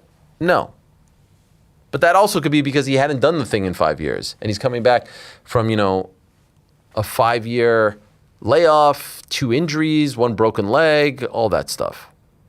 If he wasn't nervous, that would be weird. Irish Lad, the kick that McGregor came out with was very reminiscent of the Nick Diaz flying back kick he threw in his 5+ year return to the octagon. It felt the same vibe. PT was 100% right. The entire walkout, I knew something was off. It felt like a movie script, and you could feel it coming. He looked like he was so worried of something like that happening that he manifested it to happen. It looked like a full-blown anxiety attack that led into a self-fulfilling prophecy. All right.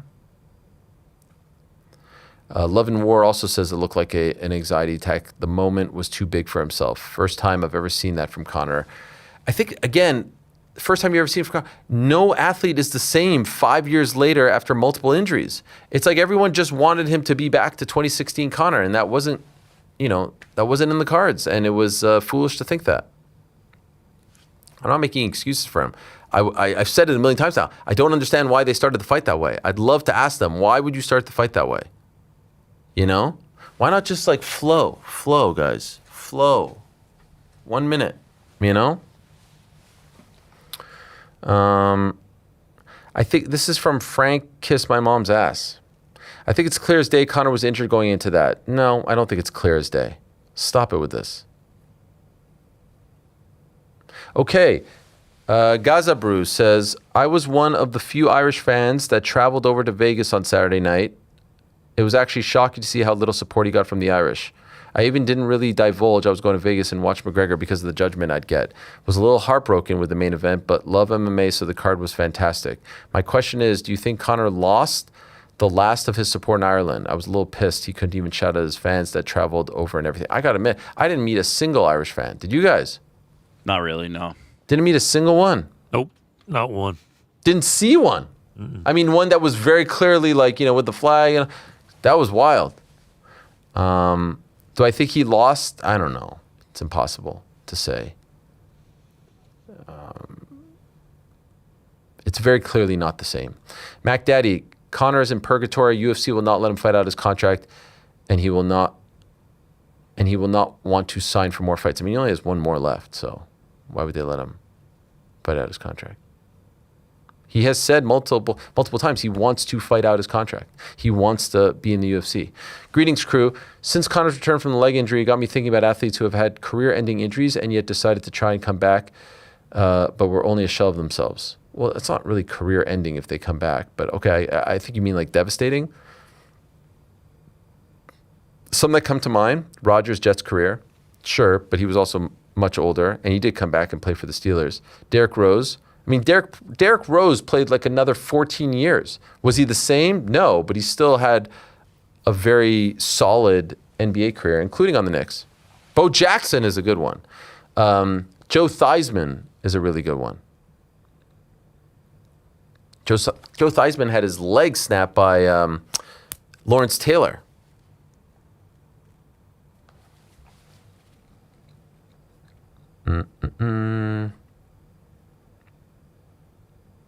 Hi, Ariel. Without pay-per-view, do you think card placement means more, less, or the same compared to before?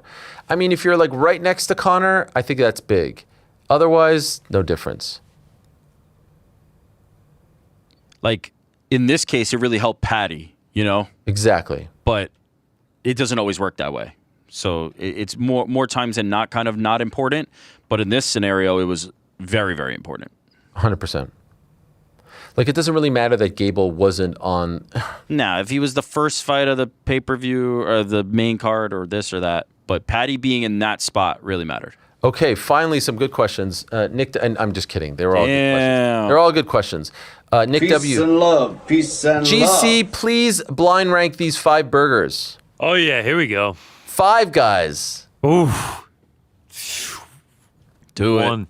Yeah. One. Wow. I've never had 5 Guys. Oh, it's fantastic. I don't know how you haven't. Culver's.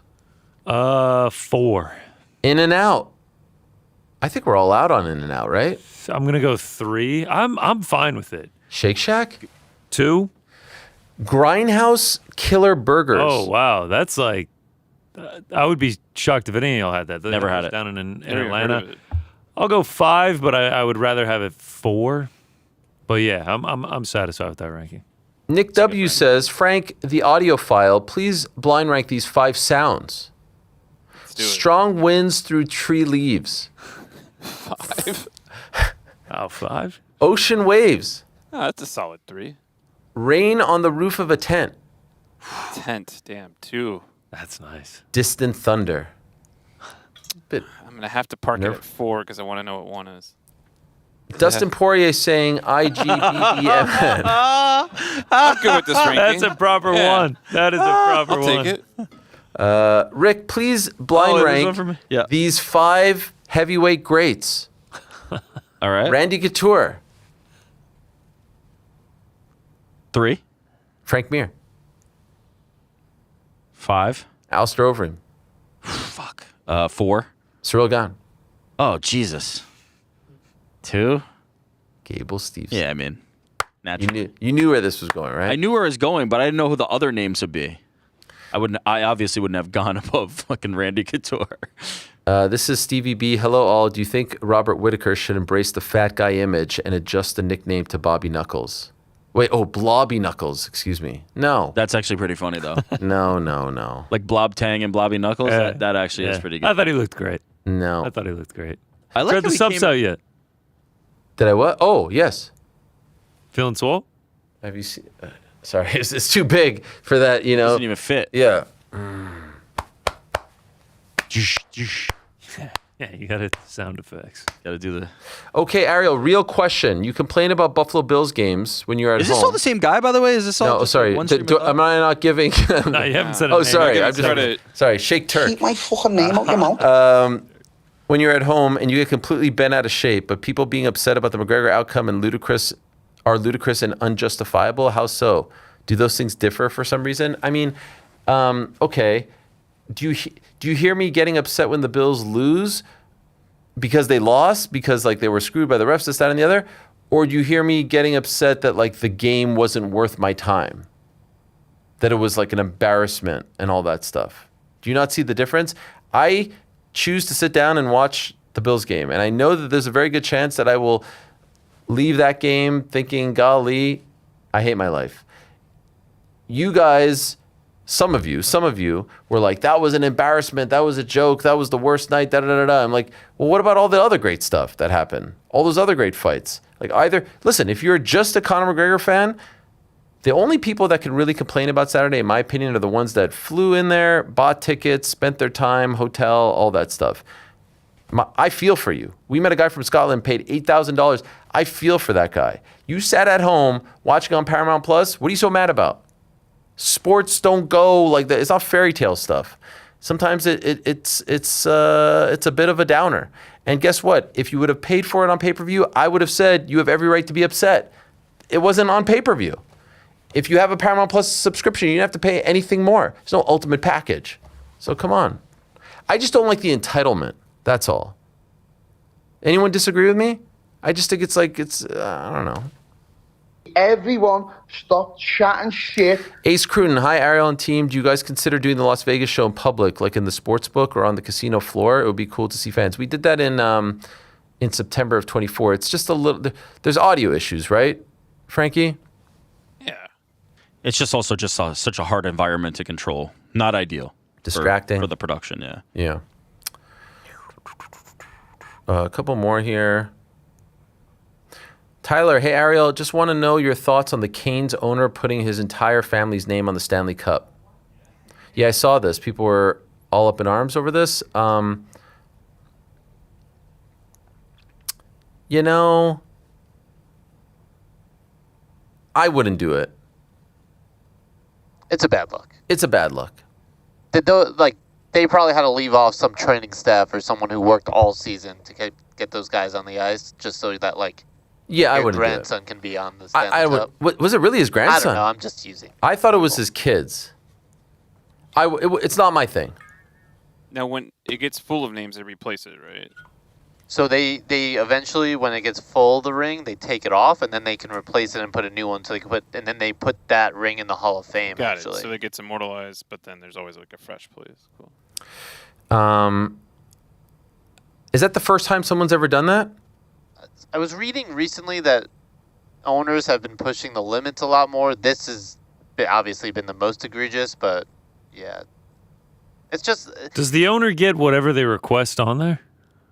I guess so. I didn't by know the way, that was the guy even who a thing. owns the Hurricanes also, I believe, owns the Blazers now, and was getting a lot of heat about giving away free shirts. Wait a second. Tom Dundon? Wait a second. This is the same guy? Same guy. Wait a second. That is, first of all, that's crazy. I can't believe it's the same guy. What is the connection between the Trailblazers and the Canes? Tom Dundon. Yeah, apparently. Here's Pizzi with the, did Argentina just tie it? I've never seen someone hate watch something so much. Yeah, they did. They did, right? Also, it's very annoying watching Enzo sports. Fernandez. 84th minute. Yeah. Wait, I'm watching the game. It's They 1-0. just scored. Yeah, catch up, Jordan. How's that sound? Oh my god! I literally just turned it on as well. Okay, so the ball is out to Messi on the right flank. Goes Oh down my- the right Keep an eye on side. Enzo Fernandez. Cuts in. Oh my god! Outside the box. Oh, that's a beautiful goal. That is a beautiful goal. Oh my god! Got to be going crazy down in the A I don't know. The game for might be the A. in disrepute. That is. They've got to call offsides, right? How was England playing up until this point? Are they saying the game is in disrepute? They were holding on to their Corner kick. Wait, where's the offsides? There's got to be an offside. There's always an offside. Come on, here we go. Here we go. Is he offside at any point? Oh, there's no offside. No, there's no offside. We're going to extra time, boys. You think so? Yeah. 85th minute. Yeah. Top bins. Oh, what a kick. Holy smokes. I'm gutted. Jude was coming out. He almost blocked it, Jude, huh? It's okay. We've been here before. Wait. Are they checking? No, they're not checking. Referee's sweating like crazy, huh? It's hot in there, man. Schwitzing. These dudes were 5 minutes away from the World Cup final? Maybe a little more.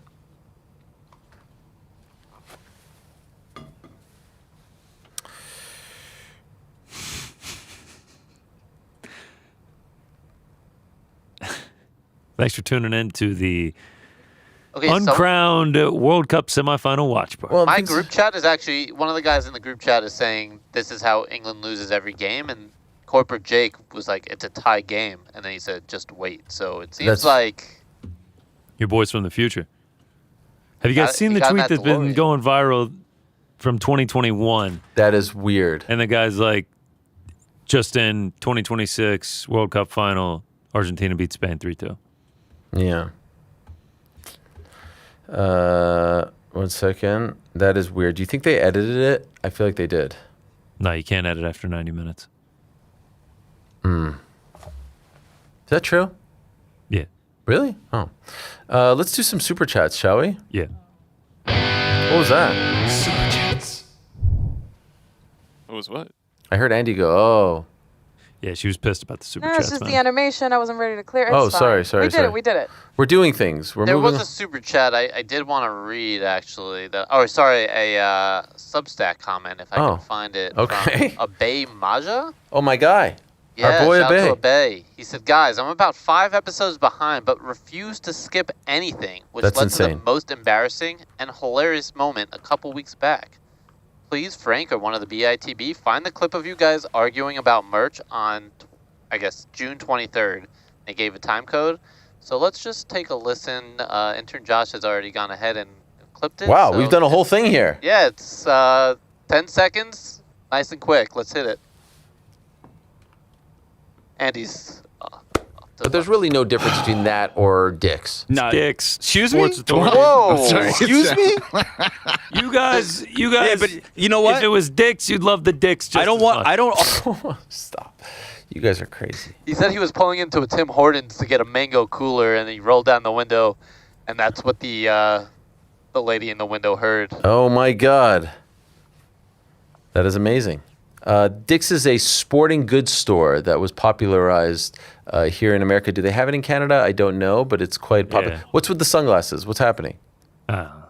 It's 5 o'clock? We're just working through it. Yeah. Oh no, it's 4:50. Yeah. Yeah. I mean, you need context. It was the horrible take that we actually miss Modell's. Yo, actually, can I tell a brief story? It'll only take a couple seconds from Las Vegas. Me and Rick are out and about, gallivanting around Las Vegas, running errands and everything like that. And we pull into a shopping center, and he's like, "What the hell is a Habet sport?" And I was like, "It's a Hibbett Sports, dude. Have you never heard of this?" Nope, never heard of it, blah, blah, blah. And I was like, actually, it's perfectly comparable to a Modell's. And we went in, and he was like, this place is a disappointment. I was like, just like Modell's. But if Modell's wants to sponsor with this, we're more than happy to take There is no Modell's, man. No, it doesn't exist. There's no Modell's. That was the whole conversation we had the other week. Yeah. Dicks? We have talked about a lot of different dicks. Dicks in Seattle, Dick's Sporting Goods. Big dicks to the body. Here's 24-inch Dubs who says the Joe Mazzulla interview was your best one ever. Okay, let's relax. I mean, it was a 10-minute interview. England looks distraught, by the way. They look rattled. Let's get through these super chats, eh? Okay. T-Ho-Deer 7665. From one CUSE journalist alum to another, why not ask Anik about his thoughts on the Fury awkwardness during the White House? You know what? That's a very fair question. I did not think of it. Even MJ misses from time to time. It's a very good question. And you know what? I'm going to be bothered that I didn't ask. No one in the back told me to ask about it. Let's call him up. Yeah. Hey, John, real quick. You're 100% right. I should have asked that question. Gara, Pizzi, have you heard of Emmett Brennan? We need him on the show. Olympian, Celtic champ on Katie's Croke Park. What a story. Hey, Pizzi, what do you think? What's going on? Yeah. Like some AI shit. Like, I don't. Ezra, we're all in this together. Peace and love, peace and love. Peace and love, peace and love. Sucker free, fourth wall breaking question. Does Yahoo cover the expenses to fly out and stay in Vegas? If tough. so, is it an easy process to request the work expense? P.S. I vote you keep the doorbell sound for in-studio guests. It's not a bad shout. Should we keep it, Frank? Oh my God. I mean, I tried to exercise it today, and you took issue. I was a little thrown off. They just hit the post, these guys. McAllister. Listen. Watch party. Oh my God, they just fucking scored! Oh my God. They just scored! Argentina just scored! No! No! They're going crazy in Atlanta. They just scored! 91st minute. Oh my God, England, what have you I want to give done? a shout out to my friend Jacob Menashe for telling corporate Jake what's good. I muted our group chat because I knew I'm sure Pizzi wrote, oh my God. Did I not say that they looked distraught? It was actually Rick who wrote in first. Where is Rick? Where is Rick? Oh, I think he might have gone to get someone. This is, we've got to stick around. Oh, did you see this replay? He hit the post. Oh my God, and then they came back and scored. I like that cutaway to those England fans dressed up They've as done it knights. again. They've done it again. England has 7 minutes to try to salvage this. Wow. That is Positive vibes. They can do it. They can do it. Yeah, let's go. 7 minutes, boys. Come on. God, that goal was nasty. That was tremendous. That was nasty. That was Oh my God, tremendous. header. What a header. Oh my God, look at the crowd. Martinez. Who scored it? Who was it? Alvarez? Martinez. Oh my God, boys. Another assist from Messi. That's 12 now in this World Cup. How do they keep doing it from 12 the assists for Messi? Yeah, they showed On top before of 11. 8 goals? Yeah, someone say he's good. Fucking hell, dude. Jaws. 12 assists? Have they even scored 12 goals? What is this? This is, look at Jude. I think they're going to score. Not a bad shot from Ronnie 2K. Argentina are basically the 2026 Knicks. It's not a bad shout. It's not a bad shout. Continuously from the jaws of defeat. This is crazy. We gotta stay with you guys till the end here. There's only 6 minutes left. Okay, let me keep reading. Coming home. It is not coming home. It is never coming home. Not yet. Not yet. It's I don't know. You've been giving everybody the don't give up speech. I know. Everyone who says they're sports. No, I feel so bad for these guys. Okay. What is this? Wait, did I not answer the other question? Oh yeah, sucker free. Fourth wall breaking question. Does Yahoo cover the expenses to fly out and stay in Vegas? If so, is it an easy process to request the work expense? P.S. I vote you keep. Oh yeah, I read this already. Do they? Yes, they do cover our expenses. The vast majority of them. It's part of the deal. There are a few things that we do on our own. But yes, they've been very kind, and we're very appreciative. What is your clock at, by the way? I'm at 94.12. Hey, you're 3 seconds ahead of me. I'm at 94.12 now. Mute the group chat because PT somehow is like 3 minutes ahead of all of us. It's because he's over in Ireland. Yeah, he's closer to the action. time. Okay, here we are. Should they pull the goalie? You can't do that in soccer, by the way. You can have him go up. Oh, there's a smug look on the Argentina gaffer's face. Oh, here comes Marcus Rashford. This is going to go great. Okay, we go back. Black and gold Trianda, eh? In the Wait, is it? Here we go. What is the black and gold? The ball has gone from the colors to black and gold. The Trianda. Oh, yeah. Yeah, they update it. Yeah. Okay. What do you guys think of Infantino from Jake from Windy City? Who, my boy Johnny? He's everywhere. He's omnipresent. I don't know. I mean, the Balogun thing was weird, was it not? Is he corrupt? Who's the check? Who's the check? Oh, Ivan Toney coming in. Who's the check? You know who could be of use right now? A guy by the name of Cole Palmer. How about him? Usually good for a goal or two. What about Morgan Gibbs-White, huh? Thomas, why'd you leave those guys? Awful. Okay, what else? Ma7 Shoe gave me $19.99. What is this? Not even a question or a comment? Nice gesture. Now, what country is he from, SAR? Is that South Africa? Rubies? Saudi. Oh, for real? Oh, here we come. No. Is it really? Saudi Arabia. What is it? What? Do you think I lied on purpose, or you just like to double check? Or Okay, how much did he give us? $19.99? Wait. $19.99. about $6. I think. Nah. $5. You were very generous with your $6. $5.32, all right? It was off the dome. We round down under 50. Okay, we go back. What's next for Max? What did he gain? Any news? I mean, he beat Conor McGregor, whether you want to acknowledge it or not. I think the question is, I mean, the amazing thing about Max is he has a unbelievable knockout win over the current undisputed lightweight champion, and that was his last loss. Like, he could easily be inserted into a rematch against Justin Gaethje. Do I think it's going to happen? No. But did you guys see Diego Lopez hint at a fight against Arman for the BMF title? I really hope they don't do that. Arman's competing this I thought it was weekend. a hint at Oliveira. He was watching the Oliveira Sarukian fight from 300, which Oh, is that what he was doing? No, that was later. That was a foul. That should be a penalty right there. And now Martinez is saying he hurt his bum. What is this? Anyway, I think they'll do Arman versus Gaethje for the belt. And then the question is, what do you do with Max? Max says he wants to wait until 2027. He's in no rush. He made a lot of money, the most of his career. I wouldn't be surprised if he takes his chances, sits back.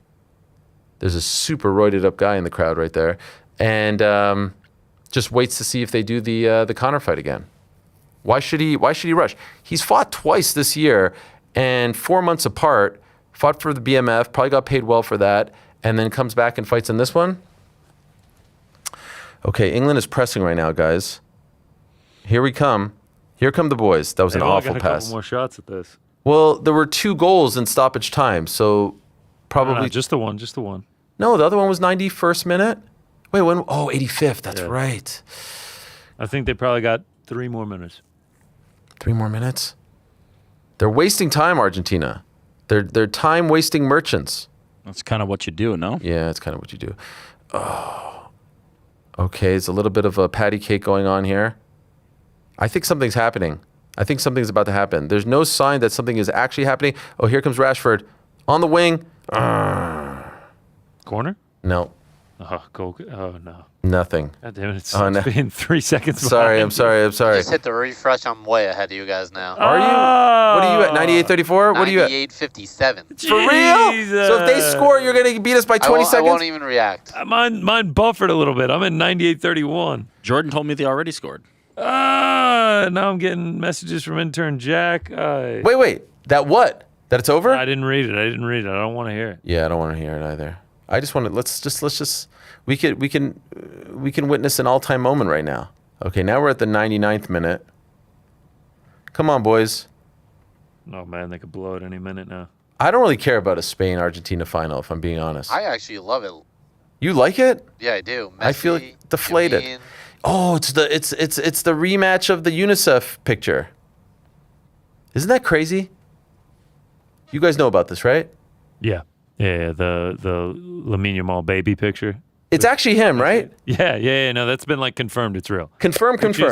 Confirmed. Yeah. And now they're gonna play in a World Cup final against each other. What are you even talking about? That feels like it can't possibly be. No, Like, it's true. No, I know. It's just I know It's it's a literal absurd. passing of the torch. impossible to It's wrap your head around. crazy. It would be like Tom Brady taking pictures of Patrick Mahomes Giving as him a baby bath in a bathtub. It's in a little tub. Absolutely ridiculous. Is it really him?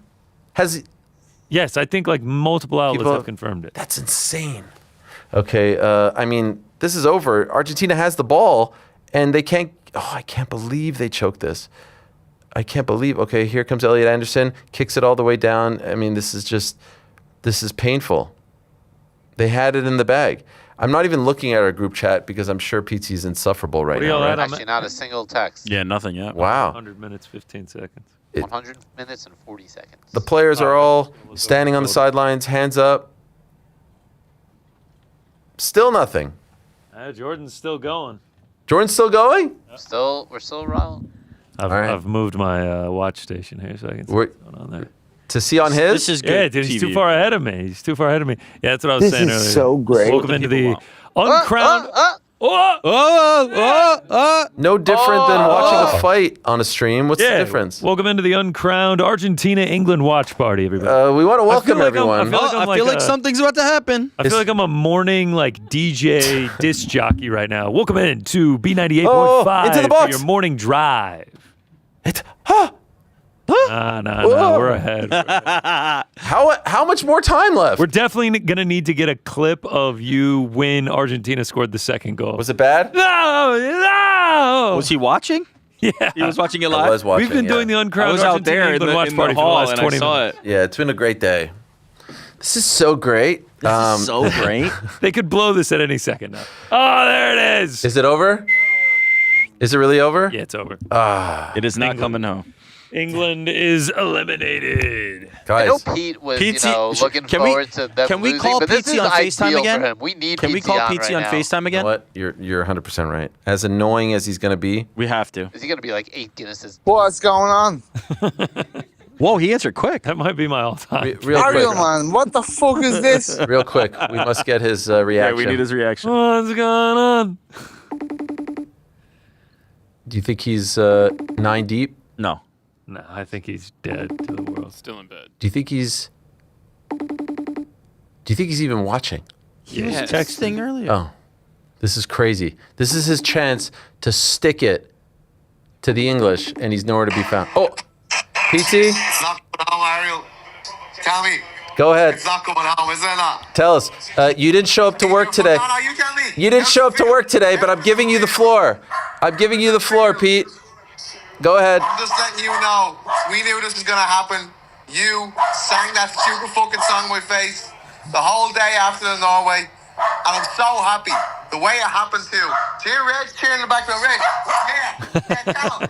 See his little blue scarf? That's for Argentina. So happy. I mean, What do you have to say to the English fans right now who are distraught? hard luck, lads. Hard luck. You know, not coming home. Staying home, in fact, looks more likely given that Argentina are actually the champions. Yeah. But hard luck, lads. Would you not say that last attempt in the box where it seemed like Jude got tripped would suggest that the game is in disrepute? Now you're saying disrespute? Was letting Messi get absolutely manhandled out there tonight. Reggie's had a few beers, sorry. Yeah. But Well, we wanted. Listen. any consolation to the Yeah. English fans, I too am upset that they're gone because my only joy was the countdown to them eventually losing. So I'm just as happy as I can be with this World Cup. That's very poetic. Well, we wanted to give you the opportunity to lower them into the ground one last time for this World Cup, to let them down. Reg is on a mad one it. That's okay. We love you, and we don't mind that you didn't show up to work today. Don't worry about it, all right?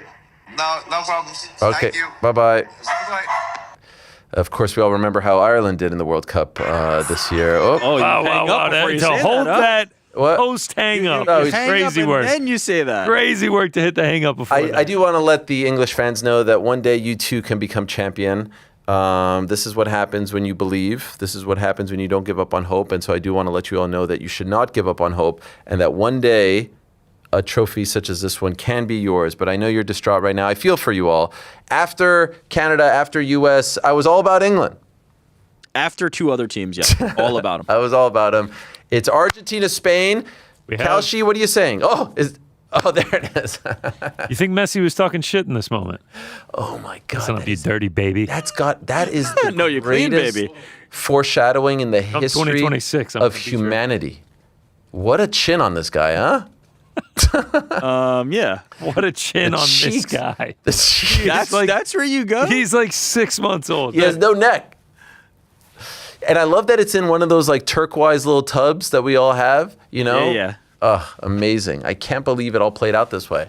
A lot of people, cut to LeBron James saying, a lot of people were saying back then that they didn't think it would play out, but he knew. LeBron always knows. He always predicts everything. Okay, we have to go soak our sorrows. Spain, Argentina, both underdogs in the two matches. Oh. Serious? Yeah. Oh, there it is. Oh. So Spain 58. Yep. There it is, guys. Wow. All right, it's Big time to future go. on Spain. You had a future on Spain? Yeah, I placed it in April. Come on. That's why I bought this jersey. Why is this the first time we hear about this? How much? A lot? Get $1,000 if they win, yeah. Serious? Yeah. I feel like you should have been more into Spain. You were more excited about AJ DeBance's 19 points. Bro, That was a moment. flew to Atlanta to watch Spain for that reason. Didn't get to watch them, but I mean, flew to Atlanta to watch them. You also, it was a convenient weekend in your hometown, no? Yeah. But Like if it aligned was with- Norway against if it was Iran. If it was Iran versus Uruguay, I wouldn't have done probably it? would not have made the trip. Yeah. Would have been cheaper. Sure, yeah, sure. I actually probably would have gotten to see them at that point. That's true. Yeah. Anyway. Got to see AJ DeBansta. The man. Lamine Yamal, And Patrick Ewing. it's the Bansa season. Right there. I got the Mansa in my He didn't have Bansa. anything on Ewing, though. No? Why did Scott Demore bring a full cup of water but never drink out of it? And he put it there for some reason. Yeah, he maniacally laughed when he told us he wanted the water. So Serious? Was he gonna pour it on his head like Darby Allin? Was that the gimmick? What was he doing with it? actually, I think it was all just a bit to try to get an Ariel Helwani Show mug, but we ran out of them. We ran out. Did we get new ones? We got new ones. Yeah, I'm staring at them. They're just, yeah, we haven't. But he put it there, and I'm like, that's an interesting place to put your water, right there. And Wait, then you're staring at him. Oh yeah, I see it. Yeah, it's right there. And when he put it Under there, the TV. I was thinking to myself, why would you put it there? You're never going to remember that it's there. And lo and behold, he did not. It's been a great day, though. Thank you to Scott Demore for coming in. Good luck to him and the whole crew. Thank you to Johnny Fisher, Shakur Stevenson, Mario Bautista. Commiserations, England. Thanks to you. Thanks to them. Back on Thursday, same time, place. Peace.